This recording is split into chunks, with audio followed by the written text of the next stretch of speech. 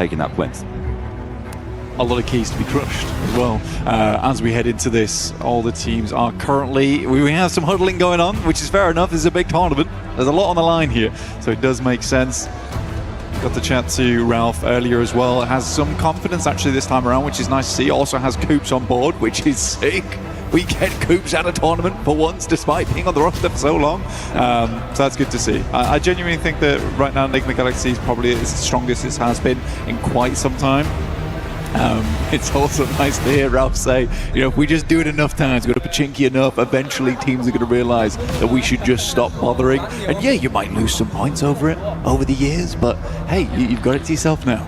Well, that's the difficulty though, because new teams keep coming on through. They haven't maybe learned that lesson yet. So maybe they'll still be getting a little bit of argy-bargy, elbows out action in Pachinki. We'll have to wait and see though, because our first map up is Rondo, and it is definitely argy-bargy, elbows out to start that map off. It has to be, it has to be. Good to see Anyone's Legend there for just a second. Team actually that's been doing phenomenally well in their current region and hopes to bring that kind of firepower through to now PMWC. It's also super cool. We had PMI recently where a lot of the Chinese players got to get on side, you know, play on this version of the game.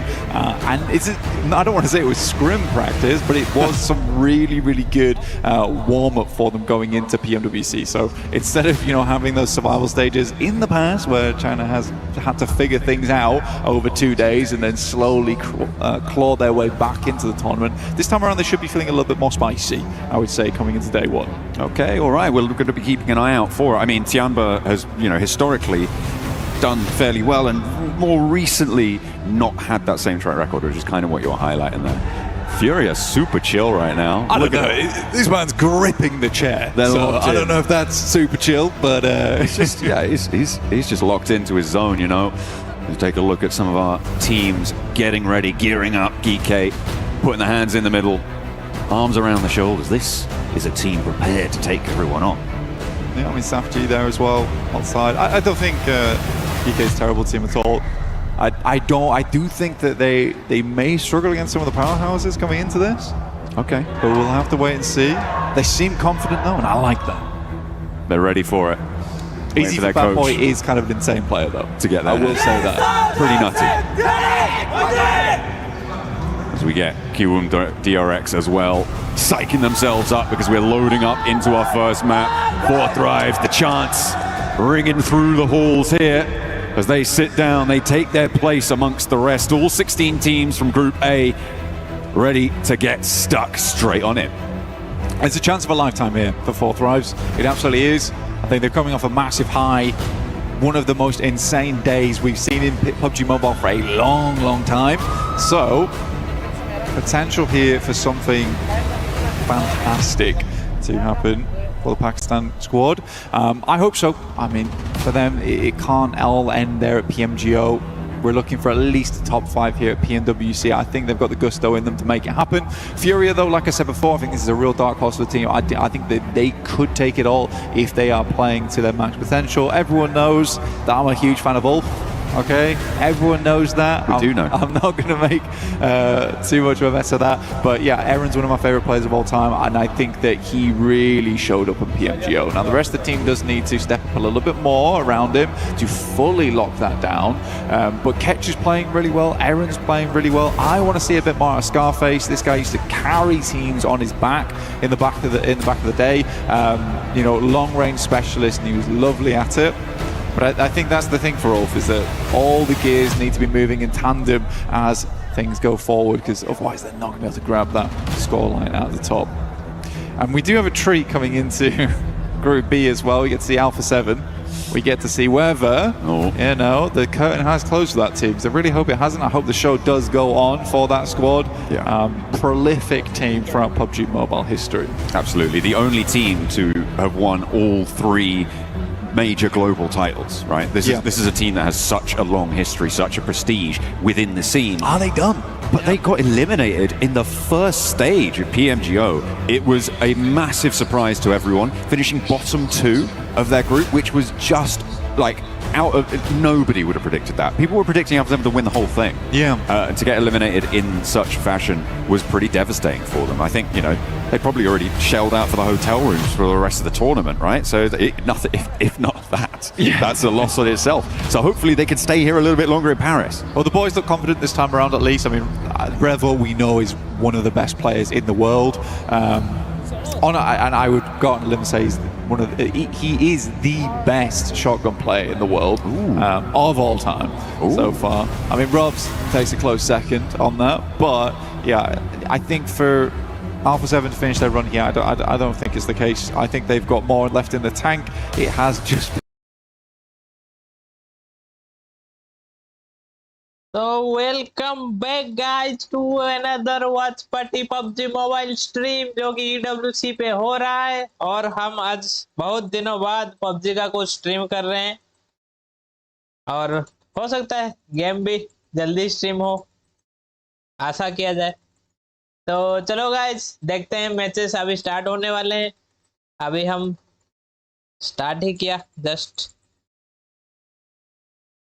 चलो चलो, हमारे India से ओजी गया है, ओजी।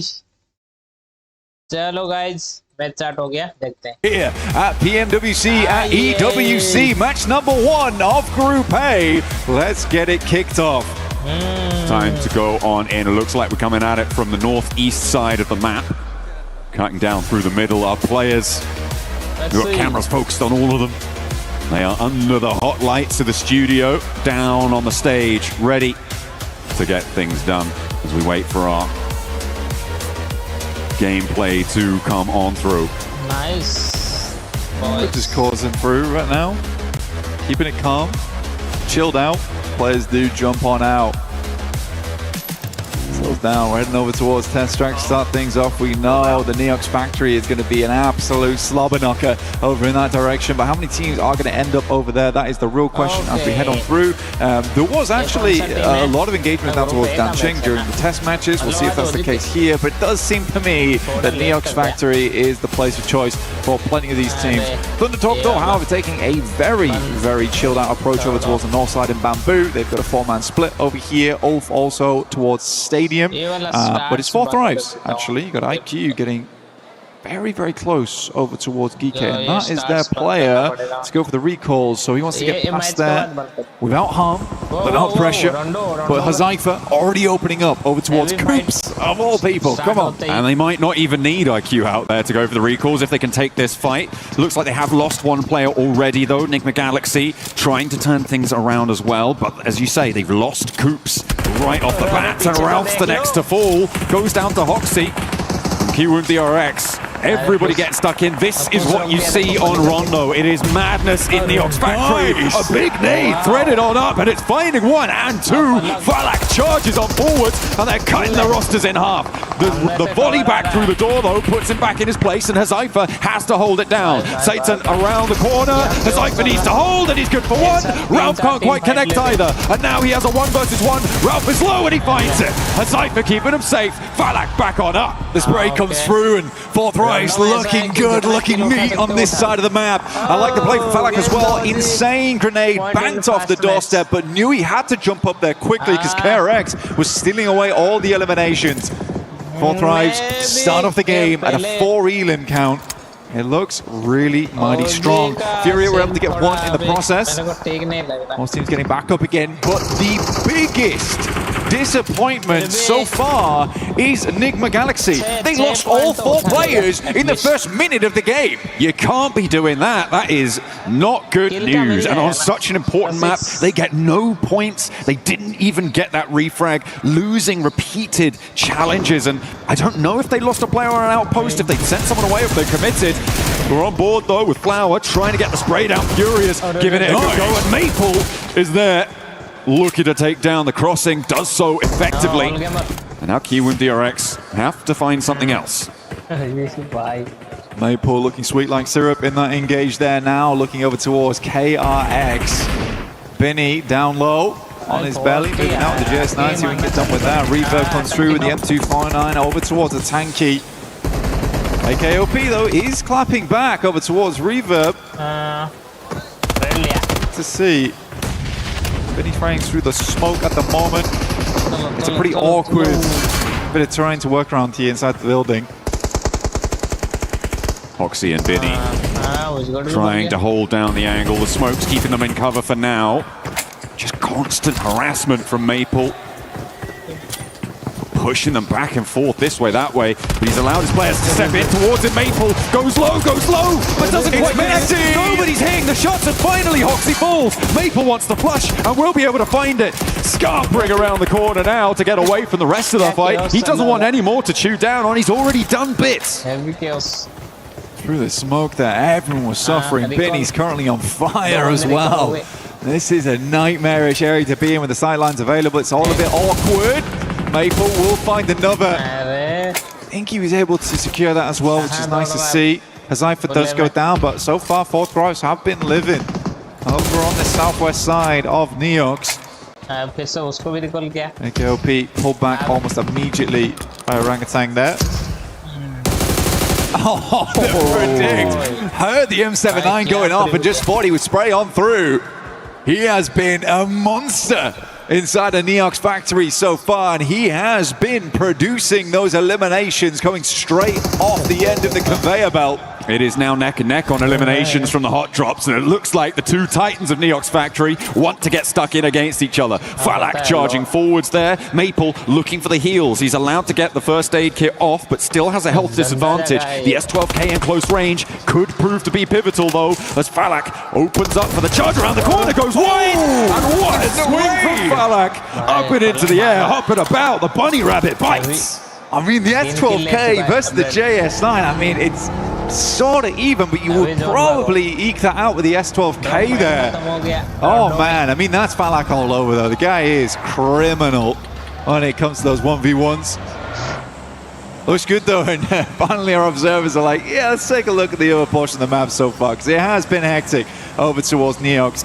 Fury's still playing on that south side of it though. You go Flash on screen.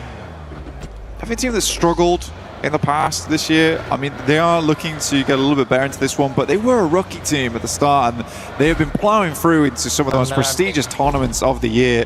So we've got to give this team time, I would say. Well, we're off at the moment. Scarface. I can spot a marble on the top of the mountaintop. Looking to do exactly that here. Figure out where these teams are playing. He has a team just down towards the southman right now in the Flash. So it's interesting that Ulf have left Kelsey out over towards Stadium, right, for that recall tower this late when they have got already such a prior position. Furia looking to go for a challenge against Thundertalk. Already hitting him so low. How do you hit those? Ayala, beautiful. Now looking to go big with an aid. Does a lot of damage. And the Molotov to follow it up. Pinches him into the corner. And they know what they're playing against. It's just easy for Furia. That's cool gameplay there from Ayala. The perfectly placed molly, has to drop down, doesn't have time to go for the first aid, and notices that the pin had not been pulled for a long time there at all. So he just sends her out the side, so he thinks to himself, you know, I can just step up, go for the shot through the window. It's good awareness. I mean, Ayala played quite a few different teams. Glad he's found a place here on Sour Furia. Making look good as well. So far, 5 elims for them, only one behind the top squad currently in Fourth Drives. Fourth Drives with that elim over towards everybody else pretty much in Neox Factory do still have this top spot, but it's a question of now getting into the circle for them. The Fourth Drives, they may not have the easiest time of it out on the western side. Goat's team challenging, getting the spray over towards Gaming Stars. Rolex does go down. Not fully flushed just yet, but you imagine it is only a matter of time here. And Rolex, yeah, that's going to be confirmed. Recalls are going to start to get harder now, Blank. Teams are starting to take position on priority recall beacons, and it will be more difficult to find your way towards them. So eliminations are going to start to stick. There they are.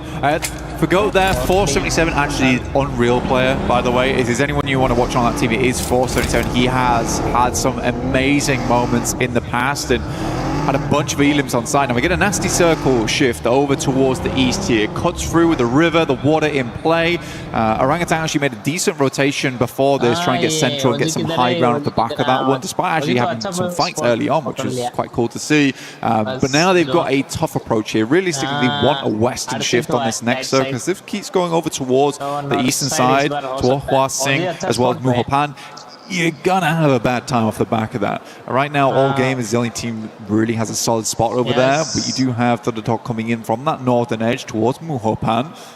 But wait and see. This is definitely very much one of those situations where you're looking for stage 3, how you want to play this one out. For KRX, we're going to try and take both sides. It's greedy. I like it, though. I mean, it's worth a go. Bini now with that outpost on the western side, the only player to have crossed from that central position. You don't want to be on the back foot when it comes to getting across here, and I feel like they're going to be looking to send more players on through. Bini creating, with the destructible terrain and the explosive bow, creating a nice little divot for himself. He can start to play around that, cover off the sight lines, actually popping the vehicle in there as well. That's going to protect the tires. Whoa. You know what? I actually really do like that. I think here on Rondo, the explosive bow and arrow could be unreal, just for terrain destruction in general. Creating little divots to play on demand with that. It's quick and easy compared to the nade. Ayala still continuing on the warpath here for that team. They're fairly central to Igor's moving up now from test track. I think he might have just dipped out to go for a loot crate. I'm not sure. I have to see if he's going to catch that one on the loop. Aurora taking position again, looking to stay fairly central. They're more on the south side of things, but they have got this beautiful high ground on the top of this mountain to overlook over to everybody around them. Will be pretty tricky. I'm also keeping an eye on 4 Thrives, who have yet to really make an entrance.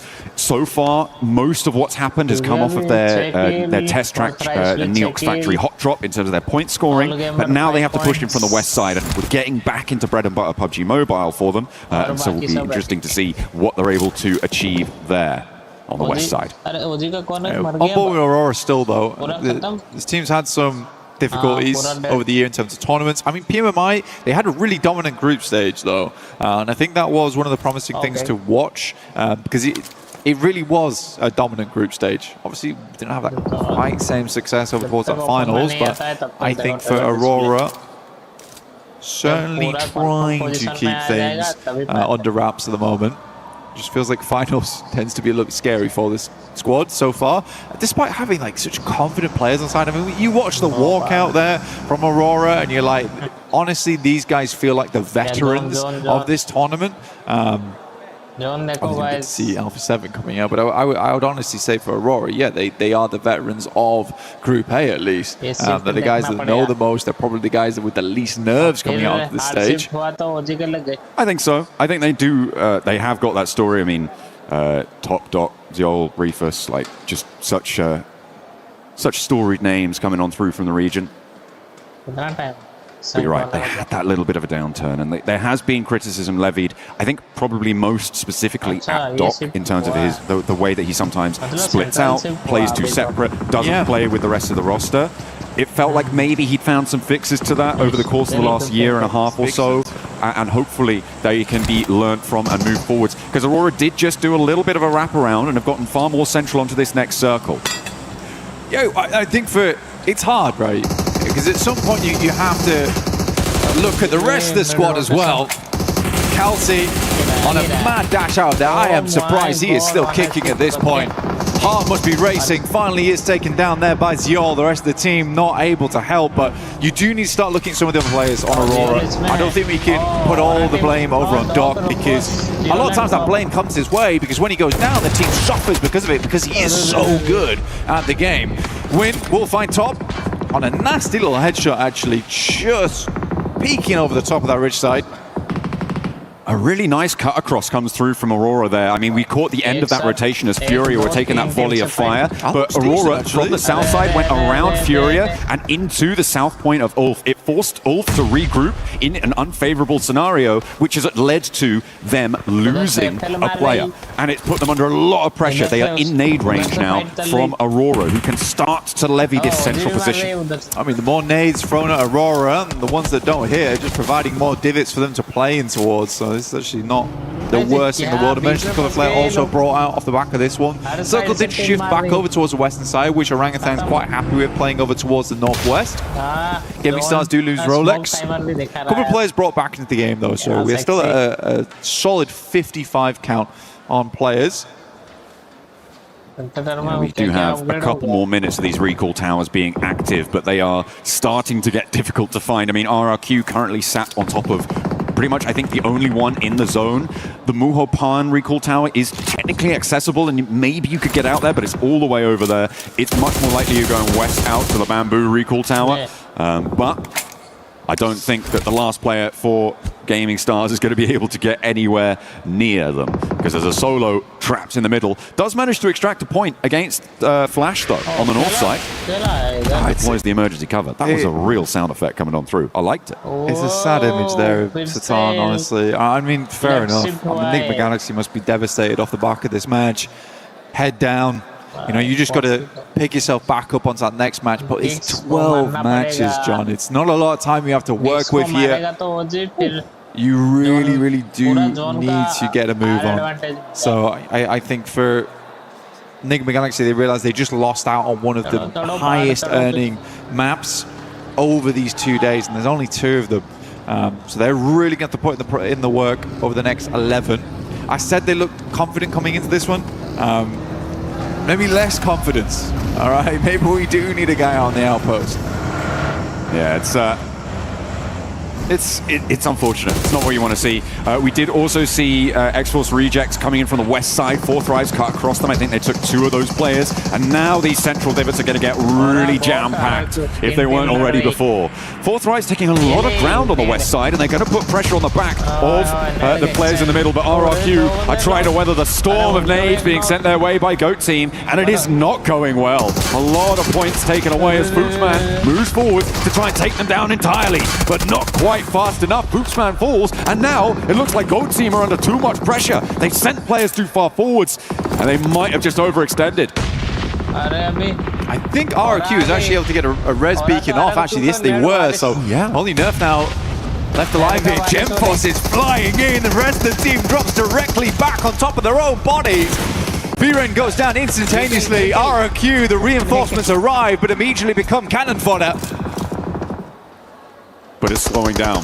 Will these reses come on through for RRQ yet again? A nade over forces Doc back off the ridgeline, waiting to repair top because he's on super low HP right now. It was a Furia knock, and they're not going to be pushing over just yet. Furia all too happy with their position, so it is resable. But RRQ have been given a little bit of respite to get themselves back together. But the ordnance keeps on pouring through. Doc with a molly in hand. They're burning them up the hill behind the cars now, and the nades displacing them. But the reses just keep on coming, and RRQ are 4 men on their feet. I think they're further behind is because of this nasty little bit of terrain. Some of the nades are bouncing high there, so the air bursts aren't doing quite as much damage as Aurora might hope them to do. But what a play from Nerf. Honestly, really, really well done to RRQ. It's not often you get to see a full squad reset in moments like that and directly back onto your own loot crate, so you lose effectively nothing other than giving points over to a different team. But yeah, incredible stuff. Really, really incredible stuff. A lot of damage done. I mean, RRQ was sat on top of, I think it was a pretty much last second recall coming on through as well. Yeah. Just before things got shut down for RRQ. That's up to him. A really pivotal play coming on through because they are now shut down. So no more recalls. We're stuck with the players we've got, and it's only going to get fewer from here on out. At the moment, Furia, who have been doing a lot of work from their south position, are back on top in terms of Elim points. They're up to 9 now, Blank, and they have still got a really important compound. Yeah, Fury's been doing fantastically well this game. They haven't really slowed down all that much either. For 4 Thrives, you're talking about the early play on that western side, but goodness me, look at the space that they're currently holding. They've got a big old playground to work with. Unfortunately, the circle does move over towards that east side. That is awkward ground to play as well. We saw it earlier, where currently Ulf is playing, as well as X-Force Rejects. Pagoda's in play here for KRX to try and work off the back of now. The flash forward. Tops goes down to a nasty nade from Hoxie. Now he's looking to unleash one more here behind the Willow. Bows and Zeus on the inside. Only 2 players now left for the flash. Hoxie tries to make the cross, but it's cut through. Will be taken down as Zeus steps out for the spray. Confirmation there. And that's going to leave them lacking on the numbers. It looked like a good opener, but it now needs to be converted. 3 players on the outside for Kiwoom DRX. They've lost a little bit of momentum there. Hoxie gets a little bit too quick with it. Bows pulled taut on the top side right now as the nerves run hectic in this team. Bows drops another nade out, though. It's perfect over towards QEZ. It's a bouncer. It almost gets Trey there. One nade goes up, and Bows will fall to it, leaving just 1 player alive now for the flash inside the building. Vinny is tunneling his way towards the Pagoda right now, leveraging that explosive bow and arrow, but he is in. A lot of damage poured his way, and it's Orangutan who chime on through, getting that headshot coming on in, a clap back from India. Wizgod sending shots far down towards the south side. And this could be a good entry point now for Orangutan. If they want to go for it, they know they've opened up. They're sending Aru a little bit further forward, trying to scout this position. You can see him now off in the distance, but KRX currently, they're getting the reset on. Oh my god, there is no way! What? 2 go down and flash full! It's a melee in the middle of the Pagoda there, but nobody's set to charge on in, and KRX may be able to keep all 3 of their players alive on 7 elims. On the east side, they've got a deep shot on this game. I went for the flash, I love the play. I love the play, I like the confidence. Chest puffed out there to the maximum. Unfortunately, they weren't quite able to flex hard enough there versus KRX. Furia moving in. They have a lot of teams to push on through. Chief looking over towards RRQ. Silence not able to make the pushes. RRQ has weathered a lot of storms so far. They've brought their brollies today. Oh, the mad dash though. It's not going their way. RRQ is suffering. Aurora's starting to step up to the plate and get those points on board. Doc's been spotted, but just stays still. Playing dead there. Doesn't want to become it either. Looks like he's staying safe. RRQ still alive, just about. See if they can get back to their feet as Furia lose the final player. And they go down. 9 eliminations and no placements. That is going to be their points total for the game. Whole game is creeping up on the south side. They got further to go. They stop off over at this building. This is not in. Keep the vehicle safe at least for the time being. Tiol goes down. RRQ, goodness me, man. I don't know how this is happening. I don't know how they're still going, but the adrenaline is flowing on the side of this squad at the moment. Up to 6 eliminations now, but they need some more points off the back of this game. They've done fantastically well to stay at where they have. GemForce moves forward with the JS9. Right now, Reefus, though, he's pulled off bigger clutches than this before. He's a 1v4 though on the lip of this one, and it's going to need to be pushed past as well. They want to disengage here, but Reefus is low. I imagine his utility is starting to run down too, and the backlines are now being harried. In comes AG from this south side. They need to move past this as well. The question is, do they want to get involved? Reefus still stepping forward, still looking to leverage the ridgeline to play around, but it's not quite connecting, and the backlines make it all the harder. Unfortunately though, for RRQ, they keep getting pressured, and into the backlines they go. Flowers there, and with a full 4 on the back, it's even harder for Reefus, but there's off angles. So many off angles, chiming in time and time again, and Reefus is still alive for Aurora. Causing problems, Gaming Stars, Maniac looking to send a wild grenade over the top here, through to All Gamers. Maple still on the front line, still looking good for the team. They lost XZZ fully. We can see here Maple currently working with 5 elims so far. How is Reefus still alive? RQ worried to push on through him every single time he steps up. Seems to get some good damage done. Juzaifa finds a nice nade though, and that might be an entry point for them on the southern edge. IQ though again. A big nade barrage coming in on that southwest side, and RRQ still under pressure. More nades pouring on in. They have weathered so much this match, but it may just be all coming to a close here. Getting out of this ditch might prove to be just too much. I think that may have been Reefus chiming in, but All Gamers will go and take down RRQ where so many could not, and Reefus is still alive. Is he going to go for more? I think so. Stepping up for the spray, looking to do damage, and there is plenty left to do. Reefus, the iron wall between every team in this side of the map, pulls out the shotgun, can't quite make the connection. Liu will find another 11 eliminations right now for all gamers. They finished the scrims, they're here to play. So at 4 Thrives though, on 11 themselves and 4 players alive, they're looking to sweep on the western side. Move in behind the GK split. It could be huge if they can take down Kevin or Ragnarok. That is a huge opener for them, and they've got the ridge lines to play around. I don't think that they're going to have too much competition on this one, but they need an opener, and that's not how you want to start it. As Zypher going down, and GK look at a regroup. Flower Withers versus KRX on the southeast side. We'll look for a res off the back of this one, but KRX coming out of the pagoda is a bit of an awkward rotation for them. They have alerted all games to position, but they're dealing with res in the process. Scarface finds KRX. Ulfa still going, actually, surprisingly.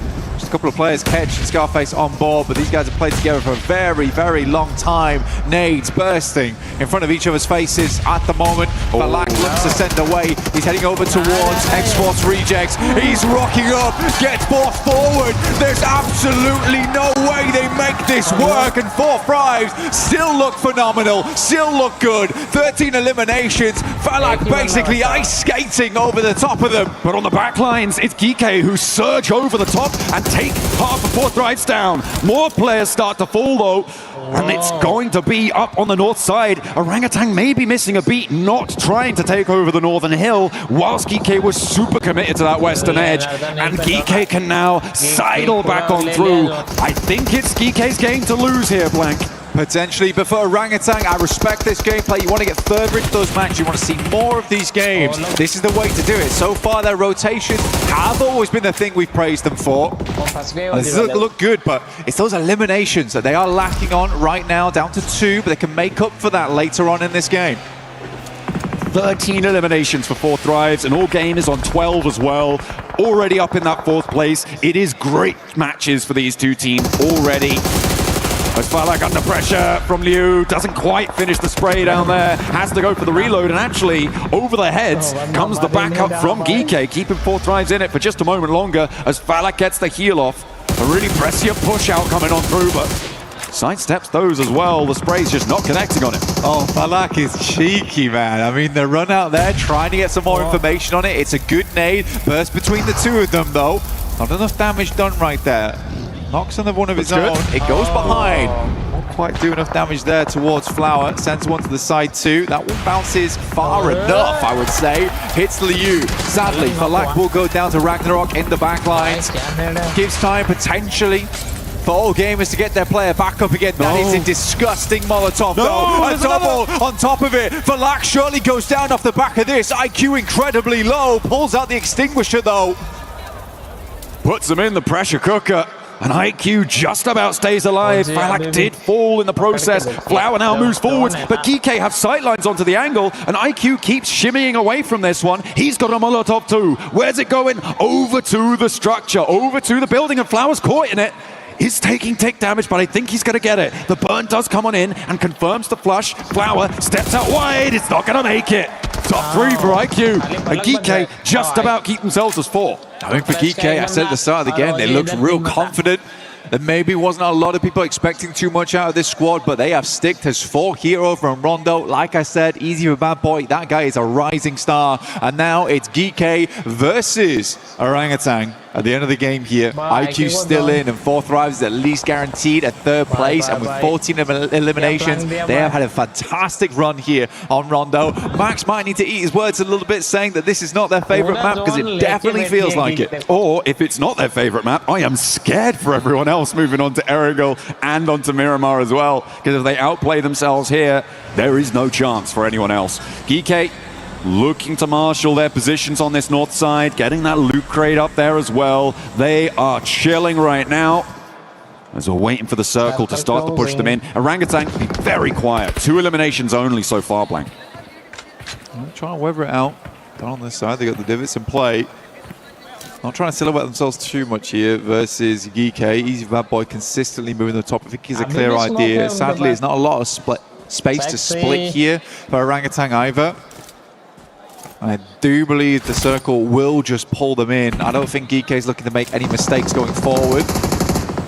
Oh, IQ will go down. But again, this has still been a fantastic match here for Fourth Rise. They end this match on 19 points total. The big thing about this, though, is Fourth Rise, their days usually live and die by their rondo, by their first map. I think this will give them the confidence to give the run a real good one throughout the rest of the day. I mean, and we're looking at getting into the grand finals here as well. Top 5 is where they should be setting their sights, so a good start like this is brilliant. One good day for Fourth Rise, honestly, could be the difference maker. We know how many points they can put up in a single sitting. They've done it before. Will they do it again? Will they catch everyone unawares, or left lacking? But now, Orangutan down the hill. We're being quiet. GK, with all 4 of their players just still alive. Neither team on huge elim counts. If GK managed to pick up all of these points, they would just about beat Fourth Rise points total on this match, but only by the 1. Able to get up to a maximum of 10 elims and 10 placements would put them on 20. Orangutan still just staying quiet, playing in those divots, waiting for GK to make a misstep, but I don't think it's coming. Yeah, for Orangutan here, it's a hard push. They're forced to use util here to try and shimmy their way upwards.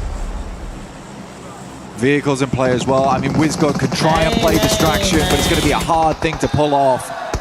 Now there's down to 2 in AKOP, as well as Aru underneath. More nades try to use to create a little bit of clamber points here for the squad, but Easy Bad Boy has rough idea, rough position. AKOP is going to go down to a perfectly placed Molotov on himself, deny those points. Aru will go for it. And again, that is the way you've got to do it. That's the way you've got to do it. If you're playing as Orangutan here, you don't want to give extra points across. That could be the difference maker between you not getting in and making it through to those finals. Absolutely. I mean, they deny those points towards the end. And actually what that does is mean that Fourth Rise take the top spot on the points this match. GK sat down on 18. They weren't able to claim everything there, but a great start for a lot of our teams, getting some pretty hefty elimination counts there. 4 teams looking to breach into those double-digit points from this game. It is a fast start. When you're playing on a 12-match set in order to qualify, that is brilliant news, right? Because each of our teams over these group stages looking to play those 12 matches. And it will be the same lobbies moving forwards over these next few game days. Very happy to see them go on through with those 12. Honestly, for all gamers, though, this is a really impressive run for them. I think it was very well played, and Flower looked very good in those situations. Liu had some real standout moments, but my goodness me, Maple, what a guy. That Neox Factory start there was lovely to see. Sadly, couldn't quite tango with Falak. That was our final moment. That was a little bit anticlimactic with the boys just denying the points, but GK will grab themselves the first win here on Rondo. Brilliant to see. That's exactly how you want to kick things off. And again, not to rub salt in the wound, but we did see a little bit of difficulty coming off the bat for Enigma Galaxy. But the story really now is focused on the chase for the top 5. We'll see you guys in a few minutes. We'll be back and ready for the next match. Yeah. Next map जल्दी आ रहा.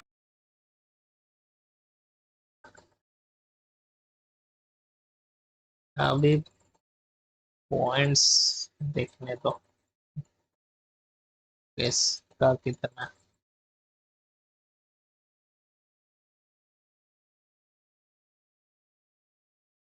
और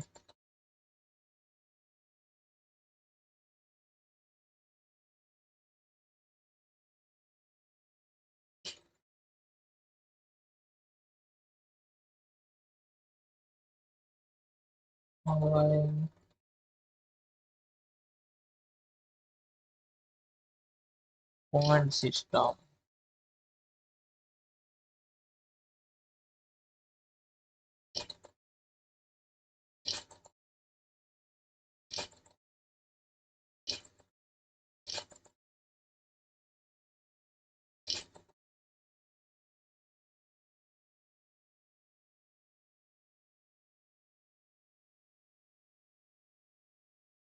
format पता है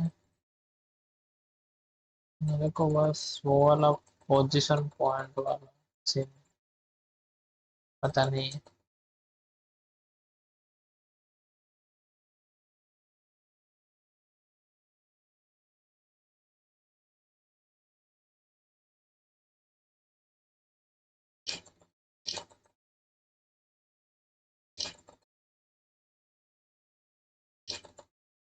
Position point.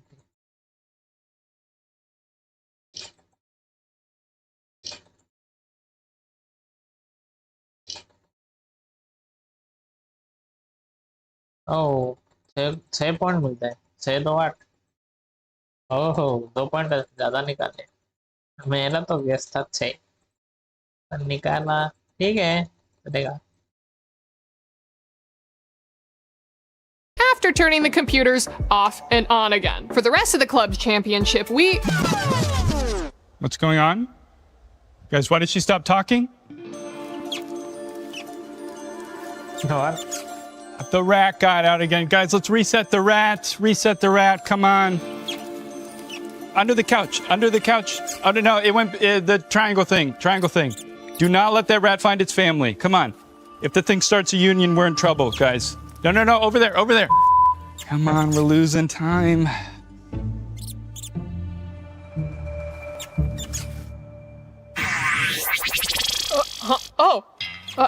how long have I been out? Just a couple of seconds. The rat got out again. Oh, he's been doing that more and more recently. We're gonna get you a better hat.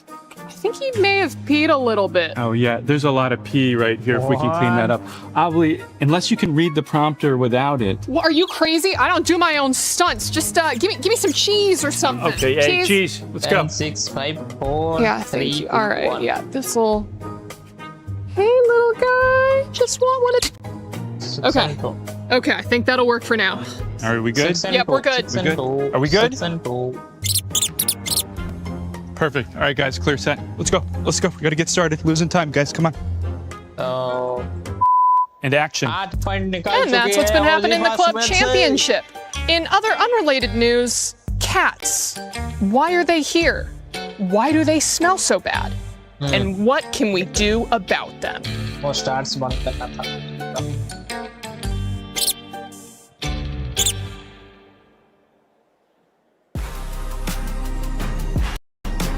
I'm going behind the tree. He's here, he's here. Chill, guys, chill. He they're killed him killing too. Go open, go open. Nice, guys. Let's go! GG.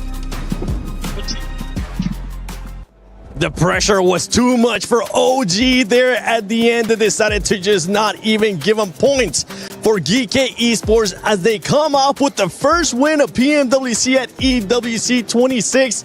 What a performance, GK. Congratulations. But we got to talk about a team that was playing that so well right up until the end, and it was none other than 4 Thrives. They were putting up the numbers, ladies. By the way, thanks for joining us. Thank you. It's great to be here, guys. Thank you for having me on the desk. But goddamn, someone needs to study for like these nades ain't it. They are it, but they are just so strategic, and the aggression that he had in that game, they were able to sort of do that split hold against GK that was on the northern side, AGA, AL who was on the southern side, forcing another team to sort of rotate in. But from the beginning, they were going crazy. They were absolutely eliminating everybody in their path. Now, I did a little bit of studying, okay? I brought a little bit of stats, guys. Now, from the Global Open, they actually had a 13.7 average across their 6 matches. And why I bring that into this conversation is because from that game, they are following along that same average to be able to get those points. They had about a 33 lead against GOAT in Global Open, so they are kicking things off incredibly strong. And if we were to sort of talk about maybe their rivalries, you think it might be GOAT coming out of the Global Opens, but no, I reckon their rivalry right now might be AGAL.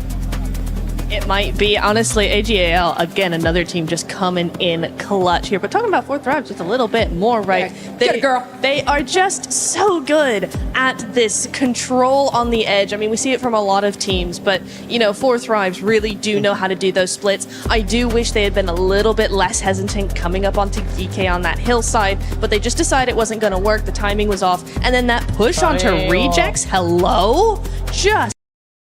अरे ये क्या कह रहे sorry Let's talk even more about them. But with OG, they ended up getting second place, but just the eliminations just weren't there. And there was one thing that we didn't like that they ended up doing, Max. No third parties. They could have been such a nice third party from Orangutan. There was a fight happening in like a little bit of one of those main solo buildings over to the eastern side. There was going to be Team Flash and KRX. It was like, okay, this is it. It's time to send it. Let's push Orangutan. And then they just slowed down the pace, stayed in their dip. And because of that also, we're just missing out a lot of utility and resources to possibly convert the win. Orangutan makes sense, right? Don't have a lot of global experience. They did play PMWC last year, but they're still learning, and I'm hoping to see them, that evolution continue in Niptura going throughout this event. Oh, absolutely, and then we're looking at this right here is another thing I really want them to improve on, right? Because we saw them throw all those meds to WizGod. He was going to make that push, but his team didn't back him up with some cover, with a push of their own. They didn't try and do a two-prong attack. They just kind of let him move on his own, and so he kind of just fell apart. So that's something definitely I want to see improved on into the next game. One team that was able to put up some good amount of eliminations as well was none other than Furia. Furia had a high ground at one point, and they used that to their advantage. It's such a good gatekeeping team. Like Furia, you give them a strong position in the circle, they're going to leverage it to its full potential to make sure they eliminate everyone in like a 200-meter vicinity around their compound. Every team trying to send it late got obliterated. Aurora struggled to make it in. Even another team, I think it was Ulf, that just got completely clapped by that team. They're looking very strong so far. Furia from Brazil looking like an absolute menace at PMWC. I mean, it's exactly right. So, you know, they knew the assignment. They're coming in here. You've got to get as many eliminations as you possibly can to sort of skyrocket up that leaderboard, because don't forget, at home, they've still got to play tomorrow. So these are the sort of games where they can tinker with these, you know, throw things at the wall and see if it sticks mentality. So getting this amount of eliminations, even falling out when they did, is still a great job from Furia. And I want to see how some of these squads are going to start adjusting to how aggressive this is, because we even saw Raouf on the interview with Caleres. He was talking about how aggressive it was going to be. Boy, what a start for that squad, right? You don't really even have a chance to be able to revive your teammates. Yeah, it was tough, right? The recall system was a little bit tough for some teams to commit to. I mean, Nigma Galaxy got no one back up, right? So instantly eliminated, except for Falak. Always believe he can make it work out in Neox Factory. You don't know how he does it. He makes it work out with the JS9, takes the 1v1, and he does get the win at the end. He even went up against Maple, too, and he decided to back off a little bit, wait for the right time, and he ended up destroying him. I mean, that's why he's so scary. I mean, he just knows his timing. He's not scary. He's a cute little guy. Listen, He's taller than me. in person, we love him. This is why I said his survivability needs to be studied. Right, exactly. This is exactly right, because he knows exactly how to get in everybody's heads. He knows how to use these buildings, use these angles, do everything he needs to do to make sure he gets that elimination, and that's why his elimination count is so high every time. It is. I mean, 8 LMs to start off. We were talking about wanting to see this squad being able to perform really well here in Rondo.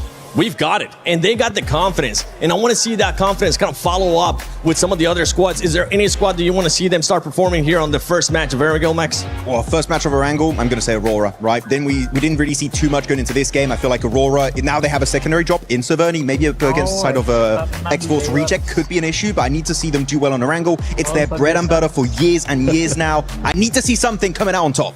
I love that comment that just ended up popping up right there from Amanda on Twitch. They ended up saying, yeah, they're talking about Aurora, and the one before that, it was talking about Reefes, how he's pretty much immortal. Honestly, he has been that player that is the last one standing for that squad, usually when we see the rest of the squad just being eliminated. It's true, and he's really been up and coming. I think we've been talking about this over the last few months, right? About he's really coming into his own when it comes to those angles. He's getting those off angles. He's got that survivability in him. He's really the player that you want your team to have on board, just because we're seeing him now go forward and forward and forward when the rest of the team are like, hey, we're Doc's gonna go out, do something, Top's gonna try and do something, but then he's just in the back line. He's just like, I'll get those placement points. I think Vicious still have nightmares of Reefers when they got 1v4 naded by him in PMGO EECA. That was a scary prospect. And well, yeah, Reefers, even as a solo, right, can make it work out. He kind of is the Fallon, right, of that roster for his lineup. So I'm very excited to see how he can perform. I just want to see more from Doc in particular. That is just a wild card in every event he participates in. And if we can see Doc just kind of play with his team a bit more, Seven, hopefully we can see some better results. I want to see the Doc from PMGO of last year. That's what I want to see. The docketing? Yeah, honestly, even though it ended up happening, he was always able to perform. And with the squad, with this much time now that they have together, I think they'll be able to adjust to it. Maybe he'll be able to shine even more. For some of the other squads, by the way, for everybody currently watching at home, I know you've been doing your predictions on the EWC Play app. It's time to put you guys on this spot. I'm going to go with you first, Lace. Who's your prediction to get eliminated first in the first area. Eliminated Yep. first. Okay. Wait, a player or a team also? Yeah, Team, like a team. Okay. Player, there's so many options.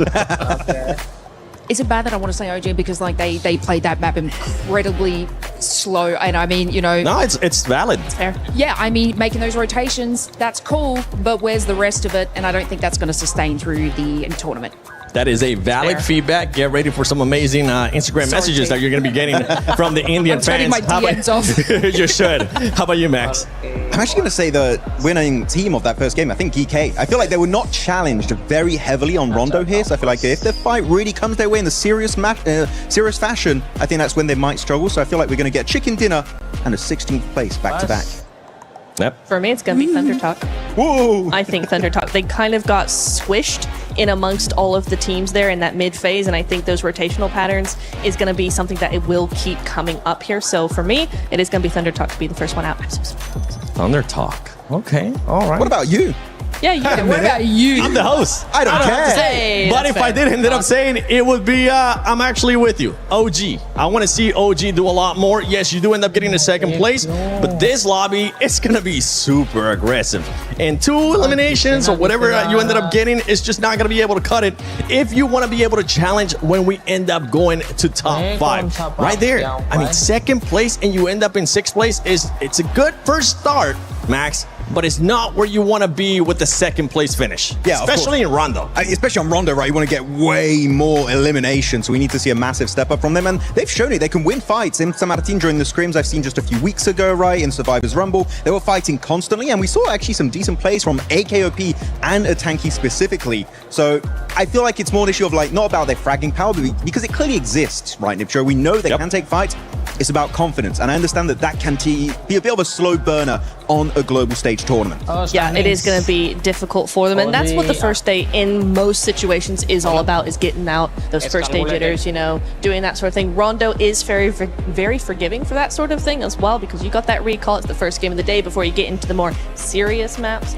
But yeah, I think for them, serious, yeah. No, but I do think that it is going to be a little bit of a problem if they don't step up more, especially because, right, we got Group A back-to-back, day 1, day 2 back-to-back like that. That's going to be really big for the mentality aspect of all of these teams. That's one thing we were actually talking about yesterday during our rehearsal, how we wanted to see some of this, maybe end up switching it up, whether it was Group A, then B, Group A, then B, to give these teams an extra day to go back in VOD review. That extra day is not available, Lace. They're going to have to go back-to-back and make sure they perform. And they're going to have to make sure they perform here in the first airing of PMWC at EWC 26 as we're about to get started. None other than Blank and the one, the only, John Allen.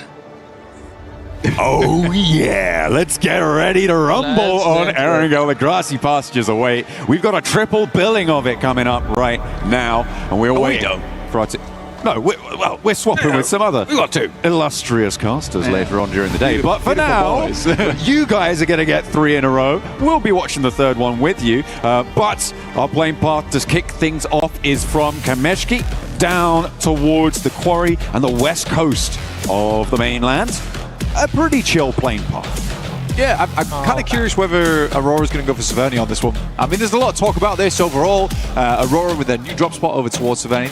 It's not entirely new. They had been dropping there before, but it's never been like a fully confirmed thing on their side of it. So again, for here, they can easily get over towards Severny. They could still drop Sosnovka. It's a bit of a distance though. So we'll see what they end up doing here. Doesn't look like they're going Severny. Can't see him. Oh no, there they are. Okay. You're blind. I am a blindman apparently. You're a blind guy. But yeah, they're definitely going Severny. Take that back. You were bang on the money. A lot of other teams trying to find their places. I mean, the southeast side of the mainland is probably a little bit more tricky than most of the other areas for the plane path specifically. But again, just grab those vehicles, get onto your drop spot, get away with it. Taking a look at Pachinki, it looks like, nobody's going to try and bother Nick the Galaxy there. On the drop, anyway.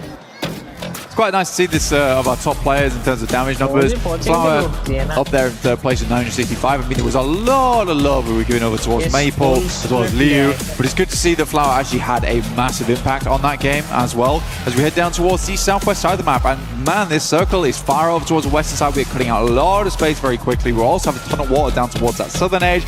We are squeezing our players in. It's also a weird rotational path for a lot of our teams on that north side because they got to come past Everest, decide how they want to play around with that. Do you want to play West Coast? Do you want to try head down towards that south side? However, you can join Mr. Uzumaki himself. Jump in over with the Naruto event. Make sure that you head on into the game, draw for the Naruto character, the Ninetales Fury AUG. Looks mighty impressive. Some of the game mode has been brilliant to play around with as well, so I hope you guys are enjoying that and leveling up your ninja skills. Honestly, it's been good. It's been good. Some of the best skins we've seen in a long time. I can't tell if that's because I'm a big Naruto fan or not, but probably is. A little cute Kurama pet as well, which you can get your hands on, which I really want badly. And Max keeps teasing me with it every time he pulls. Do you have out a favorite? his account. Do you have a favorite jutsu? Rasen Shuriken, probably, just because that is the most. When it was first shown, I think it was like the most brutal jutsu ever used on the show. Yeah. And it was like, wow, that's actually really ruined that guy. He's had a bad day. And then Naruto had to go to hospital because of using it. Oh, that's, like, yeah. That's a lot of power. It was hardcore. That's a lot of cheat. It was hardcore, much like the boss in game right now, which is also very hardcore. Not easy to defeat. You really do have to come together as a group. So, get in game. Take part in the event. It's fantastic. It is. It is. We are enjoying it as we are enjoying unveiling these teams in this arena here at the PMWC at the EWC 26. Ragnarok getting his cardio in on the push bike for Geek. I imagine that will be traded out as soon as he can for a motorized vehicle. Pedal power. Coach corner. Oh yeah, take a look at the coach corner. That's the Geek coaches coming on it. Hello, boys. Hope you did wave, well. please. Oh, he did wave. Did they wave? He pre-waved. Oh. Yeah. Peace sign. Hell yeah. That's what we want to see. Ragnarok. I mean, the sound of the bike moving is really quite relaxing. And I feel like you can't relax in a situation like this. So I hope that they aren't going to be going for it. This is a little bit more, you know, petrol and exhaust fumes that you need to see. The pace coming on through for GK to channel that previous match's momentum. Exactly. Is that what I was going to talk about. They've just come off a great game. They currently have fantastic control over towards Gatka. They could even pick up God Compound if they wanted to. It's a little bit of an early send towards it, but with so much space being cut out here already on the map, I don't think it's a bad idea to full send, which looks like what they're currently trying to do right now. I mean, what's the biggest harm? It doesn't head down towards that south side just to figure out where else to play, but you do have prio on this, so why don't you just go for it? Fourth Thrives, they like to start over towards Yellows, which is Yellows between Yellows and Ferry Pier, which I always thought was quite a weird drop spot for Fourth Thrives. I think they used to fully commit over towards Yellows. They didn't really step into Ferry Pier as much, and now because they've got a lot more tenure underneath their belt, they're like, hey guys, you stay out of Ferry Pier from now on. That's our corner. But for them, this is also a fairly easy rotate, sweeping underneath. Not a single team over towards Sosnovka though, John. No, nobody went all the way down south. I mean, the plane path didn't really promote that sort of rotation. And I mean, as you say that, actually 2 players from Fourth Rise have gone down to the military island to, I assume, get a little bit more loot on board. Maybe protect a little bit of a rotation from that east bridge, which is maybe accessible.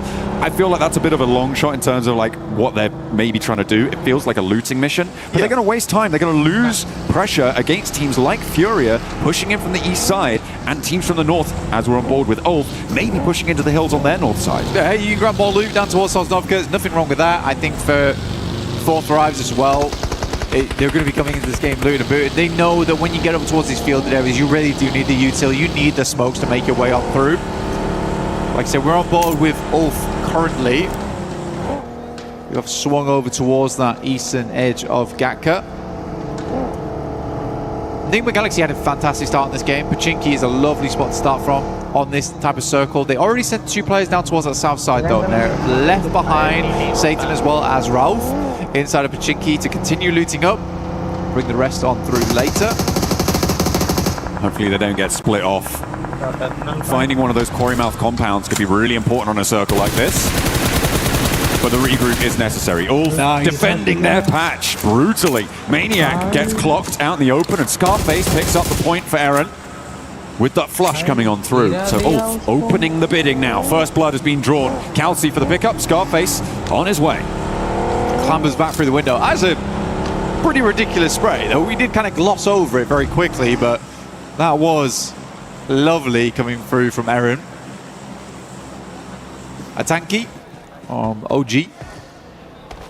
They just came through on the southwest side of Pachinki, just trying to find a place to stay right now. A lot of times you're picking some awkward areas of the map when you're coming in late to this type of circle. It's not exactly where you'd want to stay. Yeah, thank you. Yeah. Thank you, observers. Take a look at this this. was a nasty spray. I mean, perfectly lined up as he passes by the tree. Chomping away at that health bar. Looks like they're on for more long-range engagements as Orangutan falter out in the open. Losing a player, and that's Ulf now up to 2. The open ground looks like they're good for the hunting. And as we saw, that spray from Eren was pretty beautiful. Looking good with it. Players are starting to find out all about it. 2 teams now have lost a player to them. And a good start. Fury on the eastern side, pushing in. Trying to get past X-Force rejects who have managed to wend their way on through. 4 Thrives have regrouped beyond that out to the west, just north of Ferry Pier, and Goat team on the east near Pachinki. Yeah, the thing for Orangutan there is it's an awkward push for them, right? It is an awkward push, but when you're coming in that late, I think what would be better to do there was probably to try and play out on those outrages. There's still compounds to play up towards the eastern side of Gatka. You're slightly forcing center off the back of this one. There's a lot of sight lines around that area as well. But they make it fairly safe. I mean, only losing 1 player is actually quite a good result for them. And they get a decently central position. But they're going to go further now as we head over on towards that western side. GK extremely happy with the 2 positions they have locked down, but they will regroup off the back of this one. I think for Easy for Bad Boy, as well as the other player in that location, this might be a little bit bold to be holding 2 areas at once, because Thundertalk is rocking up towards their second duo on the west. Some pretty difficult terrain here, playing around that swamp, as you can see on that western side, teams starting to move in from the north edge. Enigma Galaxy actually full wrapping Quarry here as well, moving in on this western side. RRQ may be a little bit on the back foot here, Blank. They were on that western coast fairly early on. They haven't pushed more inland, but that might play into their favor later on, depending on how much conflict unfolds in the fields to their east. Yeah, 4 Thrives, they completely realize that, oh my god, it is probably massively chock-a-block over towards Quarry. So let's just swing around onto the western side. For RRQ, I don't terribly mind it playing on that western coast. Not really many areas that wouldn't have been taken up already. It depends how early they got to circle. I'd love to watch that back later on. Just taking their time. Taking their time out on the western side. AGAL playing the long game all the way up on the north side, just near Crates right now, South Georgia Pole. And we'll be playing quite late into the circle from the north side. Fortunately, there's not really too much to stop them moving in on the west coast road, maybe even crossing the fields to the west of Everest. Enigma Galaxy, they run into a little bit of a roadblock, or rather the roadblock runs into them, as 4 Thrives find the back lines of Enigma Galaxy, and I don't think you're getting him back up there. With the forwards position already established for Enigma Galaxy, they may lose even more if they're not careful. Coops realizes he has to leave now. He did stop off slightly, but has to get a move on. We'll regroup with the rest of the team. It's not a horrible compound to play either, but it does become a horrible compound with only 3 players. It's a lot of area to hold here. They can't really afford to go for a 2-2 split between the buildings because they don't have that 4th player. So I think for Enigma Galaxy, it might be tough, especially with this becoming quite a prominent area of the map. On the north side, AGAL still playing it slow as 4 Thrives continue to sweep on the western edge. RRQ potentially next up on the menu for them. And AGAL may actually crunch in from the northern side on it, but Aurora now spanning the south expanses of this field to potentially be a stopper for this rotation. A split up as well. There are open angles for Aurora to try and exploit, but it looks like AGAL content to play it slow again. I don't mind it. I mean, they were able to get a lot of eliminations the further they got into the game. Yes, about 5 of them came through very early on, but they were pretty steady with it. That does make things a little bit harder. Now, for GK, come on, guys. I think now's about the time to regroup. This is becoming a little silly now. Please. It's very, very greedy. Very, very greedy. Quarry still in play. Down towards that south side. I do like ThunderTalk's position off the back of that one. They can play up towards the hillside if they want to, coming out on that eastern edge. Furia as well has kept it fairly silent. Down towards that southeast edge, there's a big ridge side that runs through there. 4 Thrives, though, they're wrapping back. They are wrapping back, and Furia might have something to say about this. Playing that stopper on some of the quarry mouth buildings, but I think 4 Thrives, I mean, they came from this area, they're going to have a little bit of info, but ThunderTalk's presence might be an unknown quantity for them. They're sending straight through. I think they're just going to get past Blank. 4 Thrives are going to settle themselves potentially right in the middle of GK's split. There's an easy location to play there as well. It's high ground, looking down towards a lot of squads. My Furia, I question how much they saw of that, because they are playing with little information because the terrain in that area doesn't provide the sight lines over towards 4 Thrives. GK tries to regroup and they lose 1 player off the back of it. I don't want to say I told you so, but you do. You really want to say it. I really do. Say it. I'm a smug type of guy. But no, for GK, it was a little greedy to hold it as long as they did. For Orangutan, I respect the decision to move in towards that location. It was only a matter of time, and I think GK could probably get away with this one. It's just you pick one or the other. We're late into the game. There isn't a huge amount of fantastic compounds left anymore, and GK's trying to hold 2 of them.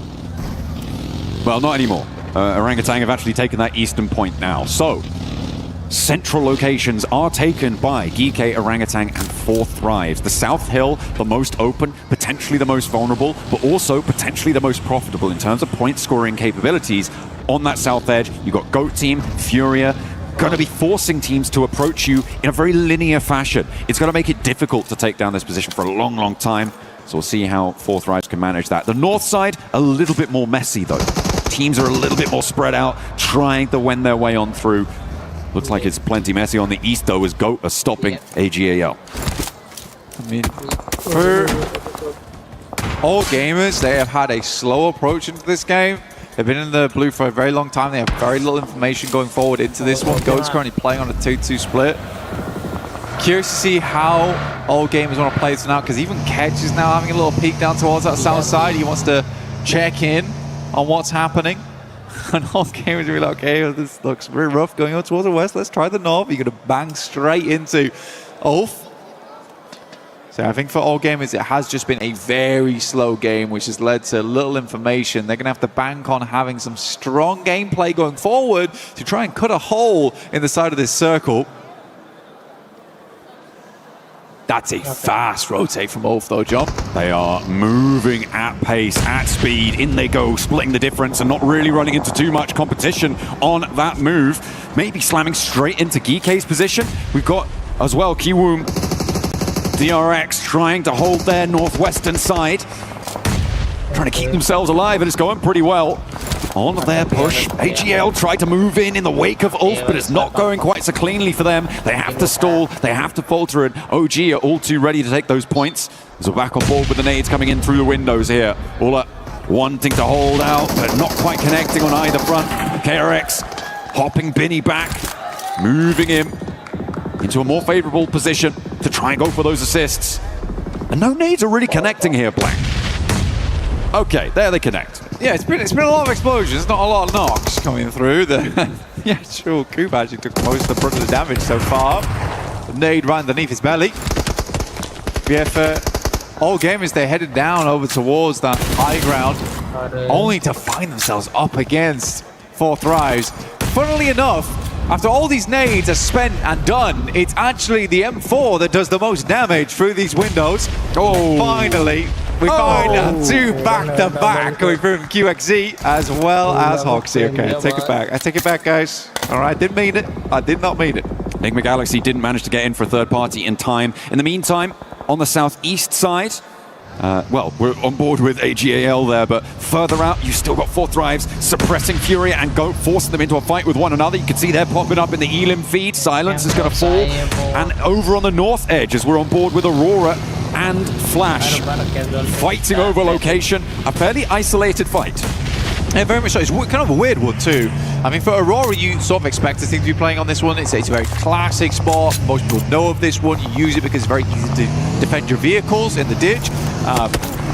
Slightly nade bait, but for Aurora, they slow them down and try and just pass on by, but they are directly heading over towards Ulf.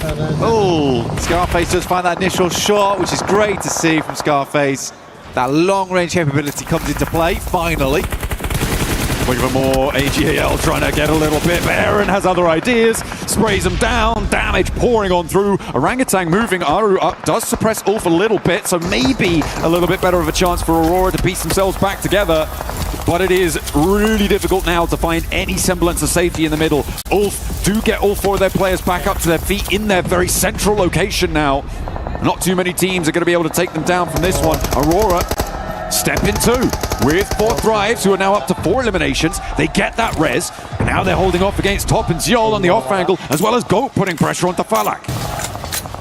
Ooh, 4 Thrives, they're surrounded. If they get themselves out of this situation, it will be big news for them. Player pulled out the side of the vehicle. Ayala is down. Moxie moves up. Furia desperately fighting back here. Igor's behind the tree, looking to bark back at this team. Finally finds the first with the help of Chief from the back lines.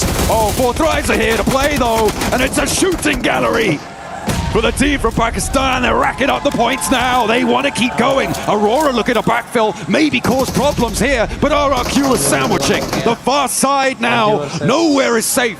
Furia down to 1. Nobody is going to escape this compound. 2 teams enter, none will leave. Zypher spots the enemy off in the distance, the danger coming through. They're backing up the vehicle into the wall, giving a little bit of makeshift cover as we go forward. Aru, though, doing some wonderful work over towards that northeast side. Sadly, just down to 2 there, but still holding off on his own. I think a lot of people had questions about Aru, but he's proving them wrong right now in terms of the gun skill. Very, very smart player overall, though.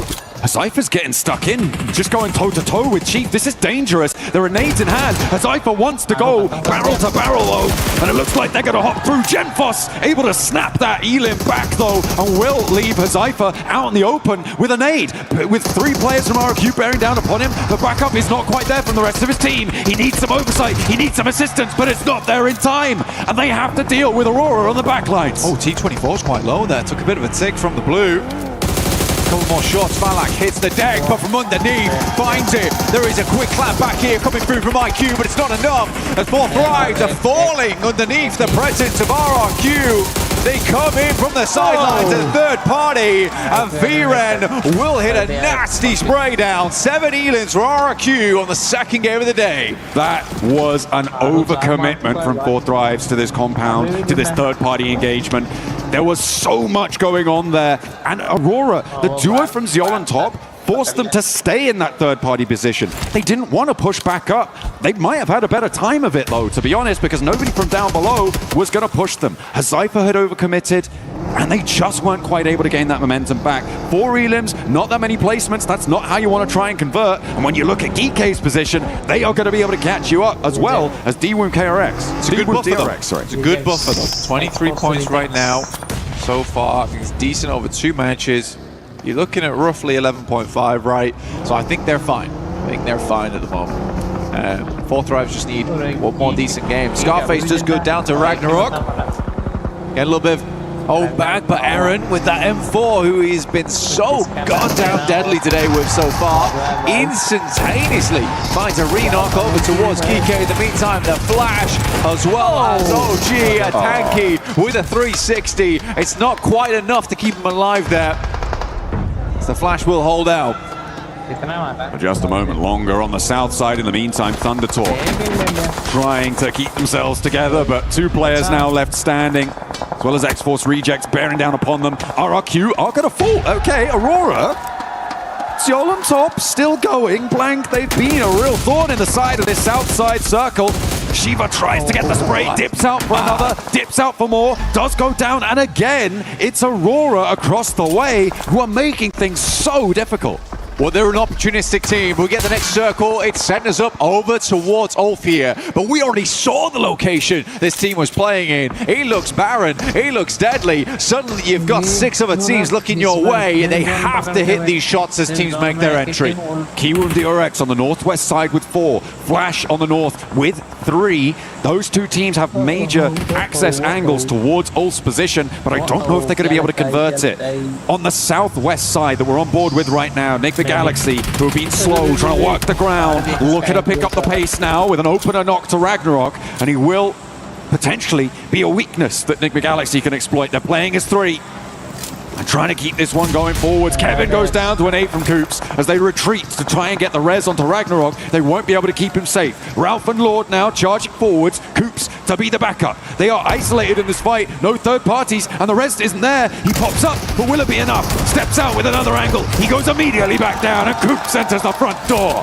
For GK, at least, they got the sweetest little goodbye from one of our friends out there in the crowd. But GK will go on no further. The flash from the distance. Ketch has eyes on. He knows he's playing out here. He knows he has to move. As you said, KRX moving on the sidelines. Always such an awkward area of the map to play. Difficult to get the right sidelines in position. Bose gonna step up, sends an nade over the top. It looks off kilter though. Oh, forces him out wide and into the sightlines, and it's the barrels to do the dirty work. Binny not quite connecting. The shotgun is ringing out over the bonnet, nearly doing the work, but the explosion takes him down instead, and the rest of Flash looking to rally their support, but now it's just Tops in a 1 versus 1, I think, against Hoxie. But Kiwoom DRX looking to keep things going, and Bose might be resable here. Hoxie kept out in the cold. Hoxie moves forward. On the vehicle, but like you said, Tops getting his boy Bose back up on his feet. Nate sent through, not cooked for very long. Looks to use it as more of a distraction, but it is on target. Almost hit the double. Gets up towards the monster truck and use those vehicles as a little bit of cover here. The wheels, a great position to peek off the back of. You know what? QXZ is resable. Molly goes far, goes long. Forces him to stay up close to the vehicle. Less opportunity for some solid nade angles. The bounce looks good, but it only tickled, and he's stepping out wide. He's out in the open, back to a nade though. Hits the deck to stay alive. Doesn't go down to a spray. Hoxie there, under pressure. The monster truck keeping him safe. Another nade, another chance to find the knock. Forces him wide, but this time the shrapnel is just too much, and somehow Hoxie keeps it together for Kiwoom DRX. Well, Hoxie just sending some lukewarm grenades.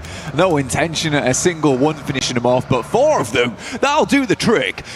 Aurora, carry on with Yol, as well as Top. Still playing for Enigma Galaxy though, right? This is a huge game for them. Not only because they've made it quite far into this game, but because they have to claw back those points right now. Their first game was devastating for their points tally. They need to get a little bit more out of this one. Currently, Ulf is stuck a little bit further out the circle, trying to watch for teams coming in from this south side, which I think makes sense. Try and clear that area as much as possible. Top is pretty isolated here, but then again, if Coops or Lord gets spotted, gets taken down by either Top or a player from Ulf, it's going to be a little bit easier for him to find something. Ketch has been spotted. That's coming through from the Ulf. No, hang on a minute. Where is that coming from? I think that might be Ralph who's taking shots out to Ketch, but Lord is going to fall down, and Top now can start to chime in, look to pick those points away. Indeed, he does. He gets that flush. He steals that point away. And that is nasty for Enigma Galaxy. They lose another, and they're down to 2. Ralph regroups with Coops, and Top sends away. They're now on the back of the queue against Ulf to try and move their way forwards. Do they have the gumption? Do they have the power? Coops fully stimmed up right now. frothing at the mouth, looking for those elims. Ralph comes in from the sidelines, might just find nothing off the back of this, and it absolutely is the case. Coops now has to make a recovery off the back. 3 seconds left on that grenade. It goes slightly wide, might just tuck itself back in again. Ulf, in the meantime, is trying to get the rest of their players back up on the sidelines. It could be big. Sticky grenade out next. Eren extremely low. Chucks, I think that went through the window there. Nearly takes them down, but they're behind the shack now. The info that Coops was able to gather from Ralph's roll forwards was that the other angle wasn't quite paying attention, but now they've got the res. Now they've got more, but Coops still has something left. He's charging forwards. Kelsey wants the res onto Eren as the rest of Ulf are taking damage. That's coming through from across the way. Aurora, maybe even Q with the RX, and there he goes. Coops is on a tear. Kench is down. It's just Scarface now to stand in the face.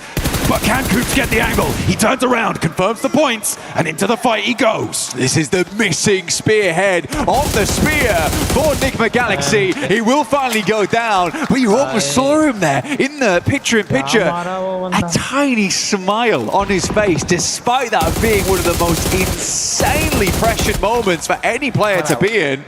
And Ulf is taken down by it.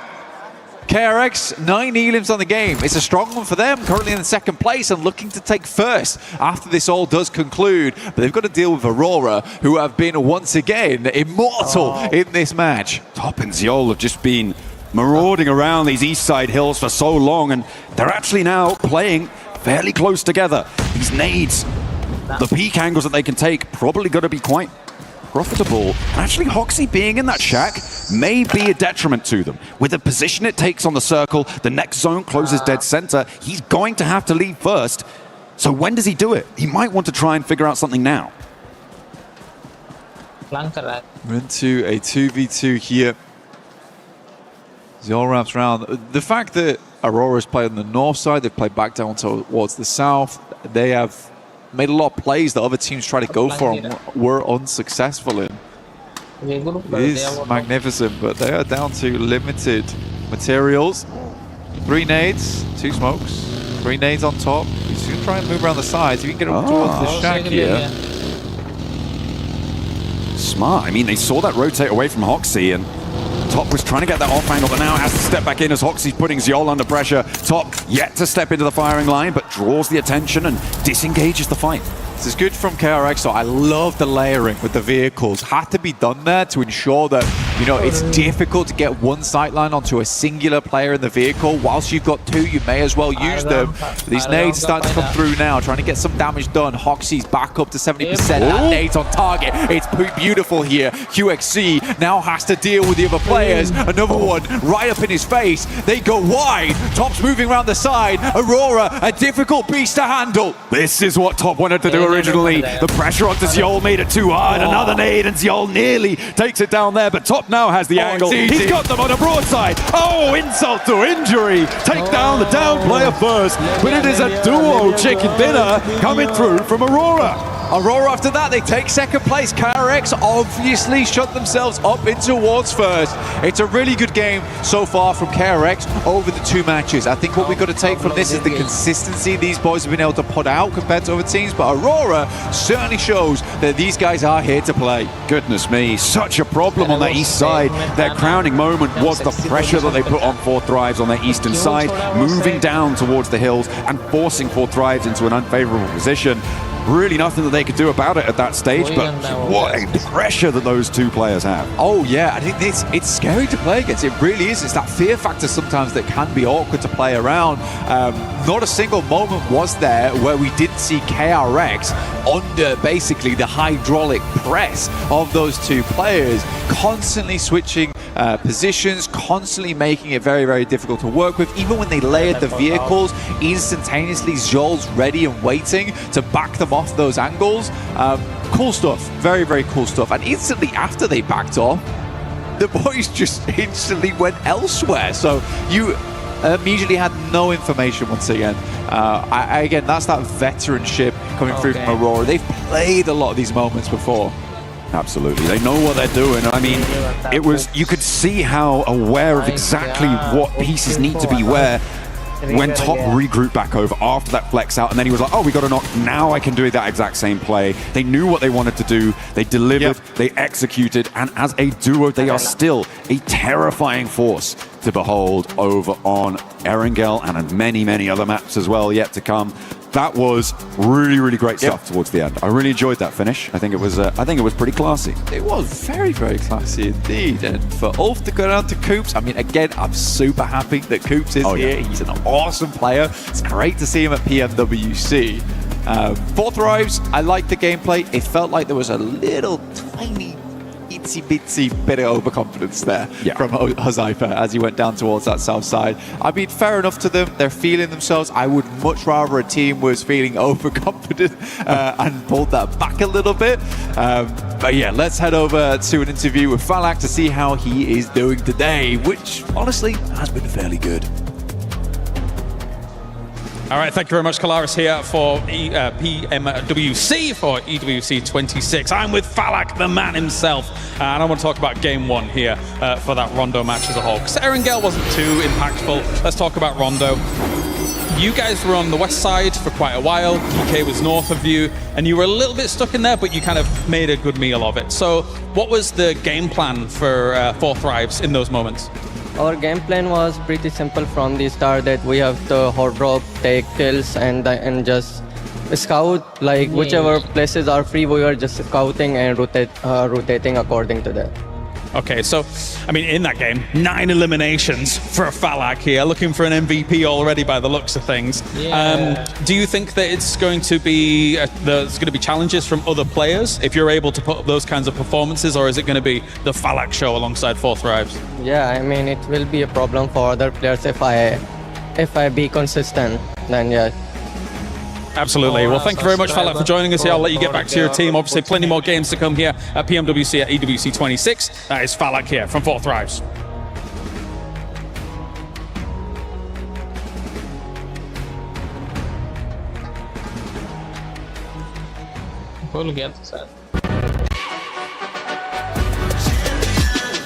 This ain't no regular thing. Came for the ring, you know what I mean. You see my name in the lights. Better keep right, I'm champion.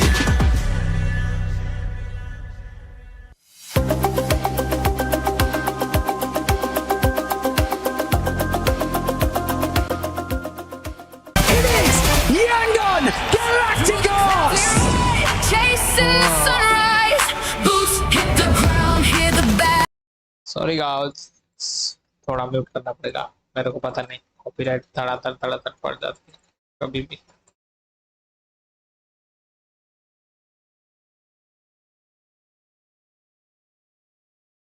क्या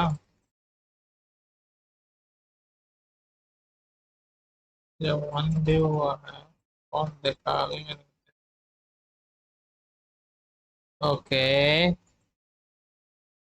जो भी आओ थोड़ा like करो भाई stream को, वैसे भी लोग आ ही नहीं रहे स्ट्रीम पर। अरे यूट्यूब हेलो, इधर हो भाई, थोड़ा सजेस्ट करो, मेरे वीडियोस भी सजेस्ट करो। ओह माय गॉड, रश्मि नंदन, अरे तो सब बड़े भाई बिग फैन है वो। I am your fan ब्रोडा।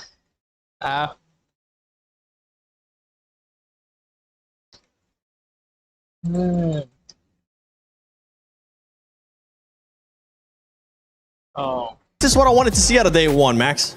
Yeah, I mean, it's a good win, right? Of course, making it as a duo. Top and Zol making it happen. I feel like everyone on that team could have made a duo win happen eventually, but really happy with the overall performance from that squad. But you know what? I feel like the reason why they got that chicken dinner genuinely, and I don't know if you would agree, Nipch, on this one, is because a few teams did do a few fumbles here and there, especially Flash. I feel like if Flash take up that hilltop, no way Aurora come out on top and get that chicken dinner. But so many fumbles were made throughout the entirety of that game. Aurora, as a duo, come out of nowhere and snatch away that chicken dinner for themselves. They did indeed. I really liked how they were playing as a duo, right? So many teams we see, if they're a duo, they keep very much themselves, very compact, don't want to make too much noise, don't want to be seen.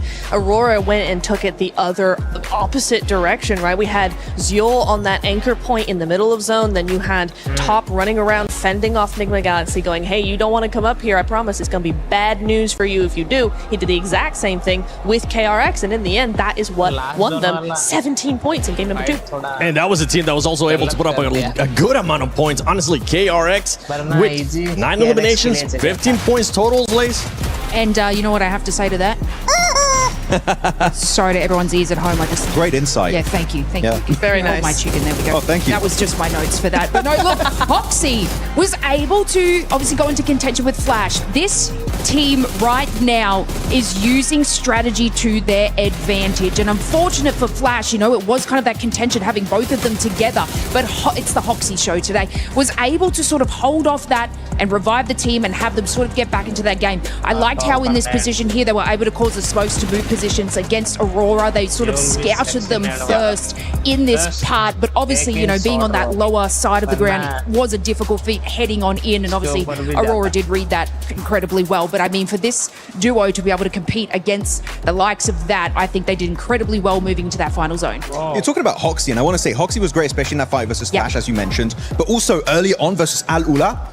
That was a speed run. That wasn't PUBG Mobile. What was happening on that? Yeah, okay, I agree. Good point. But no, really, that fight, he creates an opening opportunity by getting a first nade knock onto Alula. Then the entire team, Niptura, just rocks up. They nade them all at the same time, and you blink and you miss it. All of Alula just fully eliminated. One of the quickest fights I've ever seen on the global stage. What the hell? Yeah, and that's how you want to do it, right? If you're going to go in, you got to go in big and instantly, because you want that team to not have any recourse at all. You want them to not know you're there, and then the next minute they are thinking about what happened in the lobby. That's how you want to play PUBG Mobile. And yeah, exactly what they said. That's exactly what they said. I want to actually rewind a little bit to some team that wasn't there towards the final, but they did improve on their performance in regards to eliminations. And that was none other than OG. OG being a little bit more aggressive, kind of what I want to see out of this squad. Ended up with 6 eliminations. Yeah, it was a lot better. We did see them full send over to the center of the circle, and we did see a little bit more aggression. There was a couple of moments where we saw, okay, some knocks, okay, they're taking fights a lot later on. It is nice to see. That's what I wanted to see, a little bit more of that aggression come through. I think Rondo for them was really more about just going, okay, we're here. How is this happening? What's the plan? What is the vibe? Bringing that one back. Ooh. What is the vibe of the event? That's what you want to know. The vibe. Yeah. might as well just add some movement to it. Max. Yes. Lace. Neptura. Yes. We're going to talk about the NA King, none other than Coops, baby. Because he ended up showing up. He's back. Nigma Galaxy being able to respond in a big way, especially with what happened early on in Rondo. This is what we want to see out of Nigma Galaxy, especially with the way that they were playing too. They were playing a lot of edge early on. Yeah, I mean, during PMJ Season 1, the fact that Coops was not able to play for that team, it left a void, right? And it was felt throughout the entirety of the tournament for Nigma Galaxy. But he came out popping off against Ulf there. This 2-2 split, like, he's Pincer. There's no way he's going to survive. But you forget one important point.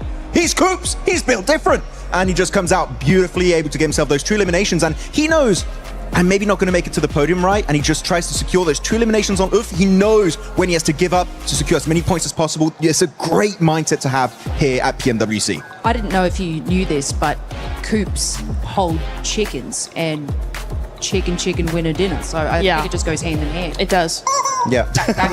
Exactly. You know what we need? We need a like that counter segue? for how many times we actually have the chicken sound throughout the day. If you're able to keep track of that, make sure you use that hashtag EWC and hashtag EWC26. Share it on social media. And I'm still waiting to see some edits. Means by Kainat. Leo, I'm looking at you. I want to see those edits with the gun sounds from Max and Neptura earlier on. And later, we might even get Lace into that. And don't forget, use your predictions as well on the EWC Play app. But now, I want to see the predictions. I want to see... No. Hold on. Let me rewind that. I want to see the overall, because with the overall, we're going to be seeing KRX currently with 28 points. Aurora Gaming there tied up with 4 Thrives at 23 points. I can hear Kalaris saying in the background, the South Korean overlords. Yes, he's so happy about it. I mean, clearly they've been looking so good. Hoxie, we talked about him this game, but Benny had some great moves in Rondo, even TRE from time to time. So I'm very happy they can be #1, especially without a single chicken dinner, which I do believe, spoiler alert, they might get eventually throughout the entirety of Group A, but this is looking like a stacked top 5. But all gamers, Niptra, I know you and me, we're pretty hyped about this team. Yes. Just shy of making it top 5. They're going to come out swinging on our next Durango. Oh, I can't wait. They have been looking really, really good so far. You know, the points don't necessarily add up to a really good game, but they have been making moves, which I'm really appreciating. I do want to go just very quickly, though, on to 4 Thrives there, is that, yes, in that last game, they did get a bit swallowed up in all the teams going to the same position. That's fair. However, we are seeing like 16 eliminations, 5 placement points. I don't like that. Mostly from the Rondo too, right? Mostly from the Rondo, exactly. So for me, I'm kind of just like, oh, I hope that changes quickly. What do you want to see exactly out of 4 Thrives, though, since you don't like what they're currently doing? I mean, they've been having some points is a great answer. Short Placement answer, points. Long answer, I need them to continue to be a little bit more like that Rondo. They're more controlling into the end game, and then after that, you know, being a little bit more aggressive. I think getting swallowed up was not the best idea for Erangel, but, you know, into the next one, I need a little bit more of a Rondo. The third party that they were able to do on Furia and Go, though, it ended up working out for them right up until the zone started pushing. Yeah, it was a good idea, but I feel like it's more like decision making into the sense just commit to your play. I prefer to see a full team commit to a bad play together than just being a bit indecisive, taking literally 3 fights at once. There was Furia, there was RRQ, and above them there was Aurora at that point, if I'm not mistaken. So there's too much going on. Pick a fight, commit to it, and if you keep 4 players alive, guess what? You can fight later on down the line. You know who's not picking fights? Team Goat. They have had so many chances where they have gotten knocks and they are not following through. So, I mean, you know, they're having teams in contention on each side of them. And for some reason, they're not making those decisions that you're talking about to follow up on those knocks and then clearly getting third-partied. And something is going wrong with this team because this is not the kind of stats that they are generally used to pulling in these sorts of tournaments. But I think they've got like three on the board. Like, this is not something we should be seeing from Go. I know what the issue is. They don't have a hovercraft for Moxie. I didn't see it. This man needs a hovercraft. Get it, and they might get a win. By the way, on the previous interview that we got from Kalaris too with Falak, that might be the most smack talk that I think I've heard Falak say since he ended up saying, Falak here, Rosemary here. But let's send it over to Kalaris and Jackie at the stage. That's right, thank you boys. Of course, I'm here with Jackie to talk about some of the stuff going on so far. I want to talk to you about GK and how they were able to play out that first game. High ground control, very important, really kind of spread out for a good while. And that win overall gives me high hopes for GK here. What do you think?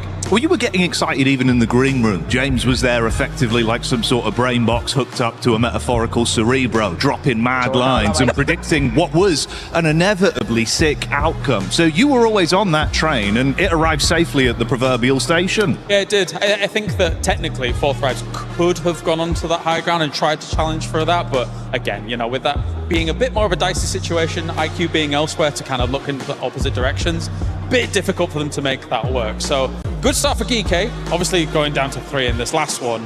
Bit of a tough time to really make it work on Erangel, right? Yeah, that's true. It's, you know, one of those big pivoting points. And the good thing about G's is if you have 2 of them, that's a good game. And there is another team with a G in the name that impresses me, but we've had some disagreements, James. I think disagreements is the right way to describe it, right? Because I think that they replaced 4 Thrives at PMMI, kind of got 23rd place, but you think the GOAT team is on the ramp, Look, all I'm saying is, much like skateboarding, you got to start, get the gravity, hit that ramp, and you got to go up for a bit. Takes a bit of time, right? You ever been on a roller coaster? Yeah. You know when you get to the top, you can't drop if you ain't got height, so you got to ramp. And Maxman's been saying they are ramping for some time, and I'd be inclined to agree. GOAT, that spells go.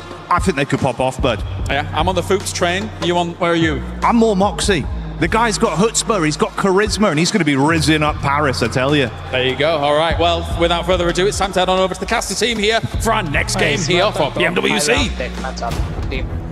Oh, absolutely. I'm ready for him. I'm ready to get that Riz coming through from Moxie. We'll see if they're able to take it to the battlegrounds, though, as Erangel is our next match. It's our middle Erangel map. We've got 3 today. We've already seen 1. Let's see if things are going to go differently here. I'm upset that no one talked about Force in that whole segment. Dude's a madman. I mean, he's propping up the thing. He's the one pushing down roller coaster up the ramp right now. You know what? We've got the whole game to talk about it, so we can. I don't need that much time. Okay. Well, like 30 seconds was around enough. You know what? Yeah. Pick a side, you know?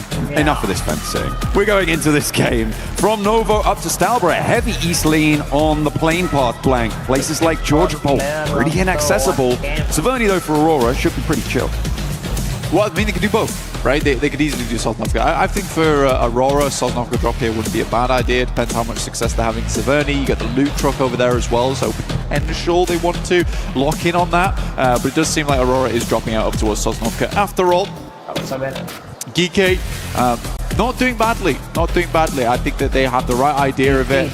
There was that game we just saw where the greed did come through, right? We saw the eyes turn gold for a second, and then quickly they met their demise soon afterwards, the old misers of those locations. But I do think that for Geeky, there was right maneuvers being made. It's just some of that inexperience here and there is coming back to bite them in those situations. I 100% know some of those teams would have regrouped a lot sooner on that spot. Ulf also, it's a bitter pill to swallow after that last game versus Coops. But yeah, it's a tough position to play inside that shack. That's all they really had to work with. I don't think they had too many vehicles either, otherwise they might have just set up a bit more of a junkyard in that location. This time around looking for small points. But again, it's shaping up quite nicely on the leaderboard. It's nice to see South Korea up in front in first place with KRX, but Aurora, 4 Thrives, Ulf, All Gamers, OG's even up there, which is cool to see. These are sort of the teams we expected. Yeah, absolutely. You need to be looking out for it. The circle did pop during that blank, and it is heavy southeast. It looks like we're going to all corners of Erangel today. It does cut in a majority of, well, all of Novo, a little bit of that military island as well. So access is potentially there. Could potentially see some hovercraft rotations. Oh, what a hop! He's mad with it. Looking good, but the bullets now ringing out from the high ground. But the jet force not hitting for quite a while there. We'll finally be able to put that one to bed. Yeah, gets him eventually, but might have had an easier time if he had the Ninetales Fury AUG skin, which you can grab in-game today. Make your rolls, make your pulls, try and get that skin, because it does look mighty nice. One of my favourite ones to come to the game so far. Everyone knows I'm sort of biased towards anime skins. Okay, it genuinely is a really good one. But RRQ is on the send-out currently. You do have Thunderstork down towards the south side. They're currently playing Military. A good spot to start off with here. You have a lot of Sosnovka actually pulled into this one, but it's the amount of war involved. Hello! We are live from Paris currently. A lot of fans here with us, which is nice to see. Joining right from the beginning here to support their favorite teams. Real mix of support from lots of different teams, fan bases. Love to see it. Getting in and amongst it. Nina Galaxy taking down the loot truck, grabbing themselves some goodies from the back, making sure they've got everything that they need, and they will be able to burst those doors wide open. Plenty of ordnance to send down range. And in they go. Coop's going to be taking on the center there. Is Max going to be happy? Is he going to get an MG3? I mean, Ralph's just got a shotgun right now, which isn't ideal, but did get the level 3 vest, which might help him live for a little bit longer when he makes those crazy crashes like he did versus Ulf. Definitely a good distraction, though, to allow Coops to explode onto the scene there. But yeah, what I was talking about is a huge amount of water that's involved here. It is a gargantuan amount. And I think for a lot of players, they're quite salty about it, just like the sea, because this is giving very few areas to play. And as you move over towards that southeast side, you're on that slope down towards Miltpower. You have the Deadwoods. This is not a very fun area of the map to play in terms of when you've got 16 teams all in play right now, which is why you're seeing a very slow rollout. Most teams realize that they're going to be playing Edge for a long time off the back of this one. Long enough to maybe see those two of our youngest fans in the crowd grow old enough maybe to play in these tournaments themselves. It's going to be a little bit of a slow one, but all for making their way. Nick Galaxy is starting to break away from Potato Hill now as well, looking to try and get away from Pachinki. On the north side, Flasher pushing in past that mansion prison area, looking to send on towards the top of the hill, towards that lumberyard position potentially, or might just draw short on the south side of prison. around those shelter entrances. Yeah, we do. I mean, we got some loud fans in the crowd today. We got some chanting of 4T, which is always good to see. And I mean, they've got some good fans as well, and they deserve it for some of the performances they've been putting up so far. 23 points currently. Again, we got to back it off a little bit, though, coming into this game. Pull back on the gas, right? I don't think they need to go too hard just yet. They have some strong players on that team, and they have the consistency to work with. And I agree with Seven. It's probably the most smack talk I've ever heard from Falak before. He's a very respectful guy at the end of the day, despite being such a menacing game. But yeah, it is funny that for Falak, smack talk consists of, yeah, if I am consistent, you are all going to have a horrible time. I think that's, to be fair though, I kind of think that's true of maybe any player in this lobby. No. It's about it, but it is that depends the consistency is so crucial, right? Well, it depends what your consistency is. Yeah, okay. Consistently bad. I'll say at least 50% of the lobby, if they are on a consistently performing day at their sort of peak, yeah, absolutely. Anybody on their best day could sweep a lobby like this. Hey, but okay, let me pitch you this. Okay, let me throw you a curveball right now. All right, take Doc. Put Doc on his best day. How many other players really live up to that hype? Well, that's what I'm saying, right? If Doc's on his best day, nobody stands a chance. How many, if we say everyone else is on their best day, still how many players live up to Doc on his best day? Okay, yeah, fair. Do you see what I'm saying? Yeah. You picking up what I'm putting down? There are levels to this. There are levels to You know, this. there's Doc, then there's maybe Balak, sure. Maybe Coops could potentially step up there. It's been a long while coming, but I liked the little rev of the engine in that last match towards the end that he was allowed to unleash. Weirdly though, as well. Yeah, weirdly though, yeah, they are completely split right now.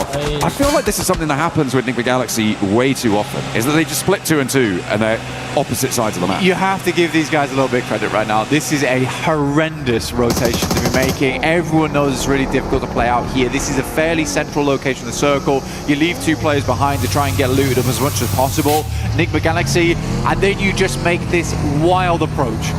If anything, this has worked out ridiculously well. They have 2 players over on the coastal side down towards Milton Park. If this continues to move southeast, this is not a bad spot to play. And now you have an anchor point to play off the back of. So Enigma Galaxy here, they take a huge gamble. But again, for them, gambles are required considering that first game they had of the day, which was so terrible. But they managed to get 10 on their second match. And with this, they might be able to pump that up a little bit further. So I actually don't mind this. I don't mind this. Push up those points, get a little bit more amongst it on the tables. It's the backstop for Enigma Galaxy. Look at a regroup. They've got about 3 kilometers to go before they find their other duo. So a long road ahead of them on the south side, potentially fraught with danger. Step 2, yeah. Yeah, this is nasty. Then maybe we can get to profit, but yeah, step 2's got to come through first. Yeah, and they've got Aurora behind them as well. This is a pretty nasty spot, I think it's safe to say, for the backstop. The circle does go a little bit more land-based, but it still cuts in maybe 20% water here, Blank. Keeps that prison position in. The hills to the north of Milt are up towards that lumberyard, the Deadwood as well. Teams are going to have to try and find their place amongst the trees. It is going to be quite close. For all of these teams, a bit too close, I think, for most of their liking. I think that's that's 4 Thrives coming across the backstop duo of Enigma Galaxy, but nobody's slowing down. They want to get into the circle. There's a lot of places to play here. We are kind of focusing up around Lumberyard, so we have that high ground in play, which is going to cut out a little bit of a cone around that central area of this circle. You see, amazing, no one's playing up towards Mansion. No one cares about the Popka. Let's try and get ourselves as central as possible, work our way into this one. Not a lot of fights going through. Teams more focused on the wheel. 10 and 2 right now to get into this circle. So we're going to secondary close on this one coming up shortly. Enigma Galaxy move further towards that northeast side. They are just about eking their way in. Comes up against a 40 though. Good opener for them, looking for more against the Cypher, but they go down 1 and 2. Heavy blows dealt towards Geeky, but there is an answer, and it's Falak and Cypher now looking to try and take on Sapg and Kevin from down below, moving that hovercraft into position, but that could trap the nade in with them. Cypher in danger, has to step in. Can hop out, can he go for the rest? No, there's another nade, and T24 is a goner. Cypher stays alive though with the protection of the hovercraft. It's going up in smoke, it's on fire now, forced out, more nades. DK playing siege to them. IQ wanted to try and stay alive here, but he's bleeding. Falak's nowhere to be seen on this fight. IQ's down to 4 thrives, go down to 2 once again. This is a real rough approach over the last 2 games. Even Ulf's getting involved now. They got some good shots there, able to do a little bit more damage. Cypher on a sticky situation. Alula actually not a bad spot. We haven't seen too much out of this team so far. All gamers were instant towards the central of the circle. And they are playing around that lumberyard area.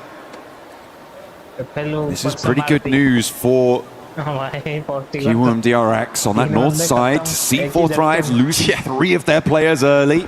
A team that's chasing going down. Aurora also losing a player. They're pretty happy. DK going down to 2. First place is looking pretty nice right now for them. But remember, this is a chase for top 5 for direct qualification spots here in Group A and indeed in Group B after this. But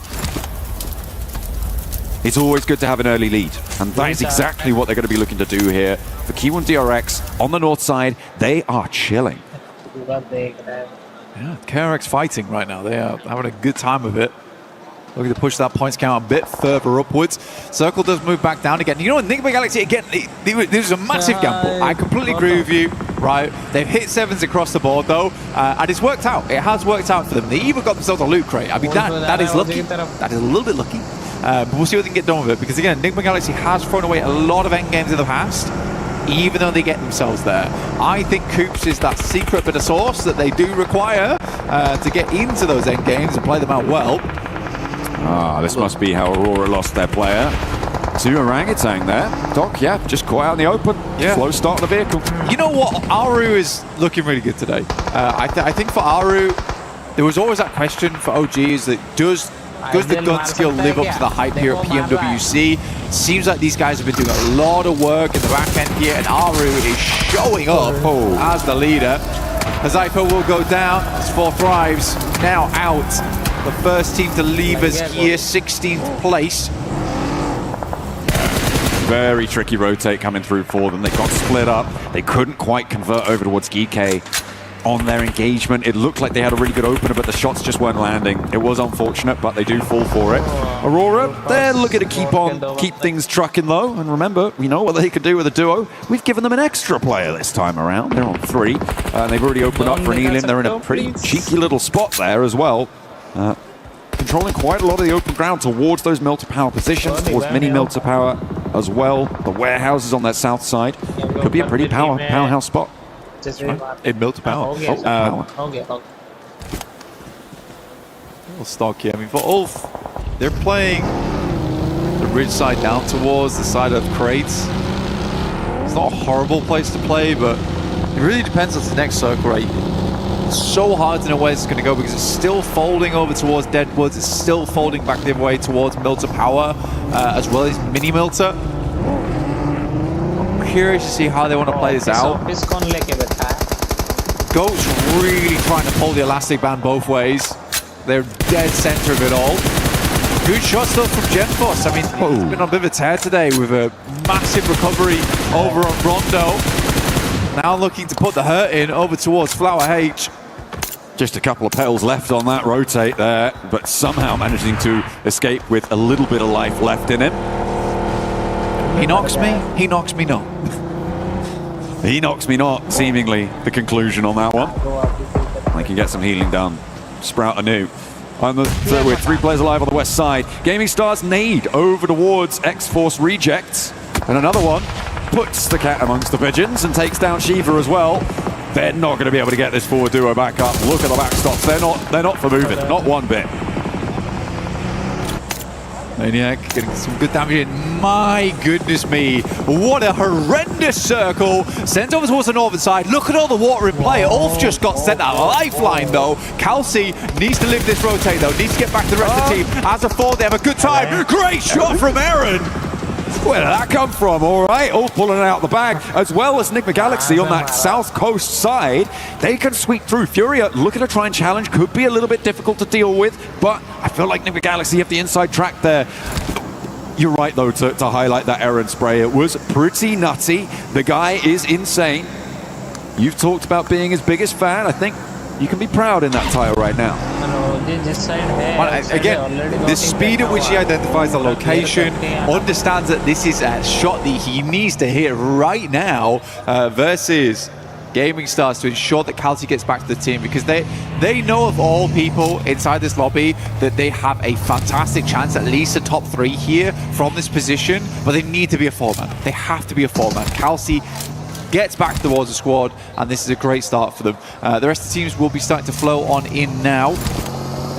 You've got Aurora down towards that south side, but likely they'll stick around here for a little bit longer, understanding that Minimilter, as well as the compound down towards the south, likely will move in the near future, can pick themselves up a couple of eliminations there, and they might be in the next circle too. Ooh, okay, all right. I feel like if you've made your predictions over on the EWC app, then if you put Ulf in, you might be pretty happy right now. It's a little bit difficult potentially if they have to move away from the coastline. I feel like if you put Nigma Galaxy in as a prediction as well, that could have been a pretty decent shout. And a surprising one. Yeah, I think certainly given the start of this match, right? But looking at the rest of the lobby, there is a lot more danger on the western side. Ulf taken down with a long-range shot from Mini 14. Might be Reservoir though. And Ulf are down to 2 active though. Yeah, it's 2 players that went down to the front line. Basically, Scarface and Ketch absolutely have to instantaneously help there. It's not the case. Ooh, I mean, I think maybe the 2-2 split was just unfortunate. Alula also get involved, and this is a 4v2 if it comes down to it. Scarface and Ketch got a big old task ahead of them. Oh, they're going for one, and actually, X-Force Rejects going to slow Gaming Stars potentially from getting involved as a third party on the north side, taking one of their players out. Maniac is down. You've got Q and DRX on that north side as well, who have yet to fully regroup and make their way forwards. A lot of pressure is going to be felt by the positions on the coastline. This southwest side that we're on board with now does need to conclude, as Flash are rolling around the ridgelines, but not quite able to find the opener. They only have 3 players, and RRQ are waiting. They are ready to see who emerges from this one and how many points they can earn from it. AJL to make the move out here. Bows are running in alongside with a blue. I mean, respect to XZZ. I would 100% feel like that was the knock as well. Looked away in that moment. More pressing matches ahead of him. Azias backs down. Thundertalk also shots over towards Furia. Furia getting absolutely decimated as they try and pull out from Milter. Now Nigma Galaxy, they're just going to play it off of the power grid here. Oh, Orangutan trying to move parallel to Flash. AGAL as well, but nobody's looking happy as everybody's losing players. 2 players on the backline, maybe Reservoir if they're quick about it. As Flower looking to pull a player back to his feet, but they won't care. DRX on that north side. They should just be able to tear this one through if RRQ don't get to them first, because they are slamming straight into the south flank. RQ, yeah, you're right. They are absolutely rinsing squads at the moment with good shots through the smoke. Will take down Feiren to start things off. Hoxie also took an unfortunate knock and will be flushed out because of it. Aru and WizGod looking to stay alive, but it's just down to Aru now. Molotov off towards the right-hand side. It's not quite on target. Immediately, Aru's going to swing round. Lepar has to win this. We'll find Aru. NaraQ lives to see another day, but with just 1 player to do it. It is going to be him as the Wanderer inside of the circle. It's going to be close, but should get the first aid. Looking for more loot as well. Stage 5 is just about survivable for long enough. Hops in. Pops the bandage as well. Doesn't have any stims ticking him up just yet, and actually he's going to go straight towards Aurora. Not in the zone either, so has to take a beat to try and get some healing done. Only 2 nades to try and find an opener, and it is just Refus in this location for the time being. The rest of Aurora look at a regroup now though, and it's going to get more dangerous for Lepar in the next 20 seconds. Hell, you know what? Enigma Galaxy could go all the way on this one. And it really could be a Galaxy big brain move on the early game to go for that rotate so early away from the rest of the lads at Pachinki. I love it. I really love it. I like the fact that they didn't feel dismayed after that first game. Watching Satan with his head on the pillow was pretty crushing for me, honestly, because I know how that must have felt. I can try and understand it. But for them to come out with this kind of maneuver in Game 3, love it. I really do love it. And if it pays off, that will give them some great confidence into the future. Or maybe it could be a false positive, you know, like this. It's so difficult to call things like that. Aurora suffering heavily. They are still 3 players alive, and all 3 are in the zone, but they're under a lot of pressure. This is Lapar actually doing the damage over towards Top. Yol has popped all of those smokes around him to try and keep his teammates safe, and I think they're going to get this res. Gaming Stars under pressure. As the Kawum DRX managed to move into position, but look at the step up. Binny gets rebuffed, and it might just be going south for the Koreans. This TRE just has to stare from behind the tree as Benny falls down on location. 2 players now, and the north side getting dismantled. Gaming Stars holding strong. The nade doesn't connect. TRE still alive here. Next nade might be on target. Explodes by the side of KRX. He's down. Gaming Stars right now looking awesome, but are now down to just 2. All for Weather the Storm, but man, they would have loved to have more players up there. And it was very livable down towards that south side. I think they wanted to keep tabs on that northern edge, though. It is just really good shot screen from Gaming Stars to 1-2 punch both Kelsey and Aaron. Again, potentially is a moment there where one of the players should have just dropped back, smoked up, rather than trying to re-aggress on that trade. But we didn't quite see exactly what happened there, so we just don't know. Next circle comes through. Enigma Galaxy have to move. They're one of the only teams outside the circle right now. Aurora look to back it out slightly, but it is just sitting ahead of them from Thunder Talk. I think they're going back for vehicles here. They want to get a little bit of speed into this one. They are the only team with 4 players alive. Looks like, yeah, they're going to step in. He's waiting for the right time. Okay, yeah, they're recalculating, recalibrating, and they're going to try and move forwards. You imagine that they're going to be trying to pop smokes potentially over towards Goat's direction. 1 vehicle. And down the hill, they're covering their rotate. Okay, Ralph's going to stick behind. Makes sense. Sitting's directly underneath, not going to cause any problems. Might do. 1 vehicle does move up. Gets into position, some damage sent through.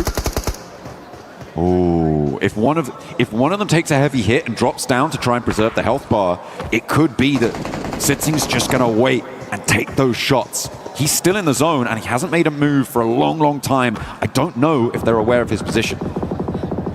Ralph is very low. They know roughly where they're coming from now, and Ralph opted to stay behind just in case, but his approach is going to be very difficult. Going to have to get on his belly and snake his way in. Smoke's going to have to be used here to get him up into position. Yeah, but for Goat, these buildings are crucial right now. The game will slow down massively, at least for the time being. Aurora's got a coupe to work with. That's about it. Not the most dense of vehicles either. That will go up in flames pretty quickly. Well, it depends who's taking shots, because I don't think Enigma Galaxy can go for the full volley at the moment. Goat don't necessarily have the angles to go for a full team volley at it at the moment.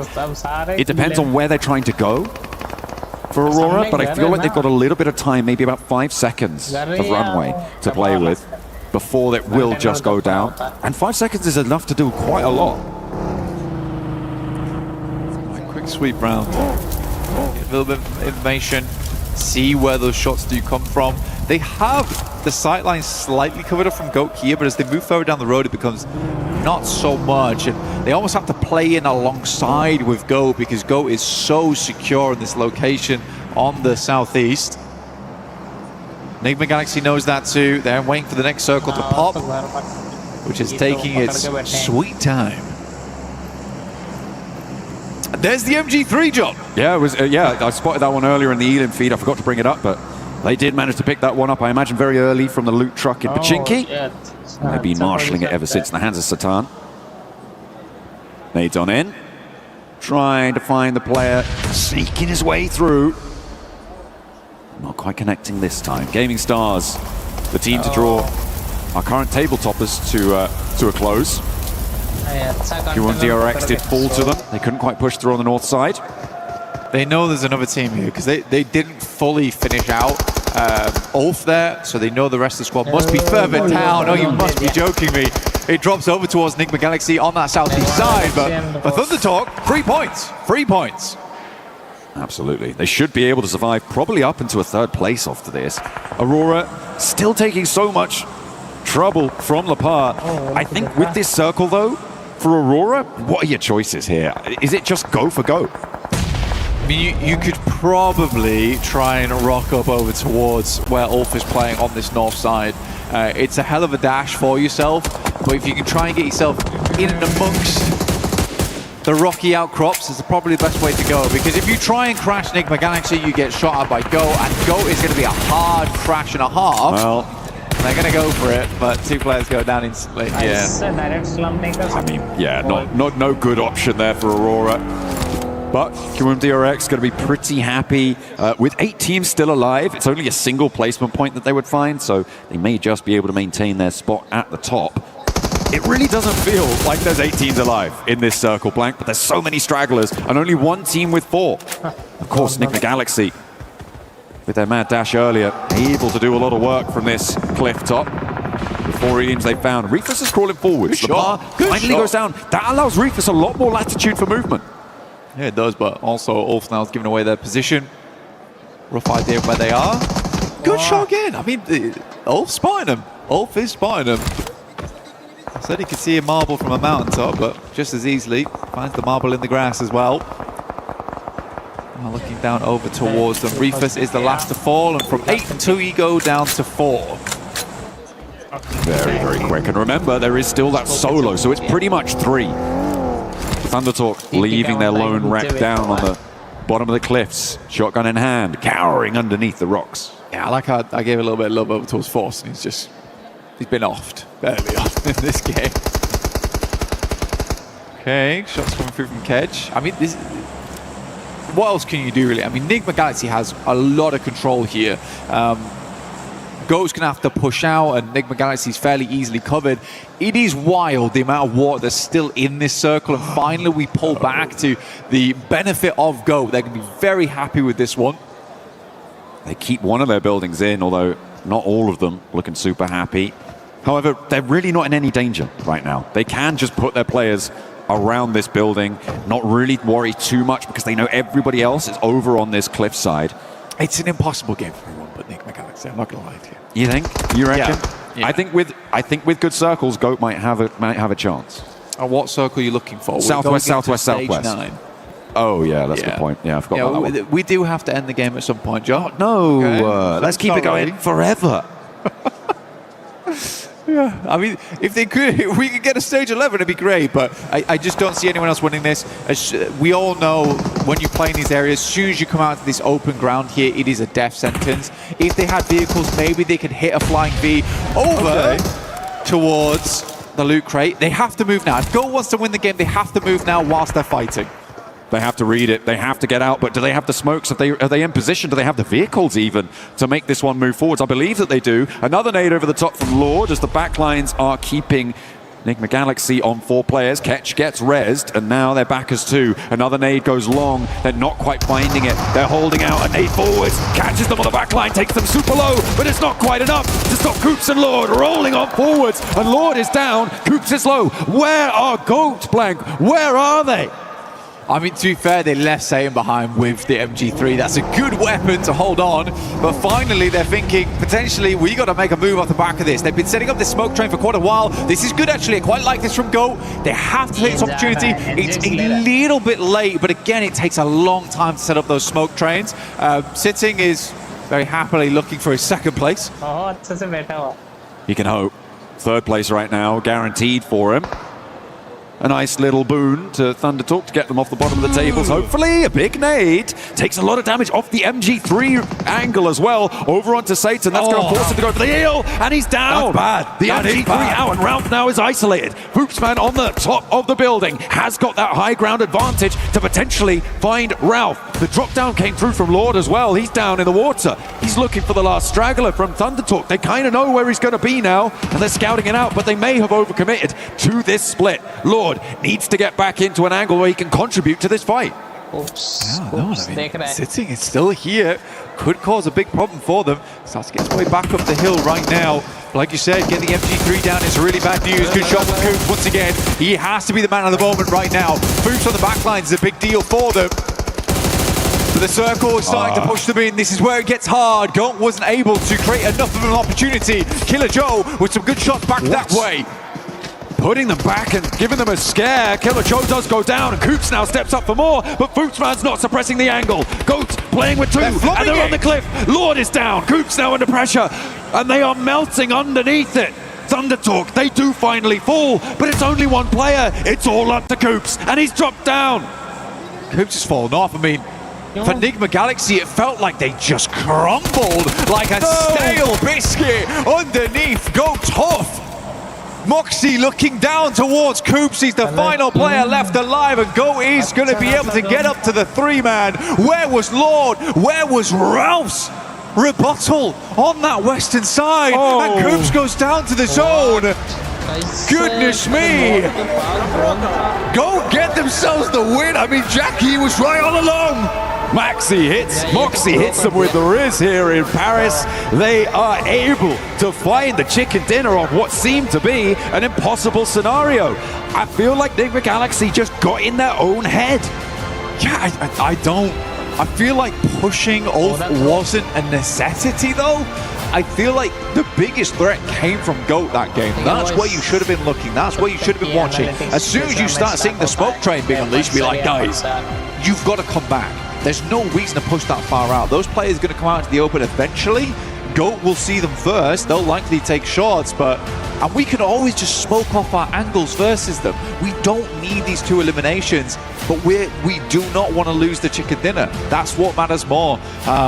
Really unfortunate, really unfortunate. But that western side between Satan and Rao, there wasn't a lot of pushback over towards those players. No. I mean, I'm also slightly intrigued as to the reasoning for Lord's drop down there and towards the end as well, because I mean, you have, unless he just lost his footing, right?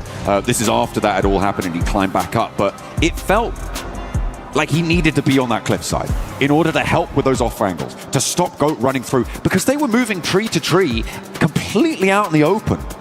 Coops had complete broadside, and they were able to find one. Again, we can't take away from the fact that it was a pretty incredible rotation from Enigma Galaxy early on the game. I was very excited to see them win that. I'm glad that GOAT took the opportunity when they did, because again, that's what we were talking about during the game, is that during that push up there, GOAT's got to do something. We pan back, they're setting up the smoke train, really nice stuff, and then they pull the trigger on it. Fuchsman plays off the back of the building top. Lovely stuff, really, really good stuff. Anyway, Enigma Galaxy get themselves second place, but it's GOAT who takes it all. Let's head back over to 7. Welcome back, ladies and gentlemen, to PMWC at EWC 26. My name is 7WG, and I'm joined by none other than one of the GOATs. The GOATs of PUBG Mobile Esports, Scout. Scout, how are you enjoying Paris so far? It's lovely, to be honest. I think it's my second time here, and I'm pretty much loving it. Again, watching PUBG Mobile Esports at international stage, nothing gets better than this. Does this make you want to come back? Because I know you're currently wanting to, right? Yeah, 100%. Would love to be back on the stage competing. Hey, maybe next year we'll see you playing here. That'll be amazing to see. How are you enjoying so far what you're seeing out of PUBG Mobile Esports? How it has progressed through the years as well? I think the new players are pretty skilled, and they have pushed the skill ceiling so high that we, being the veterans, we need to catch up with them, honestly. But yeah, we did it back in the days, we can do it again. How about any words of encouragement for the Indian players here? I think it's a long cut-off from the international circuit from a long period of time. So I guess, yeah, they will get back. I think OG is the only team that has come second time in the international circuit. So it's a good experience for them. And I think, looking at the team right now, they're taking fights, looking pretty confident. So yeah, hope for a positive result out there. I'm going to put you on the spot real quick. Who is the GOAT of PUBG Mobile Esports? Come on, I think everyone would agree with me. That's Paraboy. There's no second thought. All right. Let us know on the social media using the hashtag EWC and hashtag PUBG Mobile what you guys think, because I would have to agree with you as well. And you're one of my goats, brother. I'm so glad I had to do this with you. Any words that you got for your fans? I'm glad you guys supported me all through my journey, and thank you so much for showing me so much love and support. And we'll be back on the international circuit for sure. Shukriya, bye. Shukriya. Back to y'all.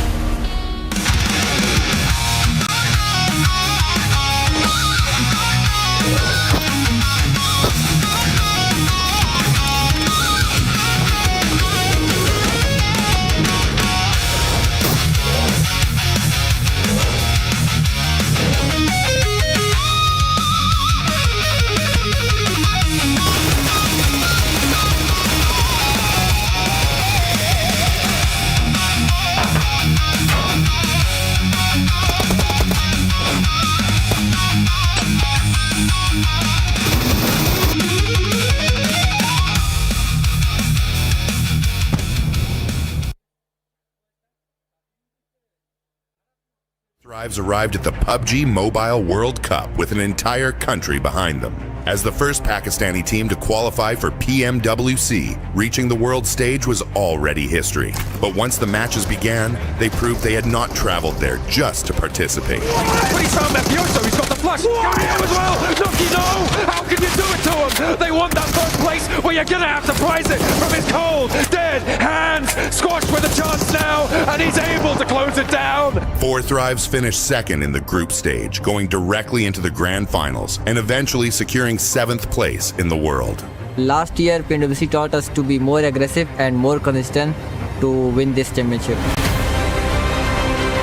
Their journey began at the PMGO Season 1 South Asia Finals, where they handled the pressure of playing at home and claimed the regional championship. Now sending shots around the corner, so much damage done, and it's ended. Four Thrives get themselves a chicken dinner and secure an unbelievably good position.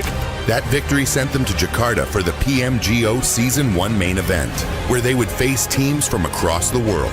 And on the opening day of the grand finals, Four Thrives took complete control. Possible, but IQ's down, and T24 with a 1 versus 1. Weapon swap with the shotgun around his teammate. He finds it! He gets it done, and Four Thrives! After 6 matches, they had collected 3 wins and 82 points, building a commanding lead at the top of the leaderboard. After the 3 chickens on PMGO finals day 1, our confidence boosted a lot. Like, we didn't felt any pressure and we knew we are going to win because we had a big lead.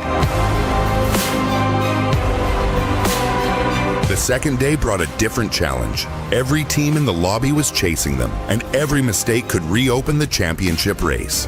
They finished with 122 points, 77 eliminations, and 3 wins to become the PMGO Season 1 champions, securing their return to PMWC. Last year, they arrived as history makers. This year, they arrive as global champions.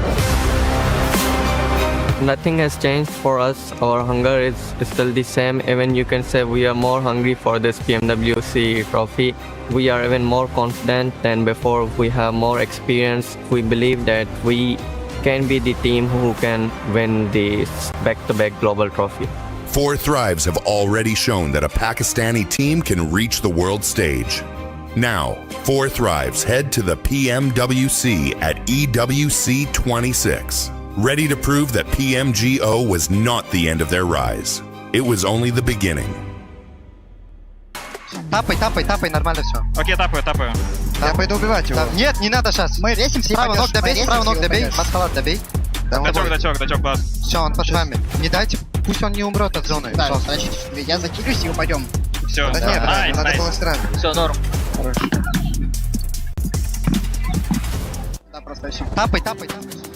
GOAT team coming out with the win on that one. Even earlier on, Foopsman was able to stop Aurora from making a push towards them. It was so nice to see. Great shot as well, right from the observer, going through that doorway, just seeing that double knock coming on through was very, very nice indeed from Foopsman. But yeah, a really good, win coming in from them. They did the right thing. They stayed in that compound. It was a really tough circle to be in that side of zone on, and they just came in, waited their time, and then were able to surround Enigma Galaxy and get the job done. Yeah, I mean, it was just a really good execution overall from GOAT. They were getting pincered at some point between Aurora and also the side of Enigma Galaxy. They're like, you know what? We don't want to take the fight. We're just going to regroup in the center, just wait the hell out of this game, and eventually we're going to come out with the numbers to just overwhelm the competition. And eventually, Enigma Galaxy couldn't do anything, right? They get pushed over the cliff, down in the waters, like you can't do anything about it. I thought genuinely that was going to be an Enigma Galaxy win, but it was stolen away by GOAT team in an absolute flashy fashion. As much as we're giving props there to GOAT, we got to give props to Enigma Galaxy. Once again, a great bounce back from what we saw in Rondo, and the synergy that we have seen out of this squad, Max. That's what we're going to be talking about, because when they were going up against Ulf, it was none other than Coops and Lore just working wonderful together. Beautiful. I mean, especially, of course, as you say, the highlight is Coops and Lord pushing up on those two players of Ulf, getting those nades, while one player's trying to get in CQC range. They do beat out Ulf in that fight. Execution-wise, 10 out of 10, but also keeping two players in the backside, Niptura, making sure that GOAT team can't third party you as you're getting involved in that discussion was literally the play that kept them relevant until the very end of that game. If they don't do that 2-2 split and fully come out to Ulf, I think they instantly lose that fight. No, I agree. I think it was very well played on those cliff sides. I think Enigma are a team that do that a lot. If the zone goes over there, they're right on those cliffs. So they definitely have a lot of practice with that, but you are really able to see how much that practice has been influencing them and making sure they're able to actually win those fights, win those games. So second place, I mean, it should have been a win in my opinion. It should have been a win, but second place is going to be really good, especially after the day they've had. They just wanted to join sitting in the water. He told them, it's pretty nice, okay? The temperature's decent, join me, we're going to have a good swim. I mean, Sitting was there for so long, too. That man was sitting under a rock. Shout out to Barney, he actually told me that. Dad jokes. But for some of the other squad that has been kind of quiet, but they have been consistent today, is none other than Ulf. Ulf has been able to put up some great numbers today. 6th place, 3 eliminations. You might think that's actually not that great, 7. But slow down. Let me actually finish what I was going to talk about Ulf, because they ended up with a 3rd place, 7 eliminations, 4th place, 5 eliminations. So not a super pop-off performance out of this squad, but they are putting up the numbers and they are being consistent. Exactly what we want to see from the group stage. You don't want to see a team go all out in day one. Then you're going to have nothing left for the finals. A lot of teams do this. Aurora do this. 4 Thrives do this. We need to see teams stagger what they're doing, get that strategy, bit by bit, day by day, add a little bit more as the competition gets more fierce. But for group stage, this is exactly what we want to see. Just a few consistent points. I'm a little bit annoyed at Ulf usually at the start of tournaments, especially during PMWC Season 1. They play so split, they lose players every once in a while. They kind of did it this game, right, Niptura, with enough Angolf gaming stars behind them coming in outside of Lipovka.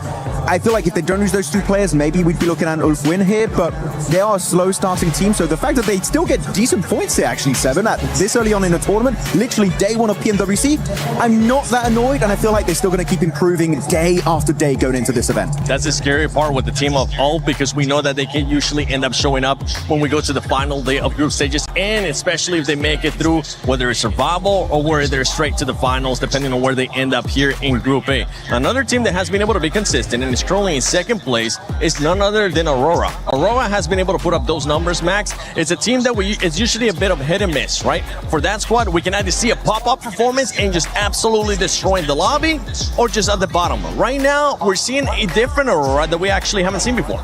It's working out. It's not the confident Aurora that's got like 4 players just steamrolling the entire lobby. So you know what?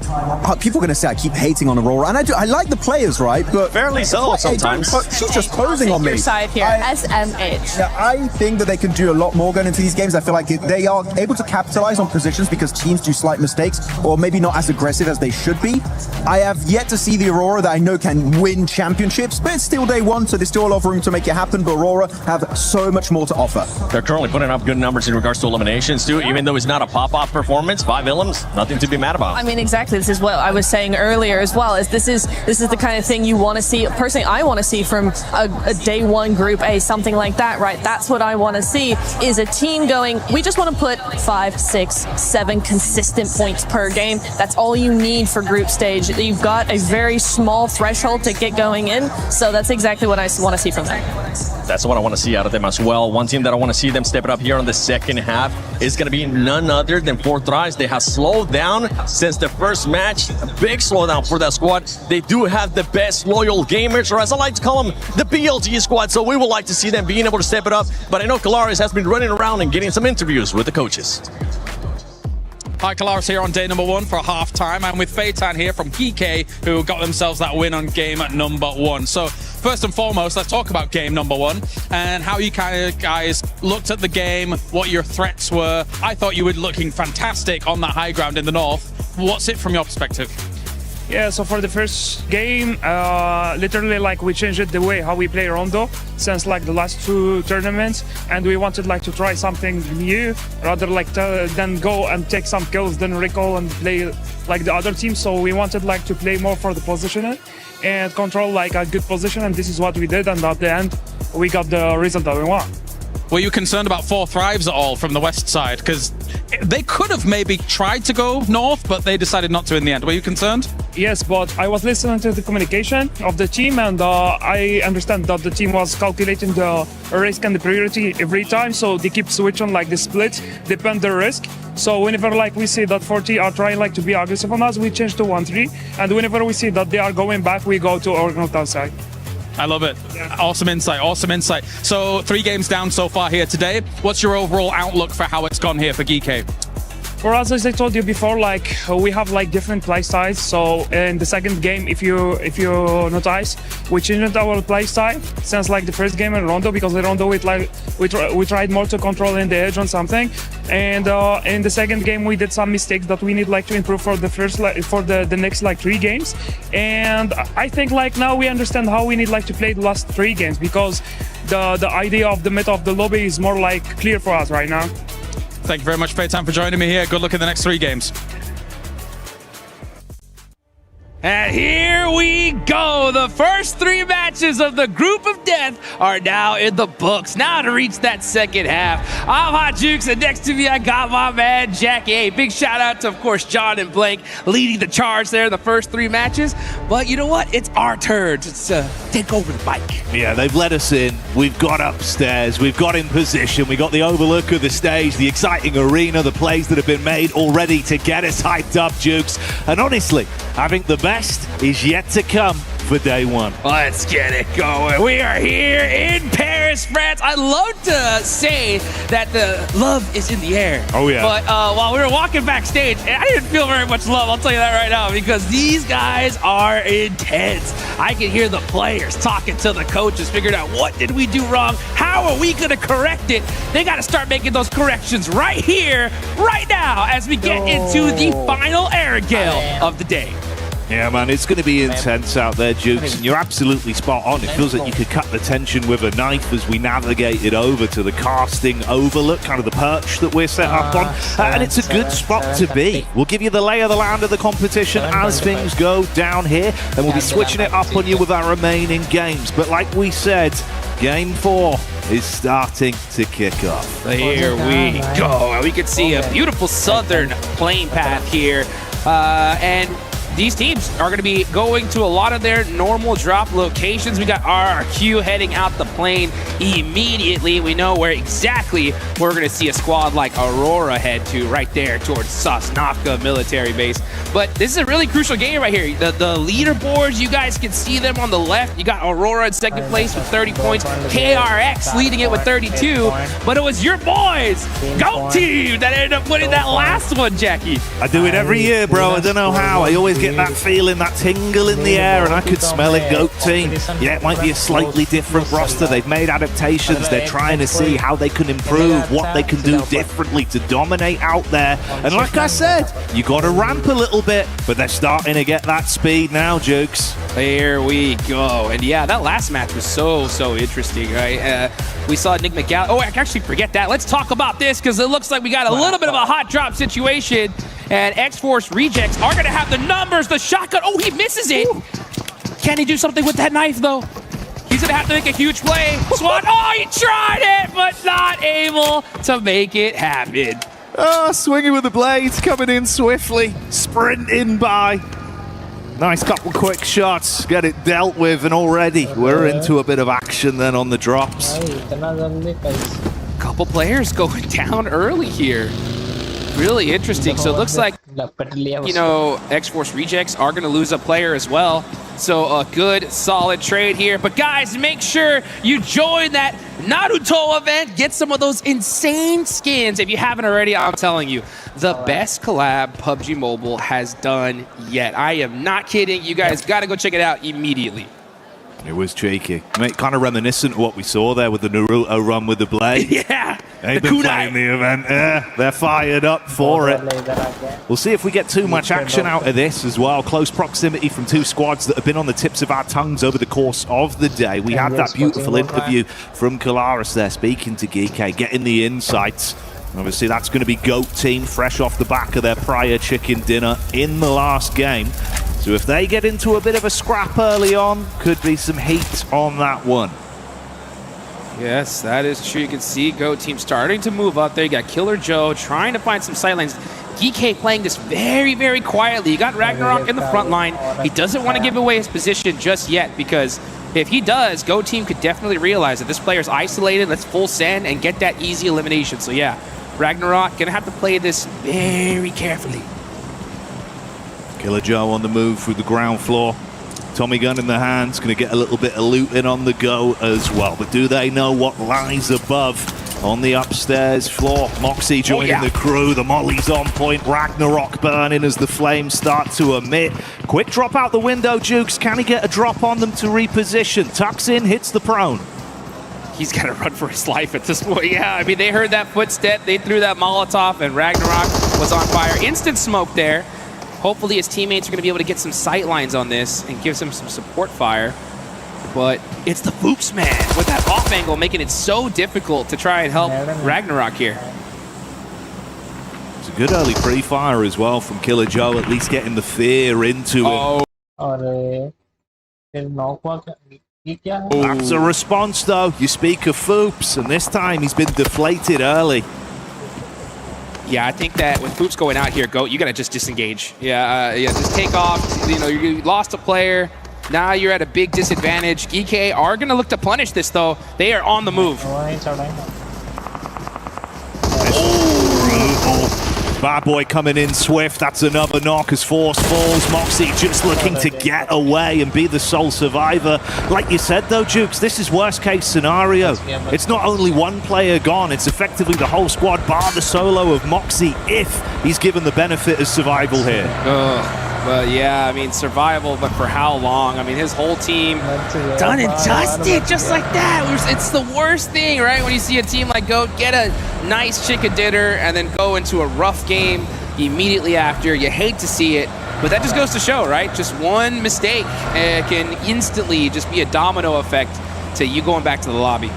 Yeah, we're in constant flux today as well. Things are going to be changing, right? Day one, start to get the jitters out of the way for some of the squads, and especially for a team like GOAT. Historically, it's felt like they played much slower on those early games. They don't like to force fights if they can avoid it till late mid-game circles. So obviously running into an uncomfortable team to start there.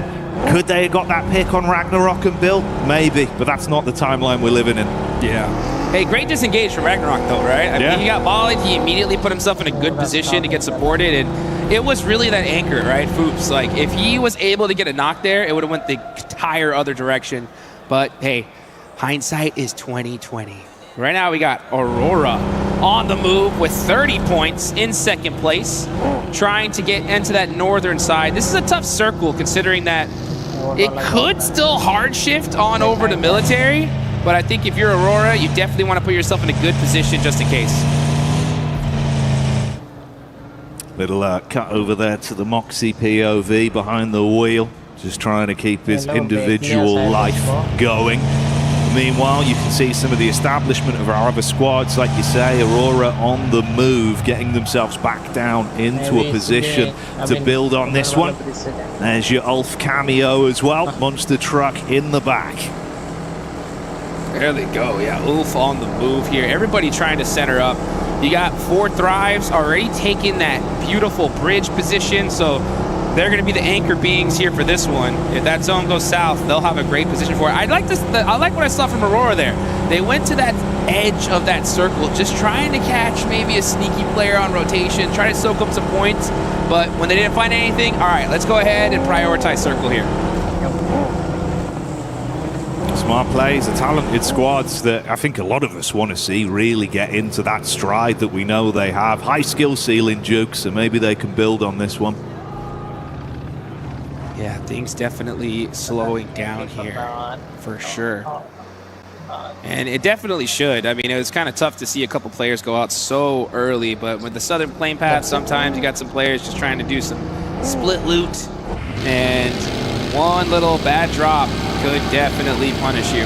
Still 58 remaining here, so still plenty of time. A lot of action to be had. Unfortunate for the side of GOAT. Yeah, we got X-Force Rejects losing a couple players as well.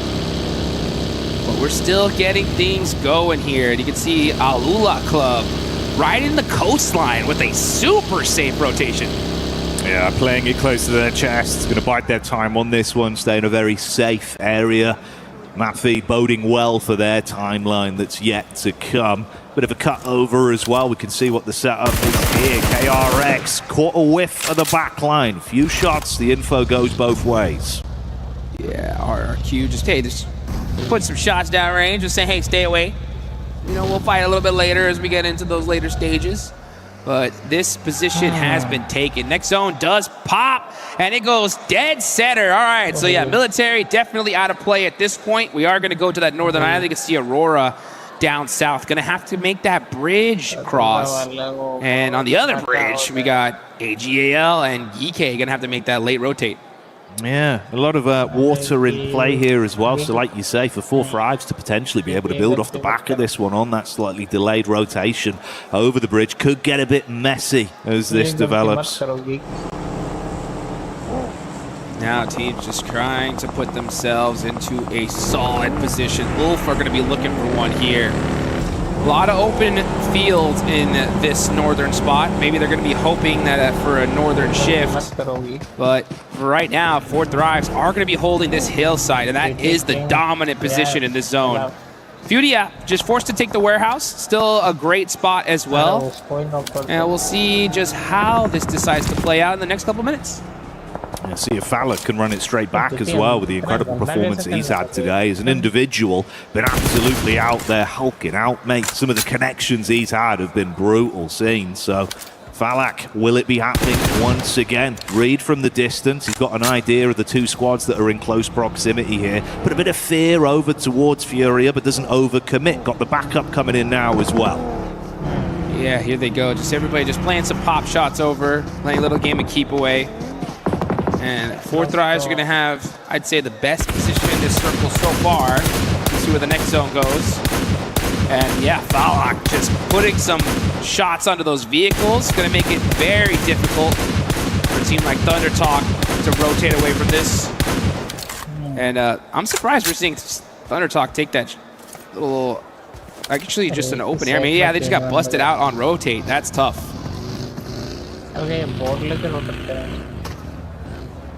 Might work out all right for the delay rotation there for Geeky as well with the setup. Hovercraft in the distance, jet ski up. Hey, that's a summer camp play. There you go. He's going to be headed straight to that hovercraft. Yeah, there we go. Yeah, I guess Geeky just abandoned that bridge play. They're like, you know what, let's just try to cross the water here, and a hovercraft's definitely going to help do that. Meanwhile, Aurora gonna hold on to this bridge, so they're gonna be just edging through that circle little by little. Did see a little bit of action though in that elimination view. I believe that was Orangutan getting some shots downrange. Even with the hovercraft in play here, it's the back line over towards the bridge side. Instantly visually confirmed by Aurora. They won't play their card yet though, trying to catch you if you do go for the wrap over. Uh-oh. Bit of a stagger there, Jukes. start to dump the magazines off the back of it. Dude, this just goes to show you the level these guys are playing at. Just the tiniest mistake, just punish.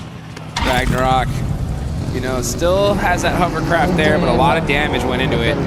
That's pretty much the meta at this point. Like, you see a hovercraft, shoot hovercraft. Yeah. Just try to take it out as soon as possible.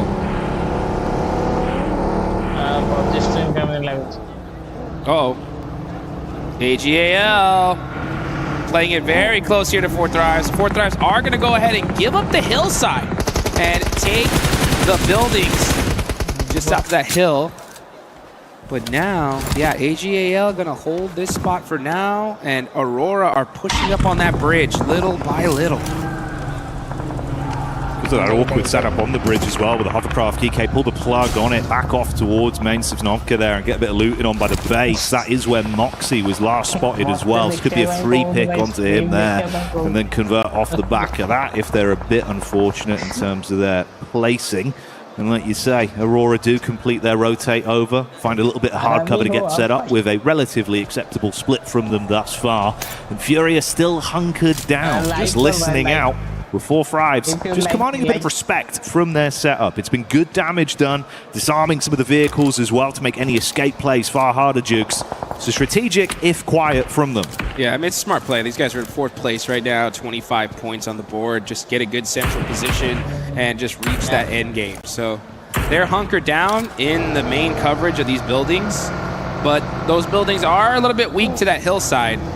But for now, nobody's going to be making that push, because if you do, that's instant third-party city. Thank you. So good decision for these teams just to kind of just wait things out, all right? Let's just kind of move little by little, inch by inch, and then let the zone decide when this fight's going to start. And we love to party as much as the next person, Jukes, but a third party just don't hit the same, does it? It does not.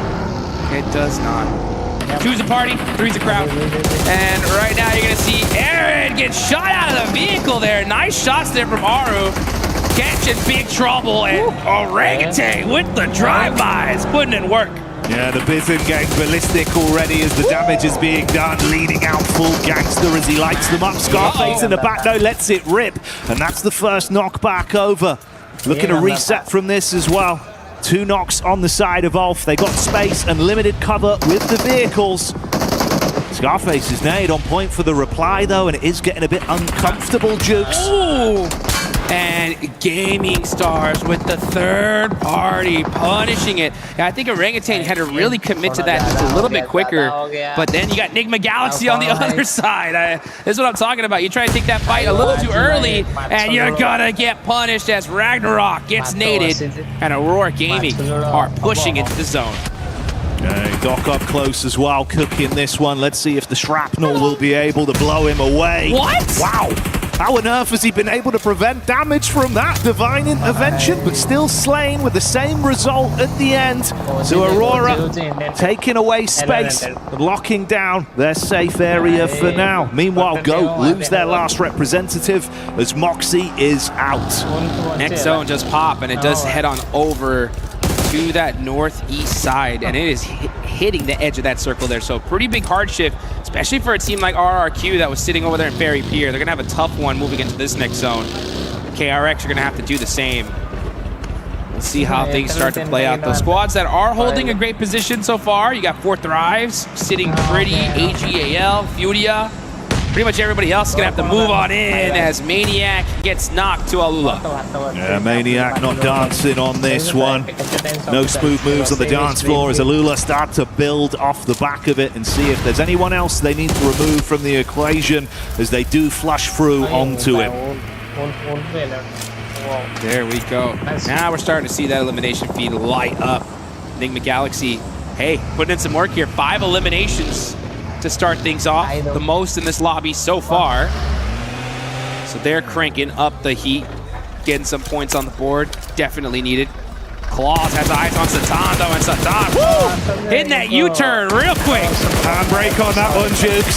He's burnt the clutch, but the damage is still being done, and Yusuf was tucked into the back for so long. They forget about him. Wow. It gives him a reason to remember the name. Headshot into the back, that's another one down. That's how you do it there. Yusuf in the blue zone. He knows he's probably going to go out here, but is able to get 2 clutch points, especially if he gets this confirmation onto Claws. And they need all the points they can get. Nice shots with that Scar. Red dot, unfortunately getting taken out there by Quick. It was Swift as well. Lives up to the name on the response from the Org as he hits there. Claws off the back of being down, eats it from the blue coming in as well. So from a good start, it starts to unfold. Meanwhile, back over on a different POV, we can see Aurora continuing on their warpath. Doc's down right now. Needs someone to play medic, but the backup is on rotation. Trying to cut their losses as well and get out of there. There's limited cover with the shed. You can tuck in at least. But this looks brutal, Jukes. Yeah, it is. Jetboss barely made it to that shack there. That Marauder was on fire. Yol is going to go ahead and get that res onto Doc. So Aurora pushing up from military, working their way little by little. They got 5 eliminations here. This is honestly where they work on their best. With the blue zone to their back, gun skill, the only solution to push into this next circle. Oh,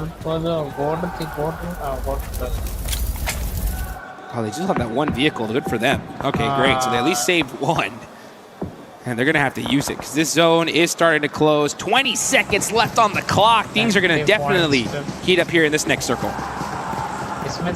Start sprinkling in those spices. It was KRX just off to the left side as well, and it seems like Aurora, their eyes have lit up as they do get visual onto them. Few shots back over. See if they can equalize the situation here, Jukes, and begin to build. Alula going down as well. Zone shifting upwards, and we can see where things are going to go from here. Aurora may have to fight for survival up against KRX. Well, let's get it. Let's see what KRX could do. They are right next to Aurora when it comes to leaderboard. So this is a pretty huge fight here. Aurora with 6 eliminations, KRX with 2 so far. Only 2 points separating the two on the leaderboards. And the blue zone is so far away from them. So this is a fight they just have to make happen. KRX getting in the vehicles. Are they going to push this? And it looks like they are. Vinny trying to find some angles here. Zol up close to personals. Got to hit the shots with the shotgun. He gets 1, but it ain't going to be enough. KRX gets the better of Aurora. The lights have gone out for Aurora on that one as they are silenced by the attack from KRX. Even with the quick reaction with the shotty, it wasn't enough to save the day. The plays don't pay off, and KRX can keep moving. Got to quickly get themselves suited and booted once again, though. Restore the HP and then get a move on inside towards the new zone. Oh, yeah, they better do it quickly here. This is their opportunity, right, to really lock down that first place position before they go into Miramar. RRQ, though, did a great job of just trying to slow down their rotation. Hoxie saying, oh, come on, Blue Zone, give me a break.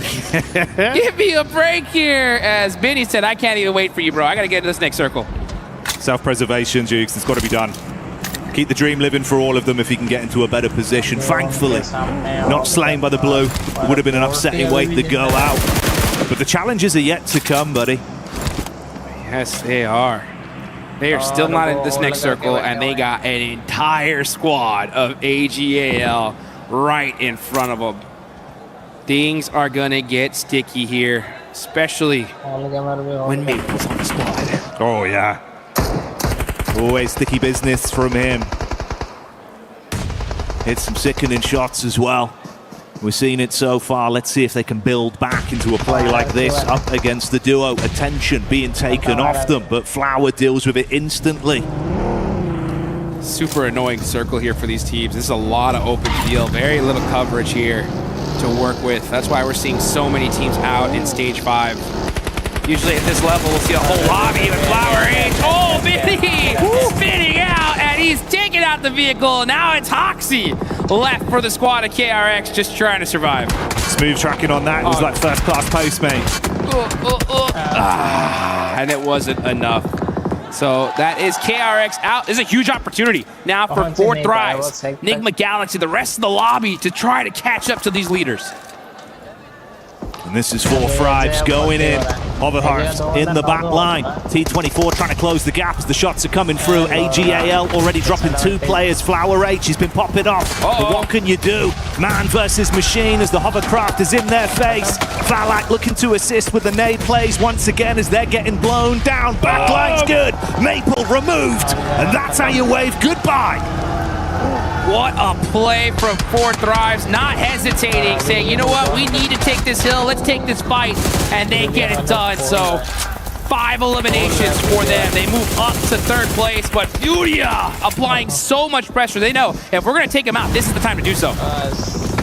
The detonation from the hovercraft as well, leaving IQ low, but he can top himself back up. And 4 Thrives certainly living up to the name, Jukes. They've been thriving in the lobby as individuals, but as a unit as well. The crowd is going crazy here. We can hear the 4 Thrive chants happening just right behind us.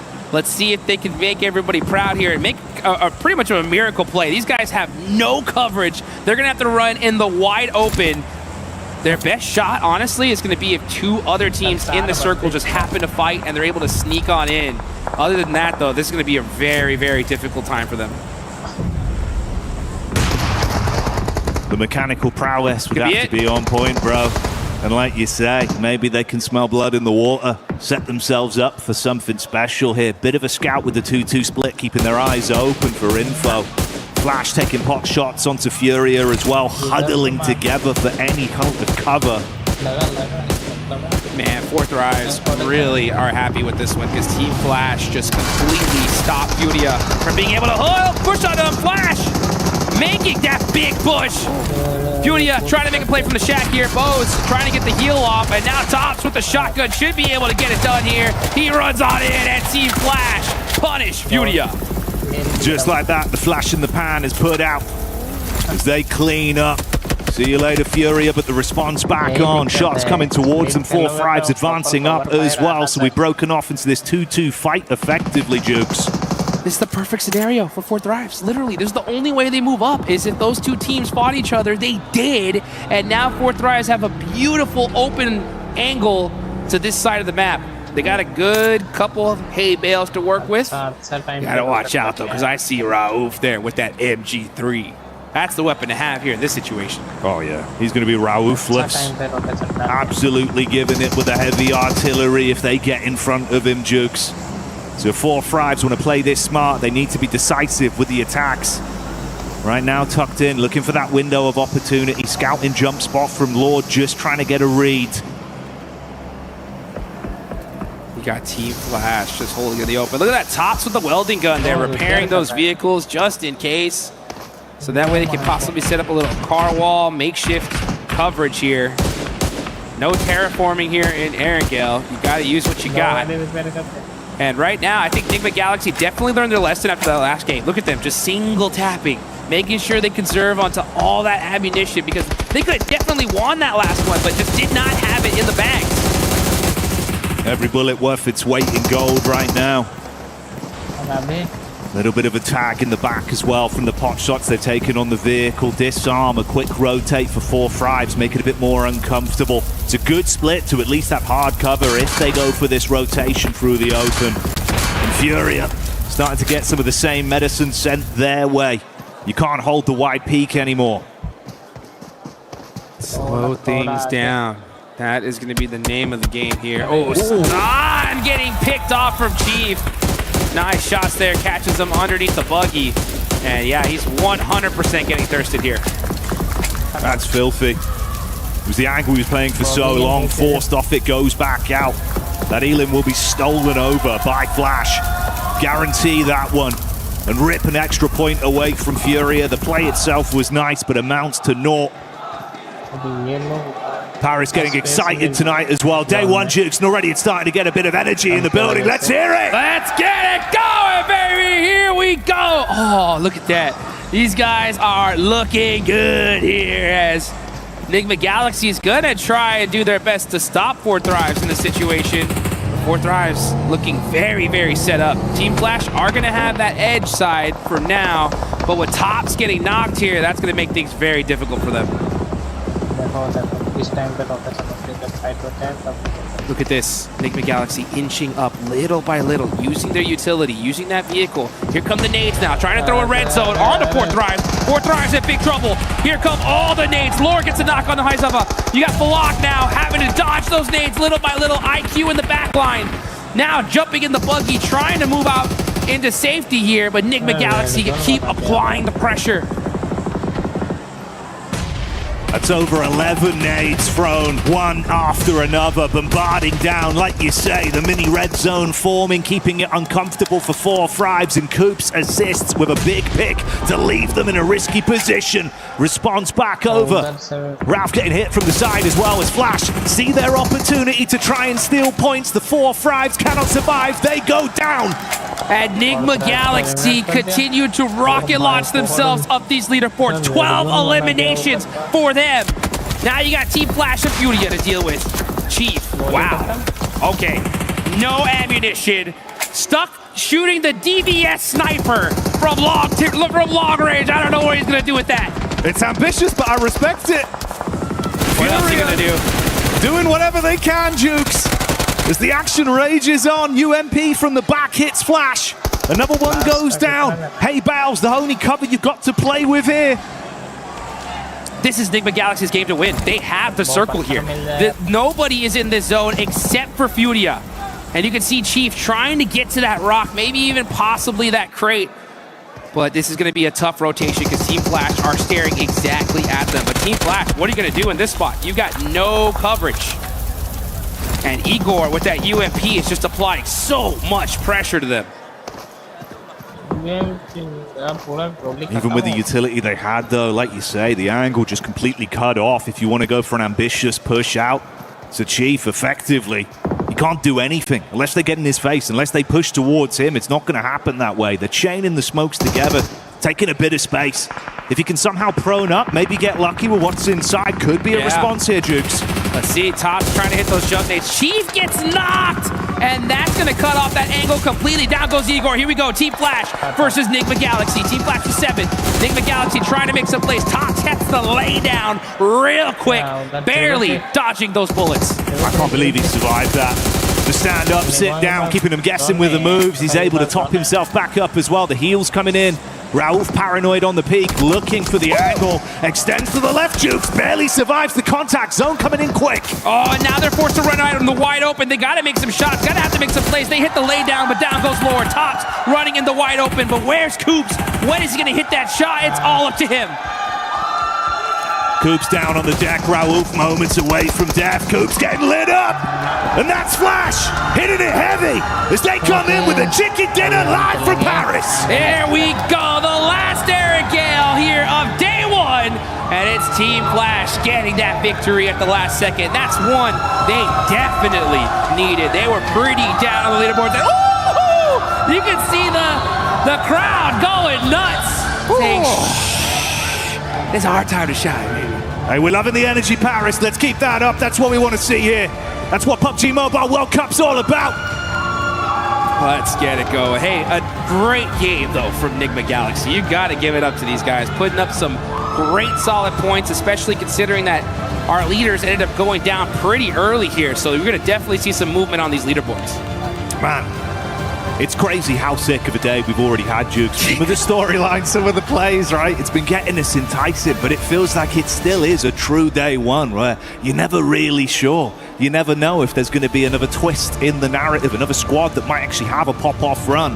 It's been one of the biggest things about the World Cup every year. Because by the time we get here, that skill level just hits its peak. And this is the place to be, guys. Honestly, if you're a PUBG Mobile player and you want to feel what it's like to be at the pinnacle of esports, here at EWC is the place to be. I am not even kidding in the slightest. Everybody here is so excited.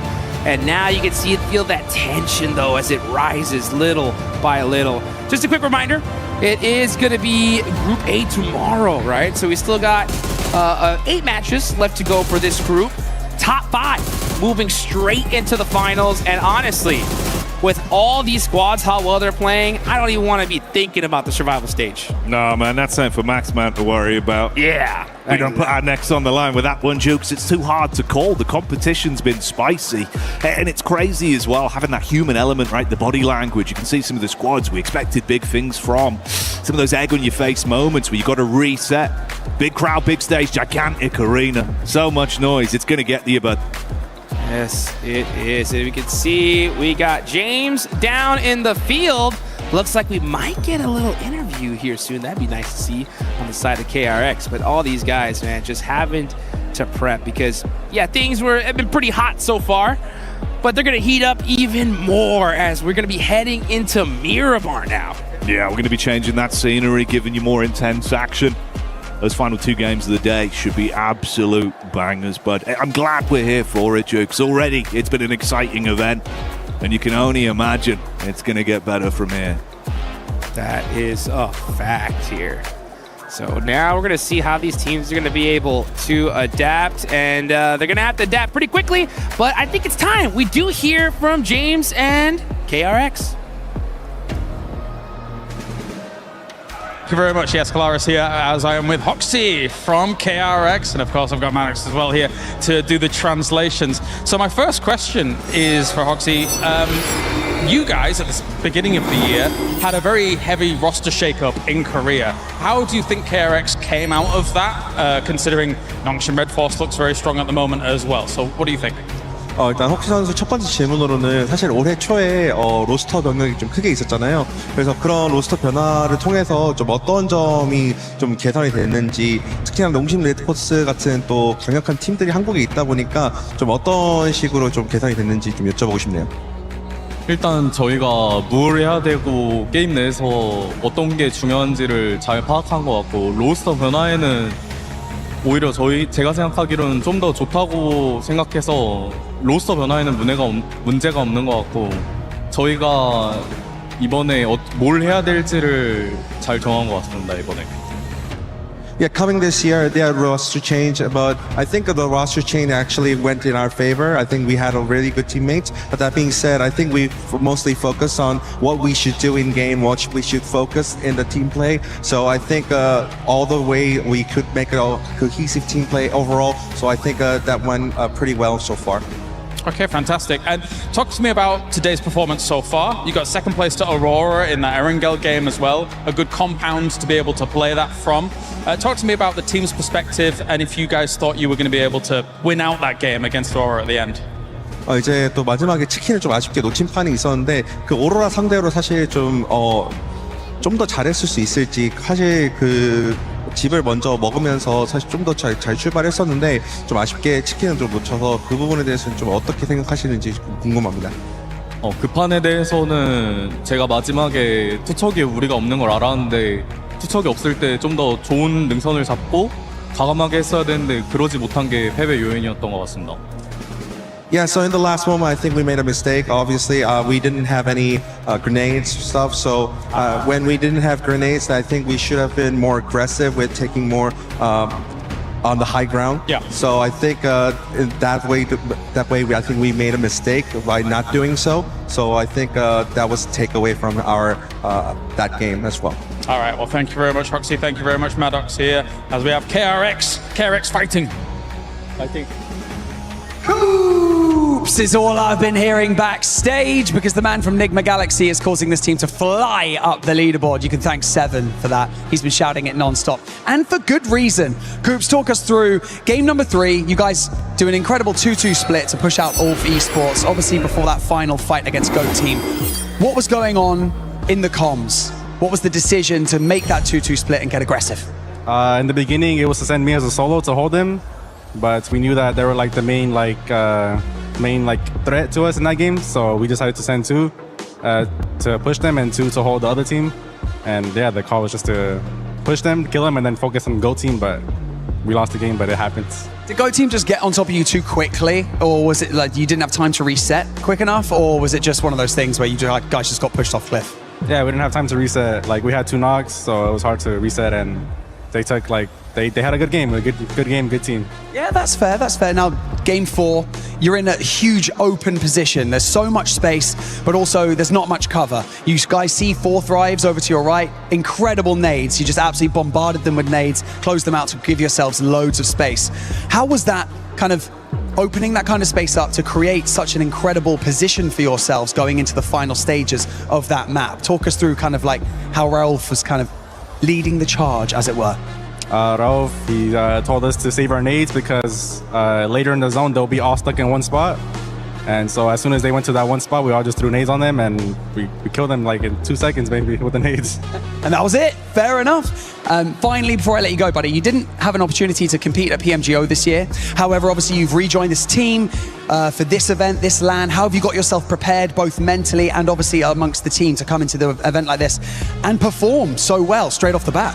Of course, we had a tournament before this one in Macau, and we didn't do great. So that kind of like woke us up to do better for this World Cup, because obviously everyone wants to win the World Cup, and so do we. That's a fair point. Short and sweet, love it. Coops, thank you very much for joining me in this interview. Best of luck to the rest of your games today for Enigma Galaxy. But for now, we're going to go somewhere, and we're going to be back with more PUBG Mobile for you guys. See you later.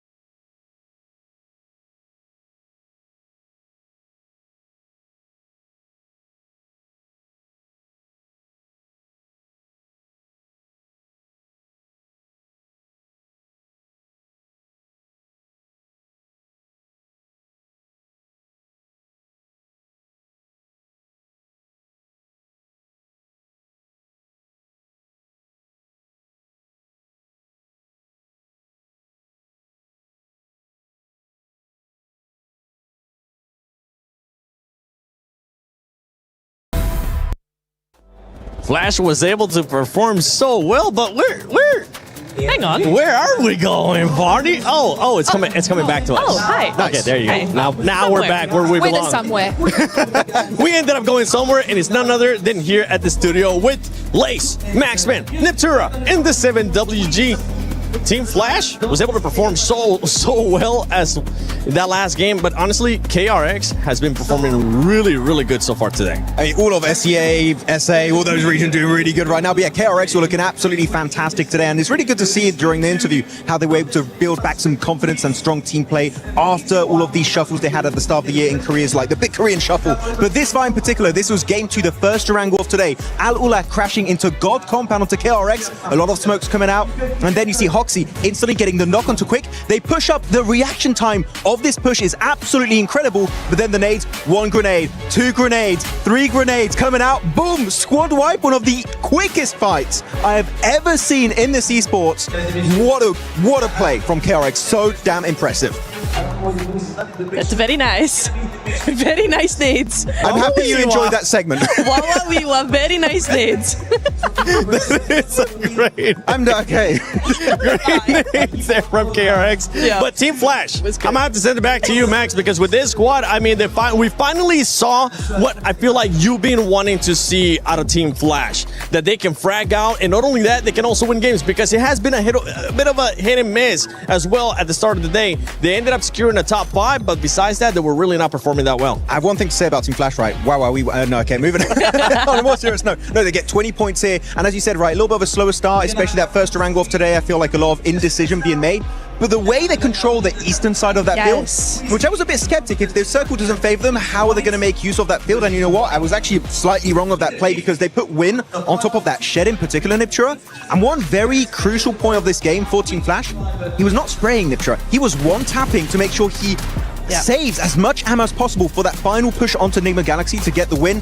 Those small, minute details are what makes these winning moments possible for teams such as Flash. No, it's so good. It's a great point you bring up. This team loves to do these massive splits across one side of zone exactly for this reason. You know, if a zone is going to go their way or go in a direction that favors them, they will always be in zone no matter where it goes. So it's a really good setup play from them in the mid game, and then they're able to just play off of that. That Shack play was really good for them, and they're just able to use, you know, this momentum pushing forward with these hay bales, just trying to get anywhere at all times. And, you know, Nigma, they know exactly where Nigma is at this point because they just had that massive fight with 4 Thrives, as they're able to use the terrain to their advantage. A very good game from Flash, I think. Yeah, and I mean, touching on 4 Thrives, I mean, from the beginning, they had that, you know, the defense in the building. They weren't sort of putting on the eliminations that they had from those previous games, but that's okay. They could have worked on their placement there, obviously getting into that final zone. And the nade spam. Look, it was not probably in their playbook, but that was sort of a great sort of hold. They had line of sight on those certain teams, but were caught off guard. But I mean, a better performance from them, but not kind of the eliminations and the kills that we're expecting to see from 4 Thrives. But I mean, they're still at the top of the leaderboard there. So it's, you know, it's not their best game that they have put out today, but it's still a great potential. Yeah. Indeed. And for everybody currently watching, don't forget that you can actually experience the PUBG Mobile Fan Zone. It will be open through August 11th through the 16th. Experience the PUBG Mobile firsthand. Join the exciting activities. And not only that, it's including the Naruto and PUBG Mobile collaboration. Maybe you get a chance to win some awesome rewards, a t-shirt, a tote bag, and the Spider-Man activity set collectible plush toys as well. Watch the matches live, cheer in the fan zone, and you might get a chance to win some awesome stuff. Special weekend appearances. There'll be some mystery guests, so keep an eye out on all that awesome stuff with the fan zone.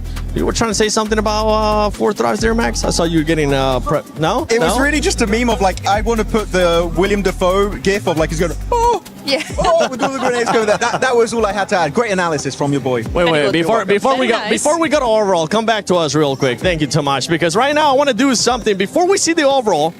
Furia, before this match, they were in the bottom 3. And I want to start a segment called Maxman Likes to Curse a Team. Help me. Because he was able to pick, who was it, Silence? So Silence is my MVP of the entire tournament. Oh, no. But they did good this game. He just threw the chicken at me. They did Deserved. good. So it's not just yet. Okay? Don't watch yourself. like me on Instagram. Let's do this. You can actually reverse it. Grab the chicken real quick. Say something bad about Furia. Furia? Alpha 7's better. Damn, okay, you really went deep cut on that one. Let's take a look at the overall so we can see the standings so far after 4 matches. That was actually I don't believe it, but you said first thing that came to mind, there was nothing worse than that. Right there, Max. Enigma Galaxy, a huge surprise for everybody as they have been showing up today, putting up 40 points total, currently in first place and actually overtaking KRX, Natura. It's so nice to see from Enigma Galaxy. I was really hoping that we'd see something from them, and 40 points, I think, qualifies as something.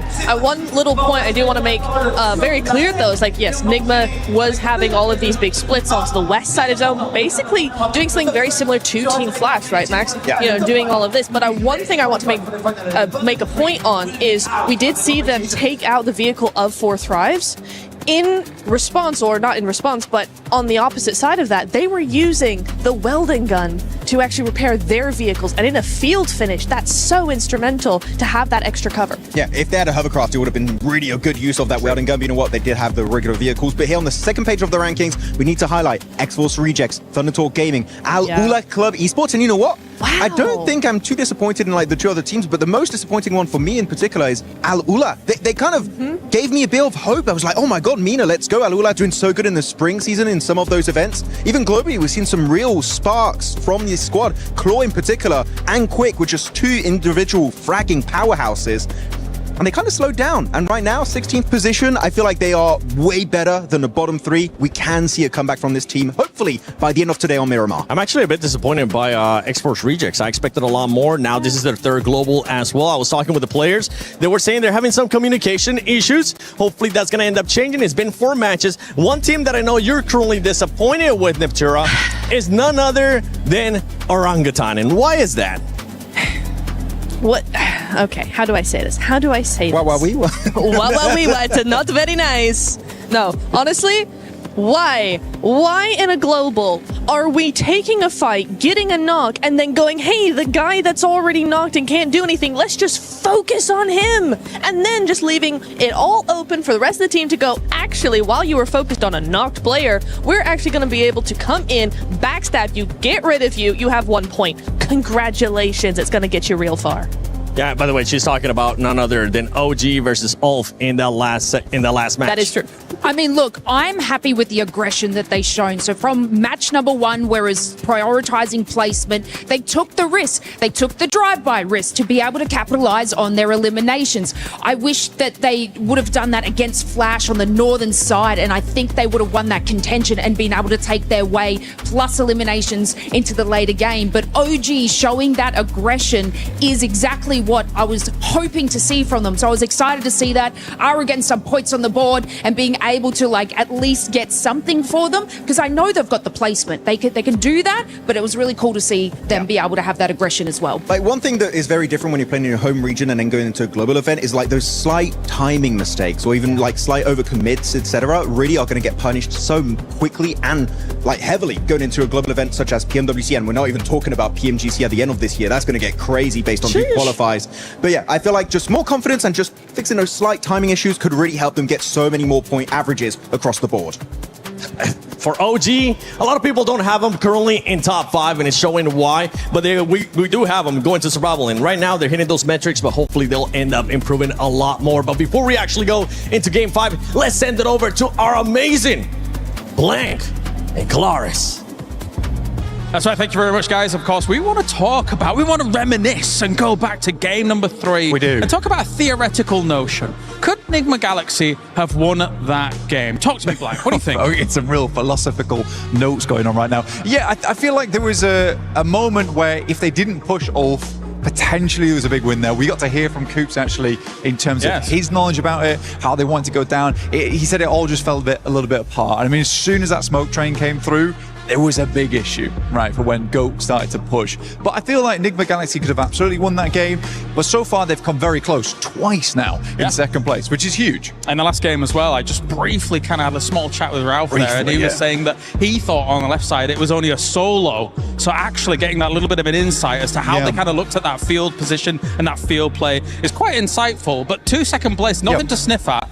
I think that they're kind of on the track here to do very well in this group. They are, sorry. I mean, the bounce back from essentially what is an unheard of position in Rondo, where you go out as a full 4-man in the first 2 minutes of the game, to now being up there on the top 5. This is a fantastic result. They've been gambling, they've been taking risks, and now is the time to be greedy, to take those risks, Kalaris. You were casting. Do you think that Coops being here now properly with the roster, he's been kind of a bit of a game changer? Obviously, it's always nice to see Coops here alongside the roster. He did miss out on 1 or 2 of the internationals. He always knocks it out the park. He's a good lad. He's a good lad. I think Coops is genuinely a very, very good player. I think he brings the team together. I think Lord bounces off him very well. Satan and Ralph play very well as a 2-man, but you do sort of need a player for Lord to bounce off of as well. And I think Coops is that guy. In the past, he used to be the lad as well. For Enigma Galaxy, they were always received as quite a passive team, but I think that Coops applies a bit that more aggression that they need to follow up on, which has got them to these really, really high heights today. All right, well, thank you very much, Blank. I need you to do the bat again as we knock that ball straight on over to the commentator team. Oh, and it's a home run from Blank. A beautiful connection there with a microphone back, caught perfectly by Jukes as we set ourselves back up for another spectacular game of PUBG Mobile. Back in the building, the lights are changing. You know what that means, Jukes? It's PUBG time. That is right, and not just any kind. It's Miramar, baby. Let's get it going. We are headed to the desert. 2 more matches left to go, and at the end of this one, we are halfway done with the group of death, Group A. Just a reminder for anybody that could be just tuning in, I don't know why you weren't here on time, because this has been a wild show so far. But remember, it is top 5. Top 5 move straight to the finals. Bottom 3 are done. Their keys will be crushed tomorrow. And the rest of those teams are going to have to make it happen in the survival stage. But it ain't over yet. Let's get into match number 5. Oh yeah, baby. Another plane path on the go. We start to change the scenery, like you said, moving into Miramar. Hopefully should be another exciting game as well.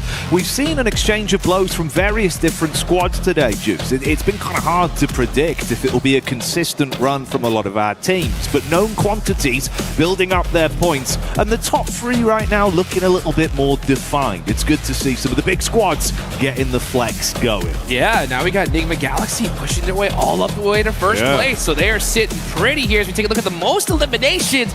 Balak still owns that top spot, 13 eliminations. He's busted out a baker's dozen here. But Coop's not far behind him there with 10. And now you look as far as when it comes to that damage. Top, he's going to be on top there with 2,300 with Coop's right behind him. Good to see, man. You got to give that shout out to Valak as well, right? Instantly came in like an inferno, but I think he just hit his stride immediately from game one where the shots were on point. It's the way he's going into these fights as well. He's just handling himself with this almost arrogant-like confidence where it doesn't matter what's around him. He just hits his shots, plays his game, doesn't seem to buckle under the pressure that you know is there. It's a big stage, a lot of excitement. Paris has been getting loud as well. And we've got our zone for this one, Jukes. That's a lot of water, buddy. That's H2O for you. That is way too much water. We got a crazy shift on the Puerto Payaso. Let's see who's going to be able to make them moves. Can you imagine we get to the island finish here? Oh, don't even. In Paris? Oh, don't even. I should have even said it. I shouldn't have even said it. Like, drop the Eiffel Tower in, mate. That's all we need. Let's get it on brand, Jukes. That's what I'm talking about. That's that synergy right there. But hey, you know what, teams? Drop it safely here. That's what I like to see, you know, because every time we go into a different map, especially on day one, never know if we're going to reach one of those hot drops here.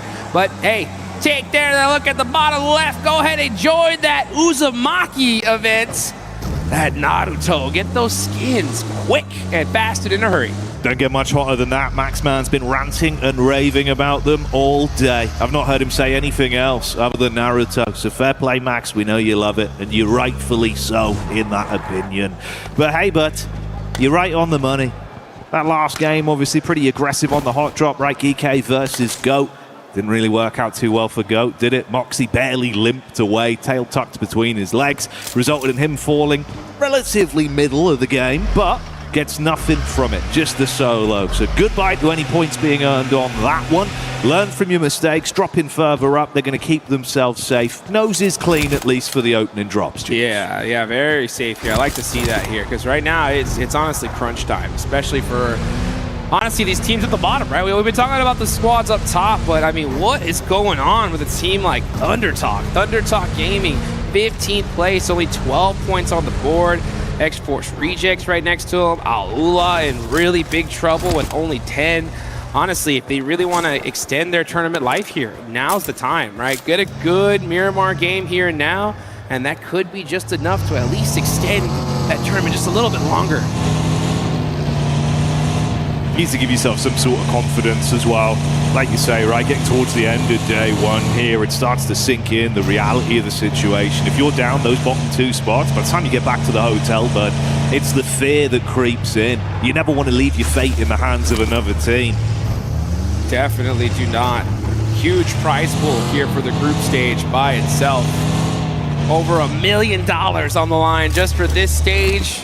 Survival stage is going to have 152,000.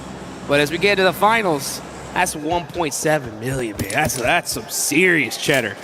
And that's what everybody's going to be hunting down right here. Aurora going to be one of those squads for sure. They're sitting pretty in third place.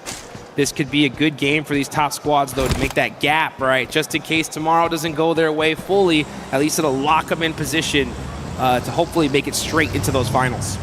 That's where you want to be, the best of the competition. The tournament here only going to get more and more enticing. It's like you say, life-changing money in reality that's on the line there, but it's not only the cheddar, you got the bread on either side. That's a sandwich prize pool. Oof. And we are in Paris. They got phenomenal bread here. Hey, but get that up right now, boy. Let's go. Let's go. Turn up. As we're going to look at Ulf on the move here. They're getting into zone very, very quickly, so they're already in the circle. We're starting to see a lot of teams head on over to Los Leones.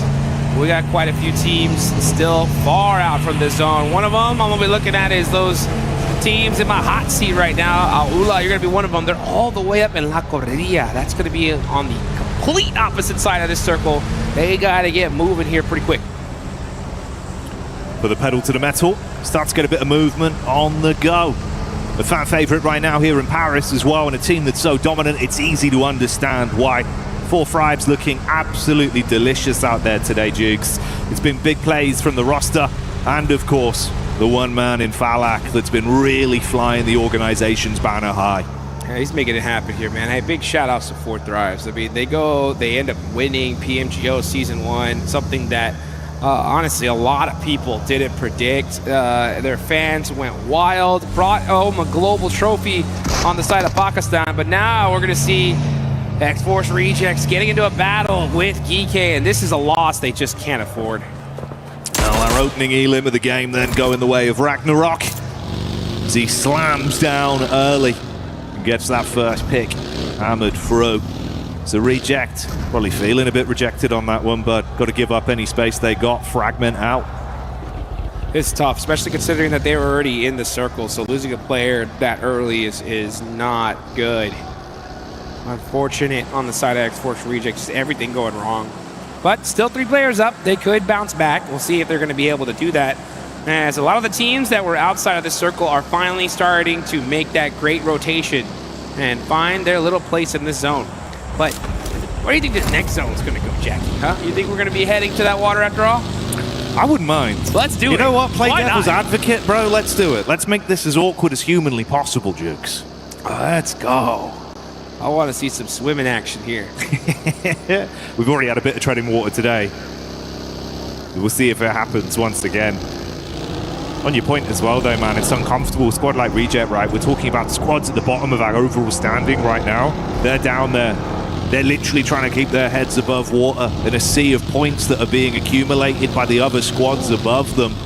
And losing one player, sure, as much as sometimes you can manage the situation early doors like this when you've had a rough run today, that's the difference of you just bottoming out again, having that extra layer, the upset, the sadness mounting on you, Jukes. It gets a bit uncomfortable, bro. That's for sure. And it's pretty crazy because, yeah, the level of competition here is ridiculous. I'm telling you guys, right before we came up here to start casting these matches, I walked by a lot of these players and I saw their coaches, and pretty heavy conversations. Let's put it that way. You know, I didn't see very much of like, oh, you know, good job, it's okay. No, it was pretty much just like, what are you doing, right? How are we gonna? We cannot afford these mistakes. So the pressure is definitely on here. But we're seeing some great adjustments from some squads, right? Enigma Galaxy lost that game 3 by just so dang close, but ended up having a good bounce back couple of matches, and now they're on top of the leaderboards. But you can't let off the gas pedal just yet. Let's see where that next zone's gonna go, baby. Are we gonna go to the water? No! It goes right back to the mainland. It's gonna be a La Bendita finish. So all these teams on the south side, that's gonna be 4Thrives. Gonna have to start making their way on up.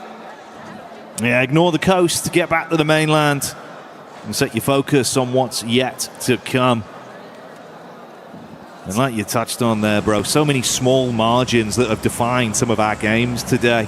Ammunition economy being a big one there. Big change up from them, though. We heard from the man himself about the setup with the core with the late nades. It was like 12 nades back to back. Crazy. That was horrific to be under. You go from thinking, yeah, we can kind of slow this one down, snake it out a little bit. Boom, boom, boom, boom, boom, boom. That pressure of point. Honestly, you're going to take out 4Thrives. That's the way to do it, right? Utilize that util as much as you possibly can. Enigma Galaxy, we're not wasting any of it right there. And, you know, speaking of, like, resources, that's the one thing that you really got to make sure I'm pointing out when it comes to Miramar. This is the resource management map. You want to make sure you got plenty of that 5.5, plenty of health kits here, and a nice, fresh vehicle. Because that is going to be the way to win this one. And this is a very typical game now. It's still stage number 2, only one player down so far. So this end zone is going to get hectic. Everyone lining up to climb over each other. Oh, we say it's quiet, but finally there's a bit of noise. Flash once again playing their card. That's a tag onto Reefus. Instantly get him dropped down on his legs there. Win looking for more, over top angle, good spam, slight tag, but not enough to convert it into a frag on the getaway. Yeah, I don't think they're gonna push this at all. Yeah, you just gotta let Aurora find their way in. Nice little pick off there. Aurora gonna have to do something with 3 players up now. Reefus getting taken out. And that zone, now we're starting to see teams really start flexing and take up as much real estate as they possibly can. But one of the teams that hasn't found a spot just yet is going to be Aurora Gaming. You saw that sign on that building. A beautiful day. Starting to feel a little bit less beautiful, though, as this blue zone's starting to creep on it. Yeah, normally blue skies are a nice sight, mate. Not here. Yeah, not that one. No. No. That's going to be painful. Nip away at your heels and leave it feeling a bit uncomfortable, like some of the squads that have had a bit of a rough day today. But we'll focus on the better signs of life and see if anyone can build off of this. Yeah, I'm waiting to see what... I have a feeling Fudia are going to do something here. I mean, they're on that western side of the map, right there underneath that La Vendita sign. And the zone ends up going in their direction, so another good sign for them. Let's see how they're going to approach this next circle. As we still got a lot of squads, Aurora being one of them, AGAL, even 4th Thrives are going to have to creep their way into this next zone. Going to have to do it pretty carefully. When you get a northern shift like that northern side is usually wide open, so I'm expecting to see some teams kind of hug that circle and trying to find their way up to the top. Bit of info spotted here as well. Coop's getting the read. That's Flash just up on the higher ridge there. Lord repositioning in the buggy, needs to get into cover, not quick enough. Shot straight on target, Jukes, and they're going to follow up with this, it seems. Instant engage off the opening pick. They've got an advantage for the fight. 2-2 split either side. Coop's got a bail. Should be a free flush on Lord. Aurora on the road as well. This could get pretty spicy. Woo! Flash, being true to their name, they're not wasting no time. They're moving quick here. And now Win is knocked. Bo's going to be able to try to find an angle to get him rezzed. But Aurora Gaming, oh, look at that. Top and Doc are now down. As Gaming Stars are putting in that work. Both these teams just kind of driving around, trying to find safety anywhere they can get it. Hey, far back as well. That's Scarface from Ulf getting the line up with the bolt action. Quick with the car. Hits that, snipes one down, and Aurora absolutely wiped off the battleground. Mopped up like a spilled drink, but that was quick. Oh, that was way too quick. Got to pick that up here as Falak now with the shotgun. Trying to get the knock here. Tops is in big trouble. He's down to 1 HP, but Bo's able to get that support. IQ, though, gets his revenge as well, and the instant thirst. Falak is in a safe position for now. T24 going to throw out those smokes and try to pick up their main fragger quick, fast, and in a hurry. It's good to see from IQ. Big brains, but bigger brawn being played with on that one with the quick shots back over to buy time for them to reset off the engagement. Similar scenario for Win here on Flash. See if they can get him recovered and live to fight on from it. All kicked off an awkward engagement, really, right? Yeah, just like that. I mean, that's what I'm telling you. It's just like any little slight mistake, it's going to get punished. And now Aurora's gone. Team Flash are down to just one. Actually, nope, that is it. Gone in a Flash. And that's 2 of our top squads. That's it. 2nd, 4th place are out. Huge opportunity, especially for a team like 4th Thrives to put themselves back at the top of the leaderboards. Let's see if they can do it, though. As X-Force rejects, that's a team that definitely needs some points. Shiva's got that mini, and hopefully try to use it to steal away some eliminations. As we head into our next circle, it's going to go on up to the north.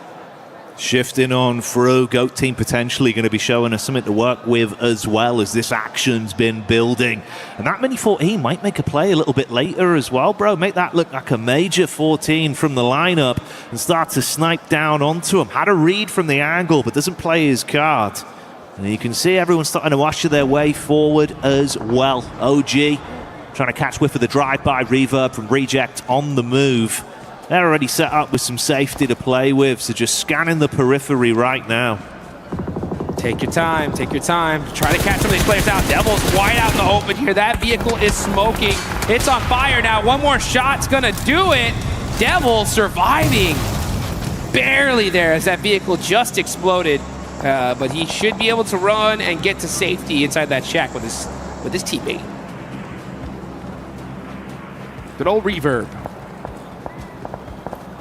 Suppose it makes sense, man. Devil playing with fire there. Able to withstand the heat. Get himself tucked back in with his teammate. Counting his blessings on that one. Yeah, barely able to make it out there. Extend that game just a little bit longer here. Moving on over, we're going to see Enigma Galaxy here. All right, there we go. They're going to be holding this ridge line for now. Geeky trying to catch AGAL on the top of this hillside. Nice nades, applying some more shots there. Ooh, nice turn from Easy, but not able to get the flush. Shots ringing out back and forth. Players from all over the place getting knocked here. Ragnarok going to have to make a play here on Flower Age, though. It's got to be huge from him. Looked like Bad Boy had the read with a quick flick, but wasn't fast enough to make him sit down. Ragnarok, 2 squads to deal with. Knows his teammates' days are numbered. Got to cut his losses on saving them, but look to at least build and survive himself. Tucks further back. Limited cover to play with. Flower H flushing out back onto Bad Boy as well. The DRX opt to just cut their losses. They're not going to overcommit to it. They had a look in, but they play for a better setup rather than forcing the issue. Ragnarok might be able to get 1 save in here. At least a duo, Jukes. Man, he wasted it. He definitely took his time here. I would have liked to see him kind of just make that push and just try to make a play, but instead, he waited, sacrificed one of his teammates, gets the res, and now they're on the move. But for how long, right? This next zone, that's how long. That was pretty quick. Yeah, it was like a few seconds at most, mate. I think I couldn't even count. It was done. Oh, Sapji though, and he's gone. That happened again. It's unlucky. It's unlucky. It is what it is. Way he goes as GK crumble on that one. Look to reply. Fair play, man. You know, he had a mindset to it. Cut your losses, run off as a solo. Conversion rate probably not great, right? So he at least attempts to reset. Like you say, blink and you miss it, though. Forget about it. Oh, out of there. Hey, 4 Thrives are up, though. They're still in the mix here. Got themselves a nice little valley. They're big chilling right now, just playing it nice and quiet. That's what it's all about. You know, when you get a position like this, the best of the best, this is how they do it. You got to have that aggression and passiveness, like a light switch, right? The second you know when it's time to get going, boom, the whole 4 on the move immediately. And let's see if they're going to do that now as this next zone is about to pop. Where are we going? We're going dead center. We're going down south. Hey, dead center right here. So yeah, 4 Thrives are going to have a great strategy here. You know what that is? Do nothing, dude. Just stay right there for now. Just sitting pretty. Yep. And they've been making it look good. It's been pretty beautiful the way it's gone so far. TT in the background as well, not looking great there. Unideal rotation, mate. Yeah, it's been a bit uncomfortable, really, Jukes. Super unfortunate. Yeah, they're down a player, but they're in 15th place, 13 points. That ain't going to cut it. And honestly, like, yeah, a lot of teams at a certain point, they're just like, hey, let's just make it to the survival stage. But that just pushes your tournament life only 2 more days. You know what I'm saying? Like, and that survival stage is going to be rough. So with so many games left, hey, start making something happen. Try to sneak one of those top 5 positions because that's going to guarantee you to the big show. You got to build that pathway there. Like the tagline says, nothing is granted for Falak, though. That's an instant connection over. Moxie revealing his card as well from GOAT team there. Finally, a little bit of excitement from GOAT. Been a very quiet game from them. They might be tested as the compound crash comes in swiftly. Thundertalk's getting silent, hitting him with a shush as Foopsman delivers again. Swift moves to the rifle up close. Switches to the secondary and makes it look simple. Looking for the pickup play as well, Jukes, as Thundertalk are out again. Yeah, kind of a crazy push there, just getting punished instantly. But GOAT said, hey, we'll take those all day long. We need all the eliminations that we can get. Now we're going to see Force just trying to apply a little bit of pressure there onto AGAL.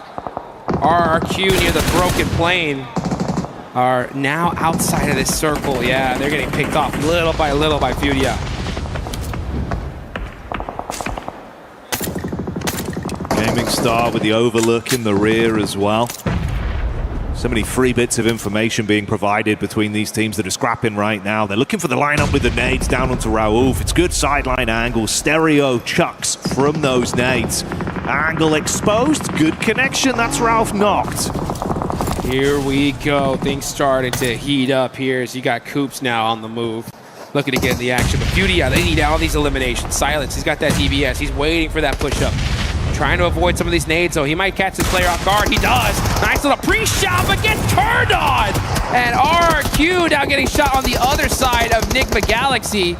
Nigma Galaxy said, we'll take these points all day long. As now, they're going to be on the third party here. Ayala trying to slow him down. Oh, the run over, not going to happen. As Ayala switching to the mini. Getting it done. Now it's up to Satan here, throwing out the mollies. They don't connect. Oh, what a stiff arm on the side of Beauty. Oh, try as he might to withstand and keep on fighting. Finally buckles on that one. We came into this saying it looks like it's more defined now with some of our top squads, but one by one, they've been removed from the equation.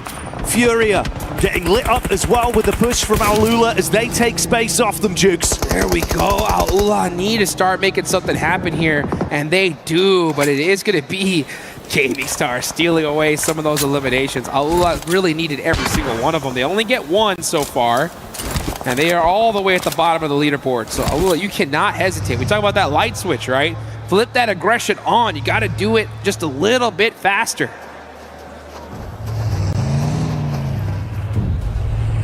Now, as much as it's been quiet from their POV with Ulf, you've seen them starting to show up in the Elim feed with those shots from distance. They've been pretty good with some of the connections they've had off the DMRs to steal away points in amongst the commotion from other squads.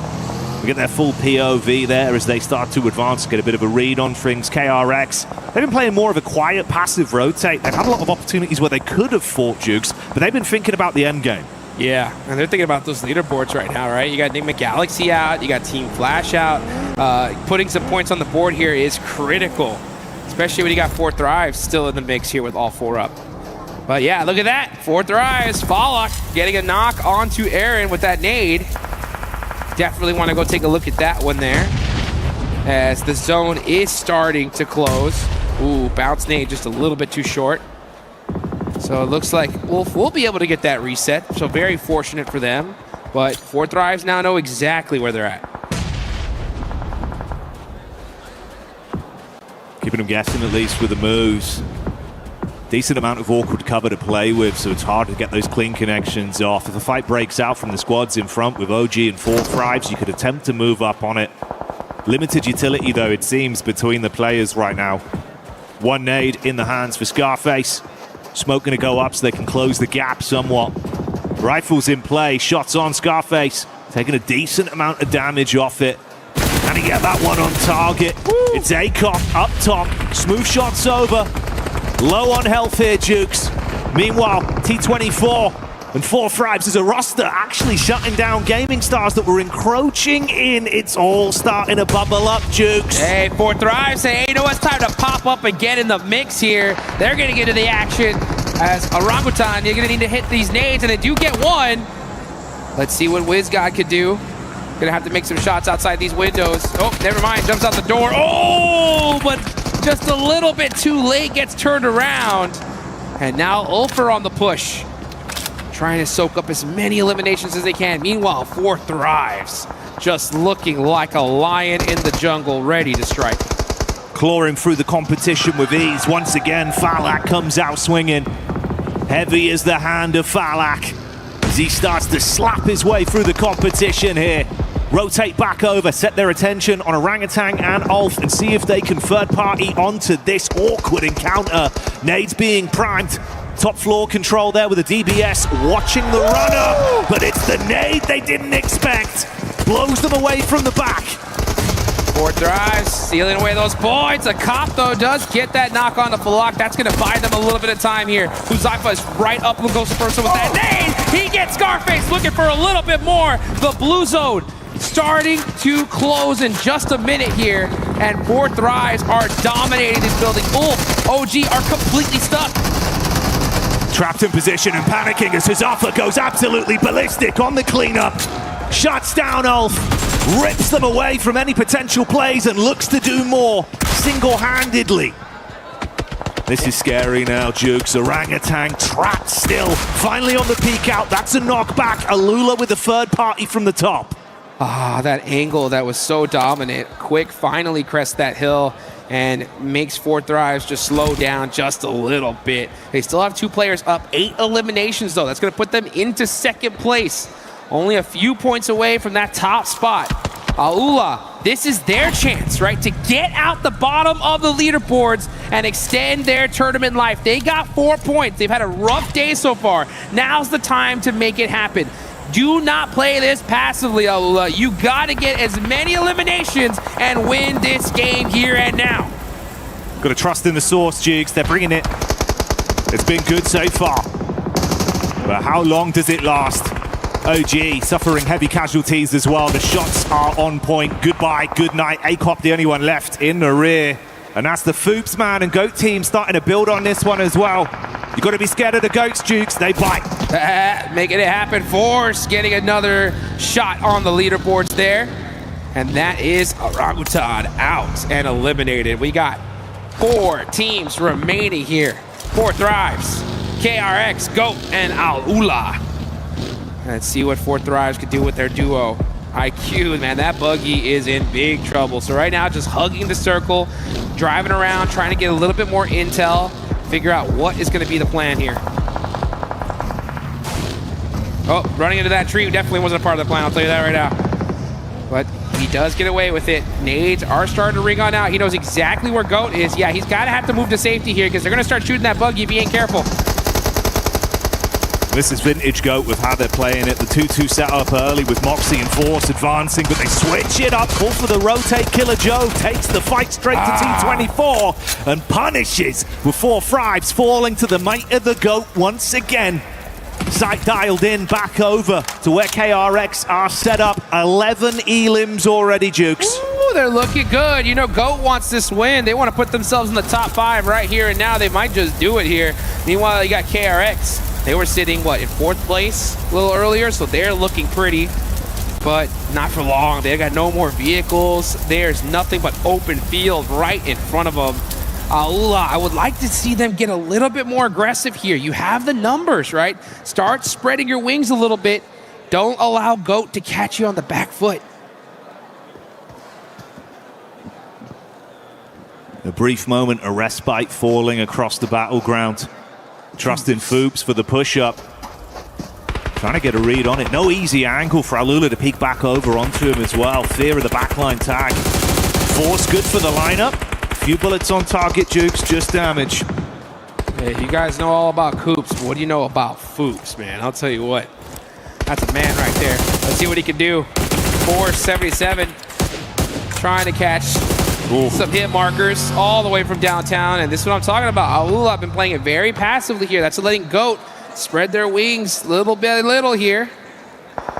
Maybe press down as KRX, yeah, just stuck wide in the open. All eyes are on them. Super tough. GOAT just punishing him. Alula trying to steal the points from the downs that are coming over from GOAT team onto KRX and at least get something extra from this one. Nice shot. Decent shot. It's clean. Force with a push-up as well.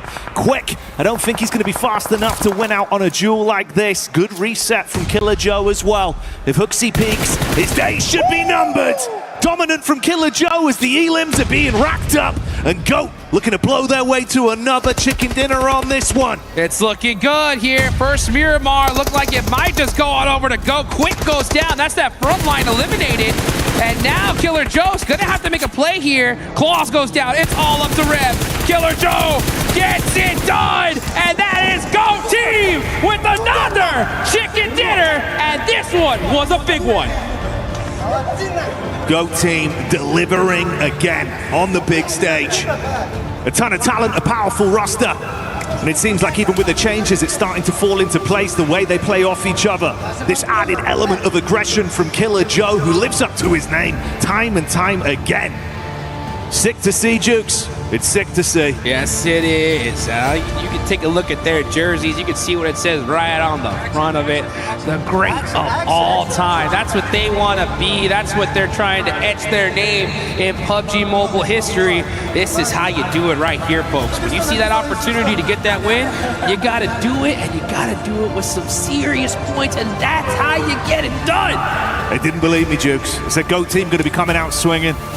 James looked at me, he smirked. He smirked. I said, I tell you what, mate, GOAT team going to be giving it. And they're bleating right now. Oh, let's go, GOAT. You can see the crowd all hyped up for them here. And a great game for them. We'll see what Calaris is going to look like after that one. I'm pretty sure he's going to be pretty excited here. It's good to see. I think he'll be enjoying it. Yeah, it's so good to see a team like GOAT clutch it up there towards the end. And Aula, right? Getting some points on the board. Good for them. Встаньте перед ними. Все. Тачку. Озоны, last. Найс. Хорош. It was nice. That was good. It was. Man, it's fun to see. You know, I was saying earlier, from some of what I've seen from these boys before and the way they've adapted, it feels like, you know what, Jukes, for the strategic side of PUBG Mobile, they're actually bringing it. They've got good defaults, they've got good fallbacks. The splits you see from them are so dynamic, but they've always got quick, clean comps, much like me not speaking correctly. The exact opposite, Jukes. But it's crazy how fast they can rely on that information. And it's good. That's championship mentality, bro. The fundamentals have to be good. I mean, you heard the synergy, right? They all said nice at the same time. That's what I'm talking about. They were thinking, right? They got this victory in the bag, and they got it. That's what I love about how, you know, PUBG Mobile Esports has developed here over the years. So there was a time back in the day where there was a few dominant squads. Everybody else was just not even close up to par. That's changed, right? I mean, any team here could win the whole thing, and GOAT just showed, hey, if you open that door, we're going to walk right through it. But we got some more action coming up in just a little bit.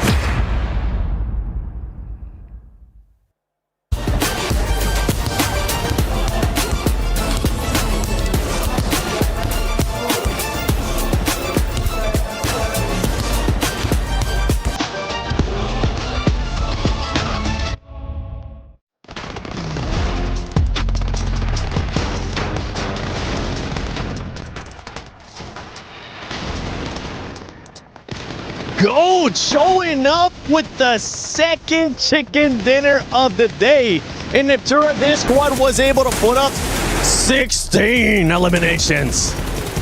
Very, very nice coming in from GOAT there. For the second time, show from them. I'm really enjoying the kind of rapid round plays we're seeing from them. Some really good stuff coming out of two very compact this game. And then meanwhile, Alula was trying to just fend off right there, Max, but GOAT was just too much on that high ground with those 16 elims. Honestly, this team has been showing up now. Without the hovercraft, which is super hyped to see. But no, what was very fun in particular is that Alula, there's a slight, well, I wouldn't call it a mistake, it's just a strategic play from Alula to just go slightly low on the ground to maybe put more of an emphasis onto KRX. And instantly, GOAT team spot that, like, wait, you give that high ground position away. If we take it for ourselves, we have absolute oversight on the entire flat terrain of that field finish. Boom, let's send it, get the high ground position, leverage it to its full potential to claim that chicken dinner. GOAT team, a team that I was expecting no middle of the pack, maybe not number one team, but man, they impressed me, and I'm so happy to be proven wrong here at PMWC. They might just be number one after that performance in Neptura. really enjoying what we're seeing here, being a leverage team. I think that's a really good word for it. They use everything to their advantage. They wait until they have a great opportunity. They wait until they have an opening on the south side, are willing to make that south rotation all the way around, and just to get that better position, just to have that leverage on all the other teams. It's just like the last game also on Erangel they won earlier, right? When you think about it, they see, oh wait, they're fighting Ulf, Nigma Galaxy, they're a little bit busy, they're at their weakest, boom, that's when we send it, try and put them in a really bad position and leverage it to actually get that chicken dinner. So very opportunistic stuff, and here they get 26 points. Wow. This was not Rondo, this is a Miramar. What's going on? Disgusting numbers out of that squad, and also we see 4 Thrives showing up as well. I was raising some concerns for that squad. Now we're starting to see a little bit more consistent here as we ended up jumping into Miramar. And if we keep going down the list, something I want you to keep an eye on is KRX. That squad was able to get all their points out of just placement, which usually tends to be the opposite, Max. We see teams being able to get all the points from eliminations and then nothing placement. They were like, no, we're going for placements this time. It's forgivable, really. In a game like that, they just had like a very small shed and a few cars to work with. And unfortunately, smokes don't stop bullets. I know it's quite unfortunate. I wish they had cover flares in that finish. It would have been great to see, but no, only smokes to survive when you have 2 teams in Al Ula and also at the side of Goat looking your way. No way, Jose, are you going to survive that one? But I'm still happy that despite no chicken dinners coming away of KRX, they're so relevant at the very tippy top of these leaderboards. So KRX going hard here for that first place. Consistency is the name of the game, and right now, I mean, KRX maintaining a 4th place right there. But look at Goat. Goat is currently in 1st place as they have jumped up with those 47 points. It goes to show us what an amazing performance, what an amazing match can do for your squad. It's really, really nice to see that. And the leaderboard is still so close. I mean, yeah, it's only 5 matches in, but still, I think we've seen other tournaments where there's a much bigger discrepancy here amongst the top 5. So to have this so even across the board is really, really nice to see. And interestingly, right, we got 2 wins from GOAT, but the next team that actually has a win is Team Flash in 5th place. 4th Thrives, Nigma Galaxy, and KRX all have been super consistent today so far with no wins under their belt. Yeah, it's very interesting that out of the top 5 so far, 3 teams don't have a chicken dinner, right? Outside, of course, Team Flash and also the side of Go at the very top. But here we go onto the second page. Alula stepping up, which is what I was hoping to see. Just don't be in bottom 3, okay, Nipchura? You don't want to be in the bottom 3. As we know, if you are in the bottom 3 at the end of your Group A or Group B group stage, you're instantly eliminated. No survival stage for you. So Gaming Stars, X-Force Rejects, and Thunder Talk Gaming, they need to bring it back if they want to continue their PMWC adventure. Kind of scary for those squads too, because between 9 and 14, the only separation is just 6 points. And that's just not where you want to be for those squads. But yeah, they need to make sure they finish off the day strong here. And it's that Rebel?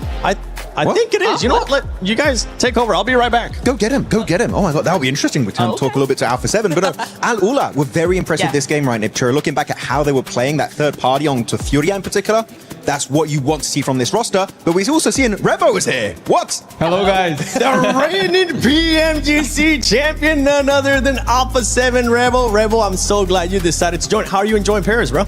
Well, it's an amazing city, amazing place. I love to be here. And let's see what gonna happens. Now, I'm sorry for what I'm about to say next, all right? And you know this, I say it with nice intent. What's been going on this PMGC, bro? You guys have kind of been sucking this year. Yeah, we did a bad things, we did a bad tournaments, we did a bad preparation, but now we come with different things, with different game style. So let's see what's gonna happen. I think we are good to this championship, and we're gonna do our best. And if God let us win, we're gonna do it. Okay. Right on. I do have a question for you specifically then, Revo, about you're saying you're trying to work on a few things since your, of course, your PMMI, you had PMGO Season 1. What specifically would you say was the thing you wanted to work on the most and improve upon heading at PMWC? I think like in PMGO, PMMI, we did like, we was not too much aggressive. We are like just staying in the same place and don't looking for fights or something like that. And now we are doing that. We want to fight, we want to kill everyone. So we're gonna do it. Yeah. Do it! Actually, wait. Are you gonna hot drop Al Ula? They eliminated you at PMGO. Are you gonna take vengeance? Yeah, then I don't want any revenge. I just want to play to win and to kill, and let's see what's gonna happen. All right, you want to eliminate everybody? We like that confidence. Anything you want to ask them, Natura? Yeah, okay, I want to know, right? You do have a hot drop on Miramar. There's a couple of different teams who do want to hot drop you there. What's your response to that? Is there going to be any change in your strategy, or are you saying bring it on? I think if they want to drop on our spots, they can do it. We don't like too much like early fights. We prefer to loot first and then we'll find some kills. So if they drop, they can stay there. We're gonna stay a bit away and then get them in the middle of the game. You can say it. You can say it, bro. Look at the camera and tell them, bring it. Come to me. There you go. Now, from what we have seen so far today here on Group A, day one of PMWC at EWC 26, any team that has surprised you so far? To be honest, GOATs, I don't expect them on top one. I know it's a good team, but they are doing really well. So, yeah, I think them, and I am cheering for Fury also because they are Brazilian, so I hope they win this last match. I mean, there has been a lot of talk that Fury is better than Alpha 7 now. I'm pretty sure you're gonna be wanting to put a stop onto that. And how about another team? Let's talk about 4thRives real quick, right? A team that was able to win PMGO Season 1. Yeah. What do you think about them so far? Well, they are doing amazing. Palak is a great player, one of the best. So I just cheering for them, hope they qualify. And let's see what's gonna happen in the finals, right? Oh, that's right. You want to see them in finals? You want to see them go directly from finals because you don't want to see them in survival? From your Group B, is there any team, besides the hot drops that everybody was talking about, right? Is there any team that might cost you more conflicts, maybe within rotations or the way that they play? I think we need to be careful with all the teams because everyone deserves to be here. So I think we need to take care of all of them. So yeah, all of them. You're giving me the PR answer. Okay. I see how it is. That's him saying, you know what, 7, I want to get out of here. Thank you so much, bro. Thank you, guys. Thank you. Bye, Thanks for joining us. See you guys. For you guys, it's time to go into the final match, baby. Oh yes, that's right, 7. This is what we've been waiting for. Last game of day 1. And already we're starting to see a bit of excitement about GOAT team. Even Alpha 7 getting hyped for them. Hey, you gotta take notice when a team is making it happen. And with a game like that, the whole lobby's got eyes on GOAT. I'll tell you what, guys, before this day started, I saw Jackie in the back with a crystal ball, okay? You know what I'm saying? And he looked inside and he said all he saw was GOAT. And what an accurate prediction, bro. I mean, even Cars was like, all right, yeah, whatever, calm down. But boom, there's no denying him now. There, you got to put him on notice. Hey, let's see what they can do. If they do it again, Jukes, then yeah, I might blow. It's locked in, yeah, for sure. Until we know for sure, I'll just say they're looking good. I like it. I like it. You know, there's a lot of teams looking good right here so far. We see Enigma Galaxy, right, making some things happen, especially after a rough couple of tournaments. Yeah, we got to see Coops. I remember I talked to Raouf after PMGO Season 1 when Coops wasn't there, and I was like, hey, whose fault is it? He's like, Coops, 100%, you know what? But hey, maybe it's his time to shine here and the rest of these squads as we get into the final match of day number 1.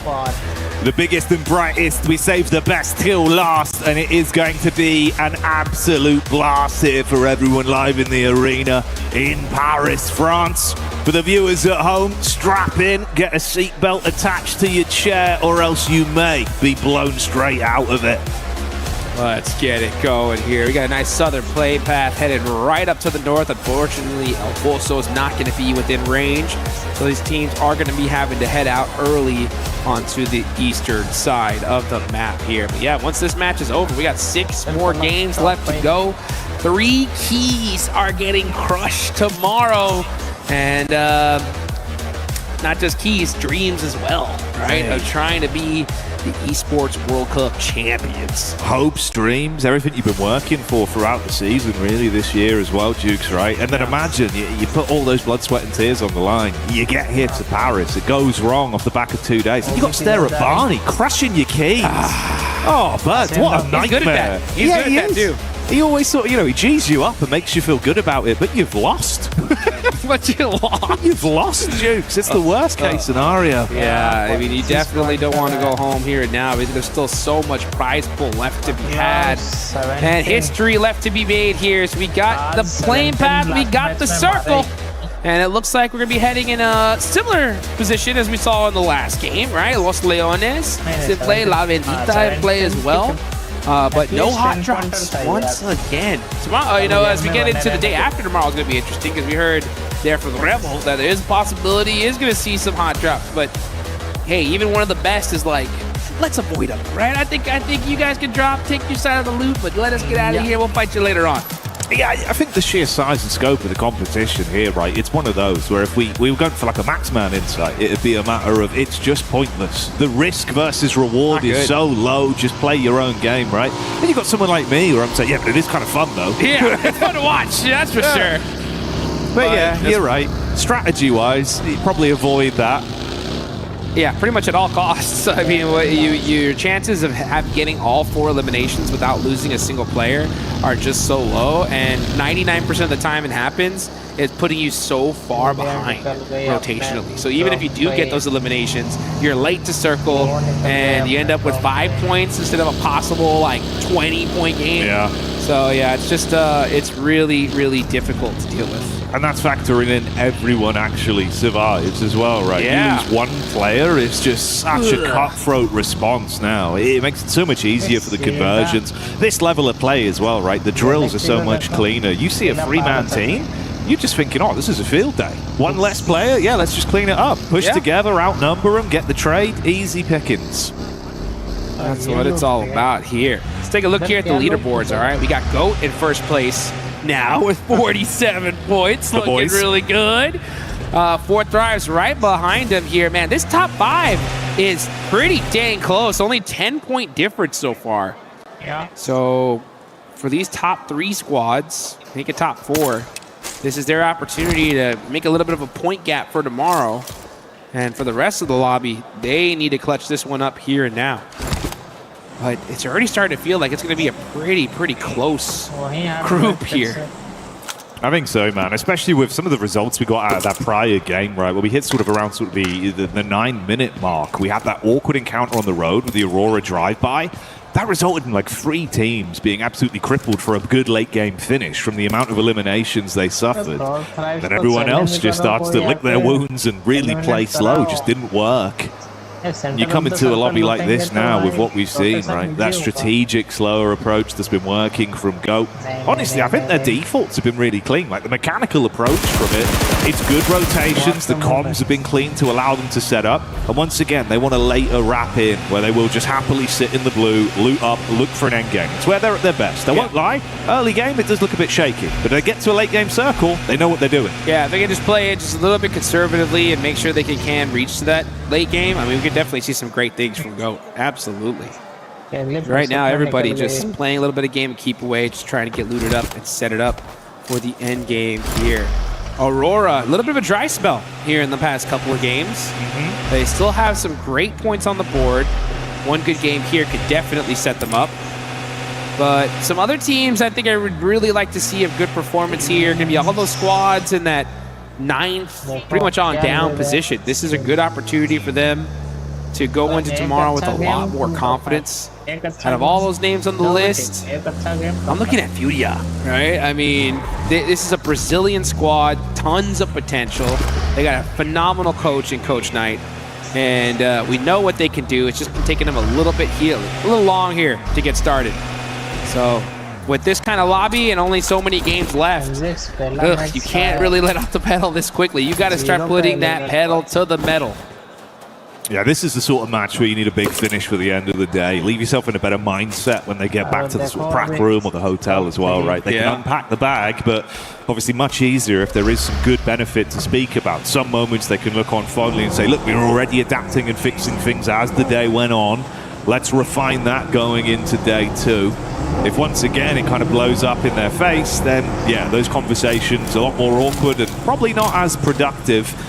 Like you say, it's kind of similar, at least, as this has gone on for Aurora. A very talented squad, individuals that can absolutely lamp other players out of the battleground if given a fair fight. But some awkward moments.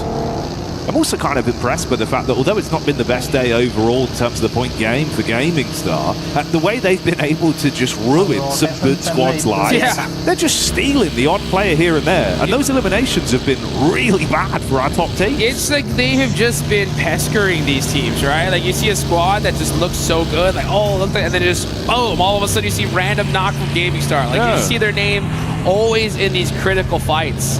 You know, they're down in 14th place.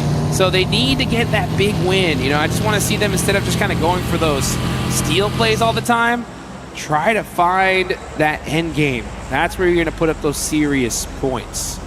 And a team that is definitely serious here in this one is 4Thrives, man. Great start for our PMGO Season 1 champs here.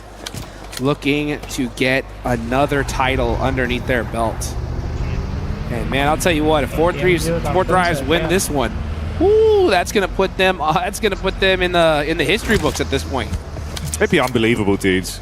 The result would seem so much just for the players, the organization, but the nation as well, with the amount of excitement. Oh yeah. It's the fact, even here, live in France, right, we've heard some of that energy building up. Fatlax popping off, it starts to get loud in here. Oof, man, I'll tell you what, even my DMs are blowing up. Like, hey, have you met 4Thrives yet? Have you seen them yet? You know, and I'm like, yeah, I've seen them, man. I got the jersey, yeah, don't worry. I talked to them. These guys are always such kind folks, and a great set of people, great team overall.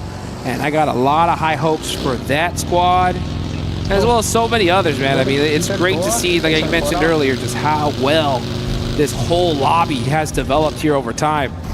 But now I think it's time to maybe even add GOAT to that list, because GOAT could be that new rising star team that is looking to etch their name in the history books. Next zone, about to go on up. Very, very quiet start here. You could definitely see that these teams are not going to be dealing with any kind of fatigue here, as they know that they got to play hard up until the last second. And with a Southern shift like this, that's going to make this brutal.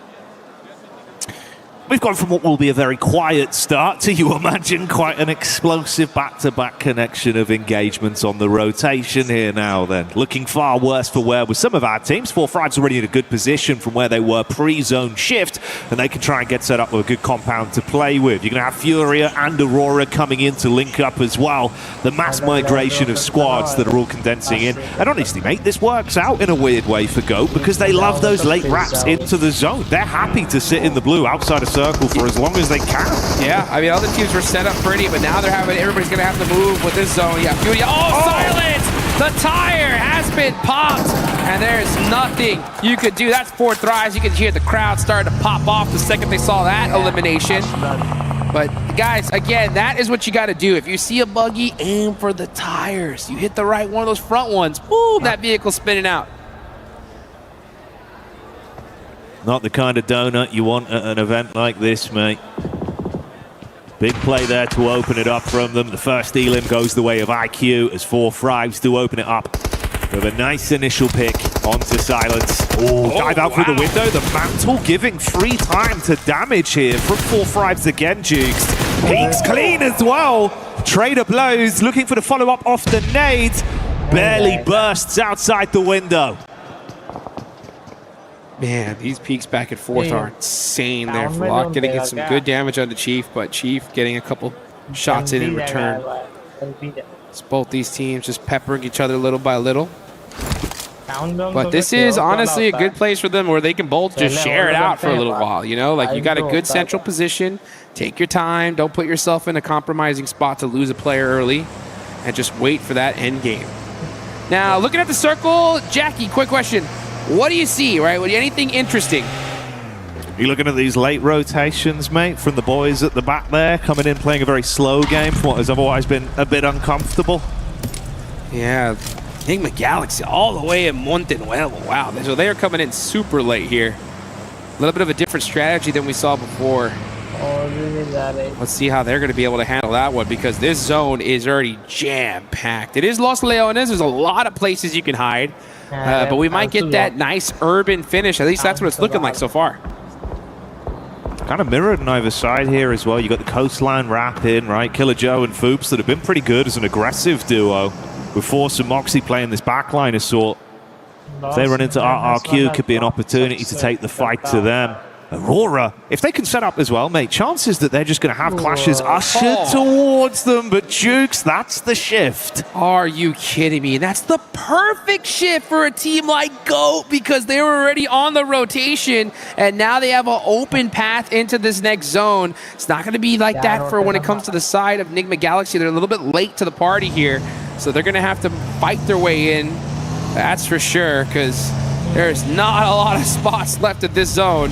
It is jam-packed. Meanwhile, Flash trying to get on the rotation. They get popped out their vehicles. That's Bose and Zias out of the game. EK, they'll take those points all day long. DK been good for the occasional duel here in close combat. Tops just looking to try and cut his losses. Heads out the way of TTG though. That's going to be fun to talks. Looking to see if they can light him up. Takes a bit of damage, it seems, from what we caught there on the map side. AJ looking for the response on it. Wit lucky to even be alive here. Very low on HP from that. And Doc taking the fight to T24. That's 4 Thrives getting lit up. Yeah, our player knocked. I believe they should have been in some building, so they should be able to get that res here. Let's see what happens, though. Teams just not... And all these squads, I'll tell you what, with so much on the line, there are no little slight peaceful contracts. Sometimes you have some teams that are dead center that just say, hey, you guys look that way, we'll look this way, and fight each other later on. But no, these guys do not like sharing any real estate nearby. Enigma Galaxy, again, late in the zone. They're going to have to eat a little bit of blue damage here, scout things out, move up just little by little. It feels like they've just been kind of hunting, right? Tracking OG's rotates and looking to make sure they never reveal themselves until they're in a position to actually build off the back of playing that card with how slow they've opted to approach this one. Thinking about late game, thinking about placements and elims on it. And not wanting to risk faltering early. Killer Joe with a bit of a scouting play, slightly further advanced. We got that close grouping from AGAL and Aurora, just trying to get the read on that from the elevation. Meanwhile here, Gaming Star and Furia, Ulf up on the ridge side. Let's see if they can do it again, but Gaming Star do seem to just throw spanners in the works to some of our top teams. They're getting involved in so many of these random fights here. Just haven't been able to last as a full squad and get like a really true engagement. But they're finding these little cheeky angles and just making it so difficult on the rest of these teams here. They are sitting in that cutoff position right there in 14th place. You can see that there on the bottom right. Top 3 at the end of tomorrow are eliminated. Their keys, their dreams are going to get crushed. So we'll have to see a team like Gaming Star make it happen here and now. Enigma Galaxy, yeah, still pushing in this blue zone. Wondering where this next zone is going to pop. A little bit more of a central zone here, so nothing crazy. We're going to have to see teams scramble into this next circle. And after that pop, Coops is like, all right, time to go. Let's get into this next zone and find our spot. In the meantime, KRX as well, getting their sights honed in. One shot back over, getting the initial knock onto TTG. So Thunder Talks losing Zing so far. Awake looking on the periphery to see where this is coming from as Hooksy hard commits onto it, gets the flush, and another elim point going their way. They're first on the board for this last game here on day 1 of the competition. Thunder Talk in last place. Just they ended up finding at least a spot of coverage in this zone. They're pretty dead center here, so this is their time to shine here. And there's Gaming Stars, right? Catching Ayala there. Rolex 20 gonna be busting out that nade. Let's see if either of these teams are gonna get one. Oh, yeah, he saw that one coming. Said back it up. And that's exactly what they're gonna do. I'd like to see Gaming Stars maybe group up a little bit more here, as they are very, very split, especially for a team currently in 14th place. Meanwhile, though, Furia, you got Ayala just holding this warehouse all by himself for now. Rest of his team's gone. Yeah, Chief, Igor are already dead center, so it's literally just Ayala against the world there. Meanwhile, this is what's been setting up over on the ridge side. It's RRQ up close towards Go. Oh, Force as he set up for it. He's got support from Killer Joe in the back line. Diving out of the vehicle, but he takes the fight straight to them. DBS doing bits as he commits with a headshot. RRQ gonna rage quit from that one as he claps back instantaneously. And Force still tracking him down as well. They look to try and take the peak back over. SMG play gets paid off that one. Goat gonna lose a man. He did not expect the push that quickly. The rest of Goat, unfortunately, not able to support him in time. Now they're hearing this engagement, though. That is a nice nade. That one definitely stung. Moxie said, I got one more for you. I got one more for Force. And now Boopsman is in the mix, looking to punish RRQ for taking out their teammate. But you're going to have to do it the hard way here because RRQ, they got the smokes up, they got the support, and the same exact way, but shut down from a nade of Killer Joe. Low on HP though, Fuchs can't afford to make another mistake, needs backup from the boys to save their bacon here. Killer Joe looking for the close quarters engagement. That's the spam on the first, take the confirmation with a backup of Moxie, locks inside the smoke, but they deal with it, Jukes. And that is GOAT on the move once again. 4 eliminations here. That's going to put a little bit more points on that leaderboard, puts them up to 51. They did lose 1 player in the process, but when you're on top of the leaderboards, man, that gives you a lot more breathing room to do what you got to do. But man, we got pretty much a true Los Leones finish here. This is gonna be interesting. We're going into the last second. Urban combat embodied, but it's gonna be a very different encounter from what we've seen on some of our final fights throughout today. Lula as well. Losing another man there as Gaming Star once again takes shots over, getting the confirmation off with a Mini 14. Bit of a knock back onto him as well. Looks like Maniac should be able to reset that one with Rolex deep in the back line towards the very split setup from Furia. Oh, and he goes down. Oh, yeah. So Gaming Star are going to lose 1. They're going to have 3 on the edge of the circle. GOAT team are going to have to start pushing on in. Everybody else is already in this zone, so don't expect a crazy amount of movement here. I think we're going to see a lot of teams just kind of turtle up for a little bit longer. But yeah, every time you have a Los Leones finish here, there's so much cover that I am not going to be shocked that we see this literally go until the final seconds of that Zone 9.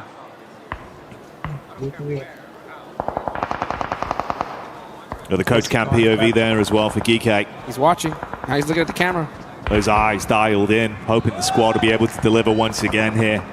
2 elims racked up so far, Duke. Still alive and standing with all 4 members as well.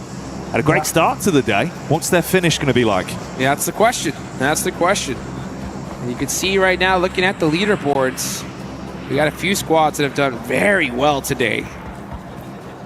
And the mid pack can still bounce up here and now. So it's anybody's game here, folks. After this game, we'll have 6 more matches tomorrow. That's going to be it for Group A.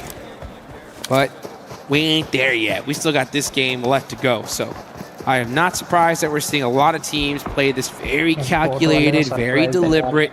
Nothing fancy here in the last game, right? Don't make any kind of crazy pushes where you're going to get yourself third-partied. Just get some good coverage. You know, look out with that 3 peak. If you can see an easy knock and finish, go for it. Other than that, just play it safe. No reason to run unnecessary risks, but for Moxie, he might not have a choice in that matter. That's Flash finding the weakened knee. Back up being called for, Jukes, but it's a little bit late on the rotate, so Moxie's done for. Killer Joe peeks up top side. Good shots onto a win, changing his name to defeat off the back of that one with the headshot delivering. And tops all that's left. 1v2 versus the GOAT crew. And he is on the run now. Yeah, he said, you know what, I don't know if I want any of this. He hops in that buggy, and he's going to be looking for some random spot in this next zone to hopefully extend his tournament life just a little bit longer for his team.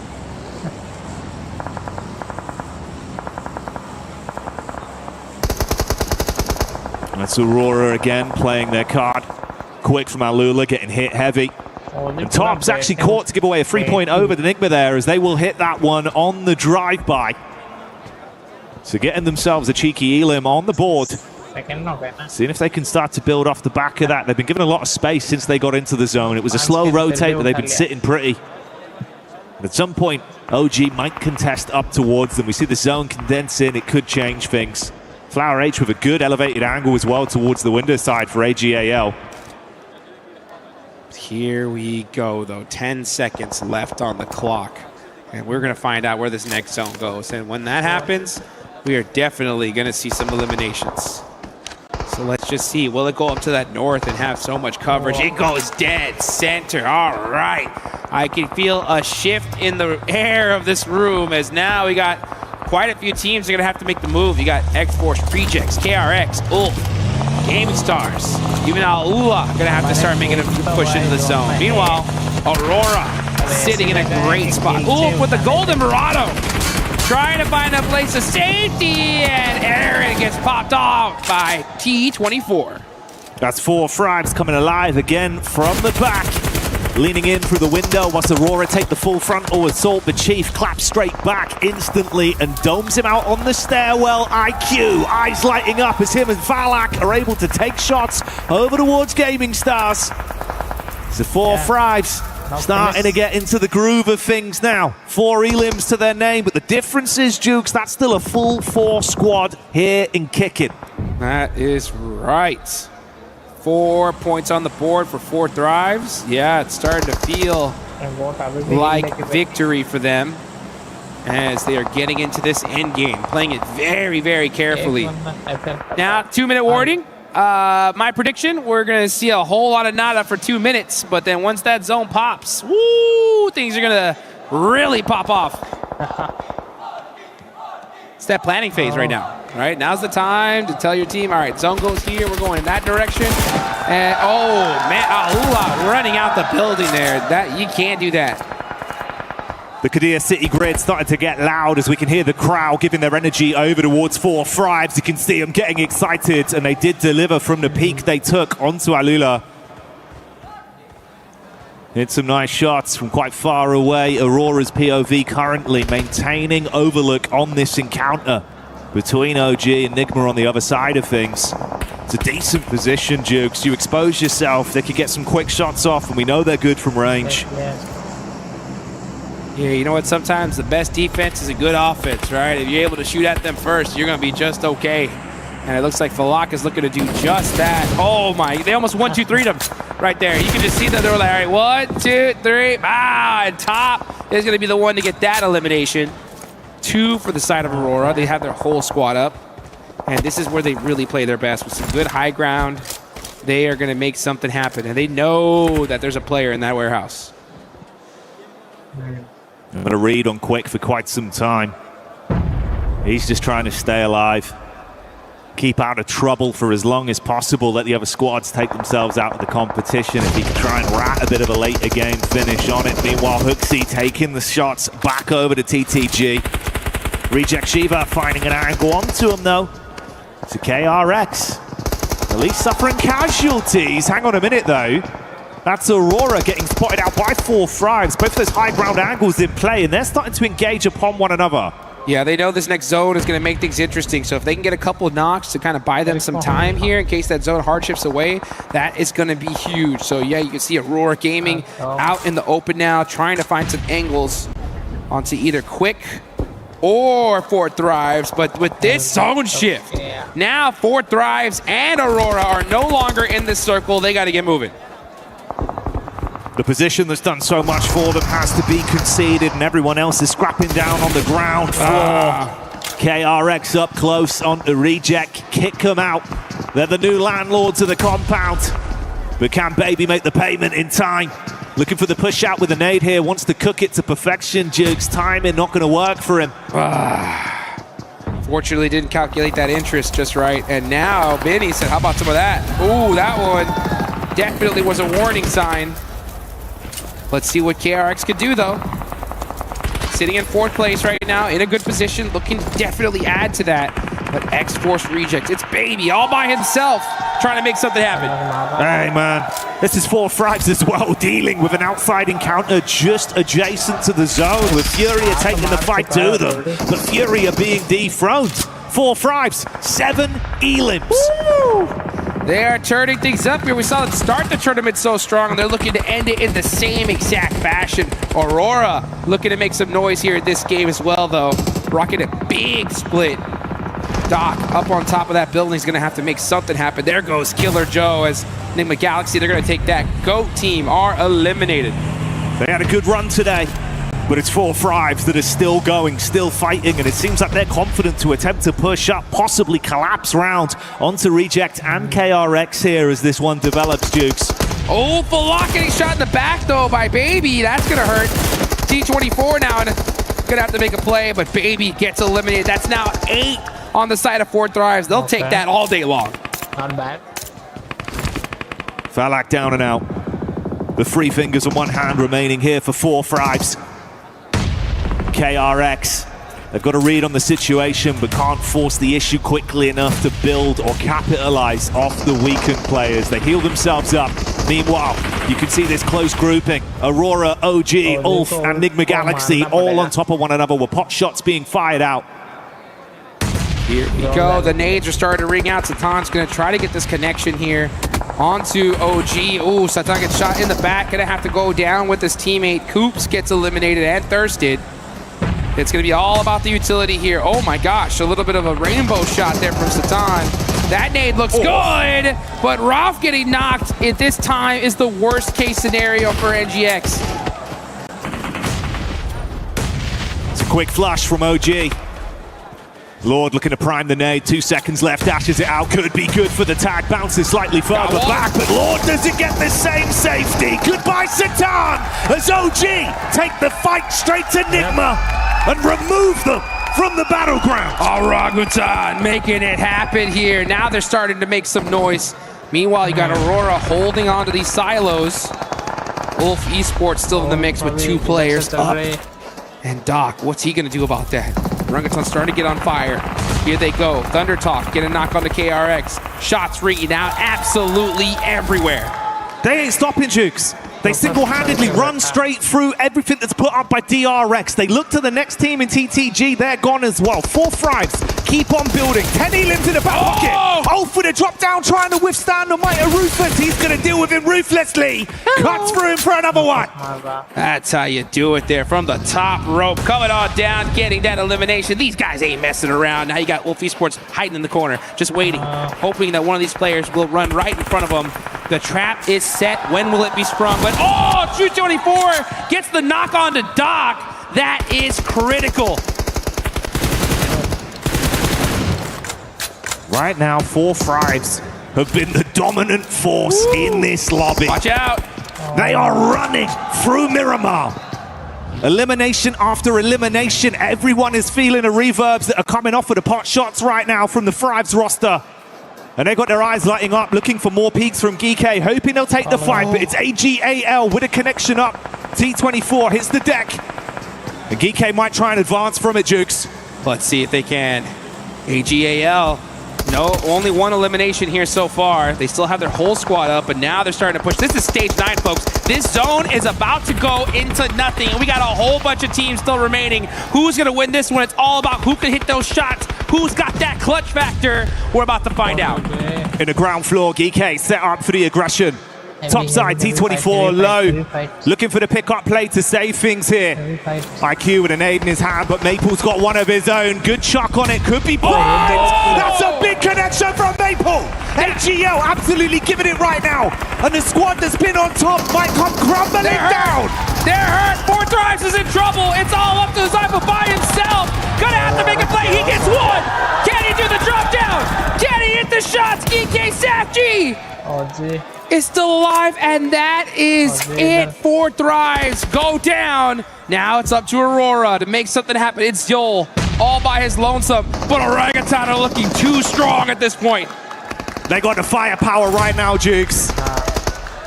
Response back over's good. Say goodbye to GK as they go down as well. Ragnarok's time is well and truly past. There's the shot over onto Aurora. And easy pickings for them in the final moments. OG bring it on home for the last chicken dinner of the day, Paris! Let's go! Make some noise for OG as they end the day with that chicken dinner. An incredible game, a display of talent, aggression, and so many sickening plays. We saw 4 Thrives living their movie on the grand stage. It was a blockbuster hit in Paris, but it's OG that see it through as the crowd gets fired up. You've been wonderful today, Paris. Give yourself a pat on the back. Let's get it going here, man. Paris ain't messing around here. Neither is Orangutan. Every single one of these teams are making some noise. That is right. Man, I'll tell you what, tomorrow is going to be absolutely insane. Guys, mark your calendars here because we're seeing 3 teams go home after that. 5 teams heading straight to the finals, and the rest going to be sweating bullets, baby, because this lobby is stacked. It's been clinical today, Jukes. And you can see the difference of expression, man. Oh man, Malak just staring into the distance right now, just thinking, I wonder what the finals is going to be like. These guys are looking good. Man, it's insane. So damn good as well, just hearing everyone's energy getting fired up. Yes, I love this setup. We got the crowd right behind us right here. Everybody's bringing the hype. That's what I love to see. You got the OG cheers as well. Jumping in the crowd, Jukes. They're getting nice and hyped. And to be fair, they deserve it. You close it clutch at the end there, man. Not an easy game at all, guys. I mean, that was not gifted in the slightest. It was a brutal last match. Los Leones finish. 6 teams remaining in Zone 9. Are you kidding me? But, I mean, hey, they had that little ridge line on the south side. They used it to their advantage. But you still got to hit those shots and make those plays. And OG said, hey, you know what? You give us that opportunity, we're going to take it. And they bossed it. They absolutely bossed it. So many moments of excitement there. The ebb and flow of storylines we've had today. Let's have a little bit of a look back at a replay from that one as well, Jukes. Yeah, we can see right now that drop down. Unfortunately, 4Thrive's not able to make that crazy play. It was all up to Zjol right there at the last second. He does get one knock, but OG just said, nah, we are not hesitating. We ain't letting this one slip through our fingers. They pull out that win right here towards the end. And right on time, too, considering that, you know, not in the top of the leaderboards, you know, but now they should be feeling a lot more comfortable going into tomorrow. Yeah, dude. I mean, look, there was a couple of uncomfortable results for them, right? Where you were thinking they need a big game. They need something to give them points, give them energy, and give them confidence. And that's what they got off the back of that result. Yep.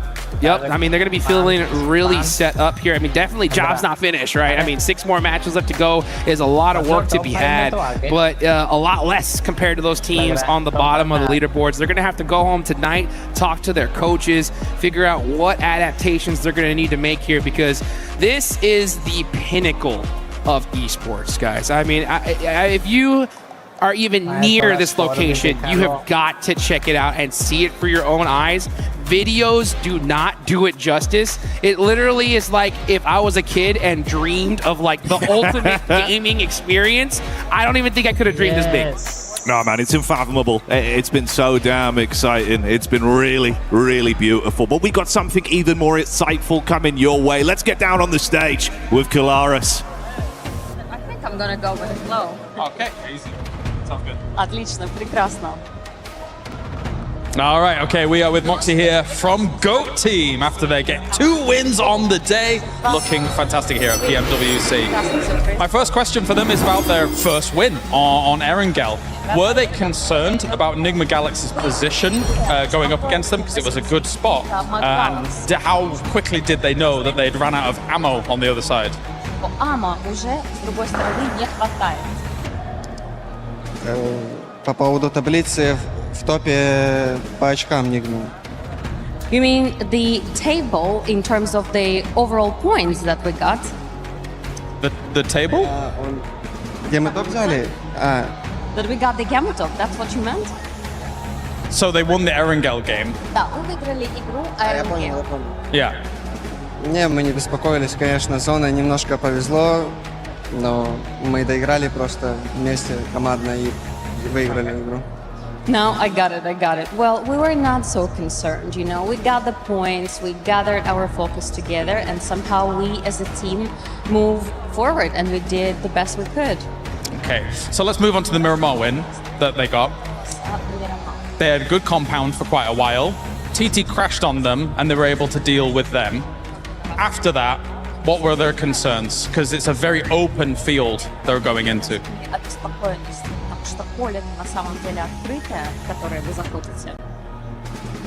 Открытое, но с нашей позиции довольно легко разыгрывается это поле, и мы без всяких проблем просто выехали с кемпа и выиграли игру. It is indeed very open field, absolutely, you're right. It's just that we also had a very good position, and that's why we sort of like smoothly slided from the camp, and that's why we got a pretty good score, and that's how we won, that's it. Okay, perfect. Well, thank you very much, Moxie, for joining me here.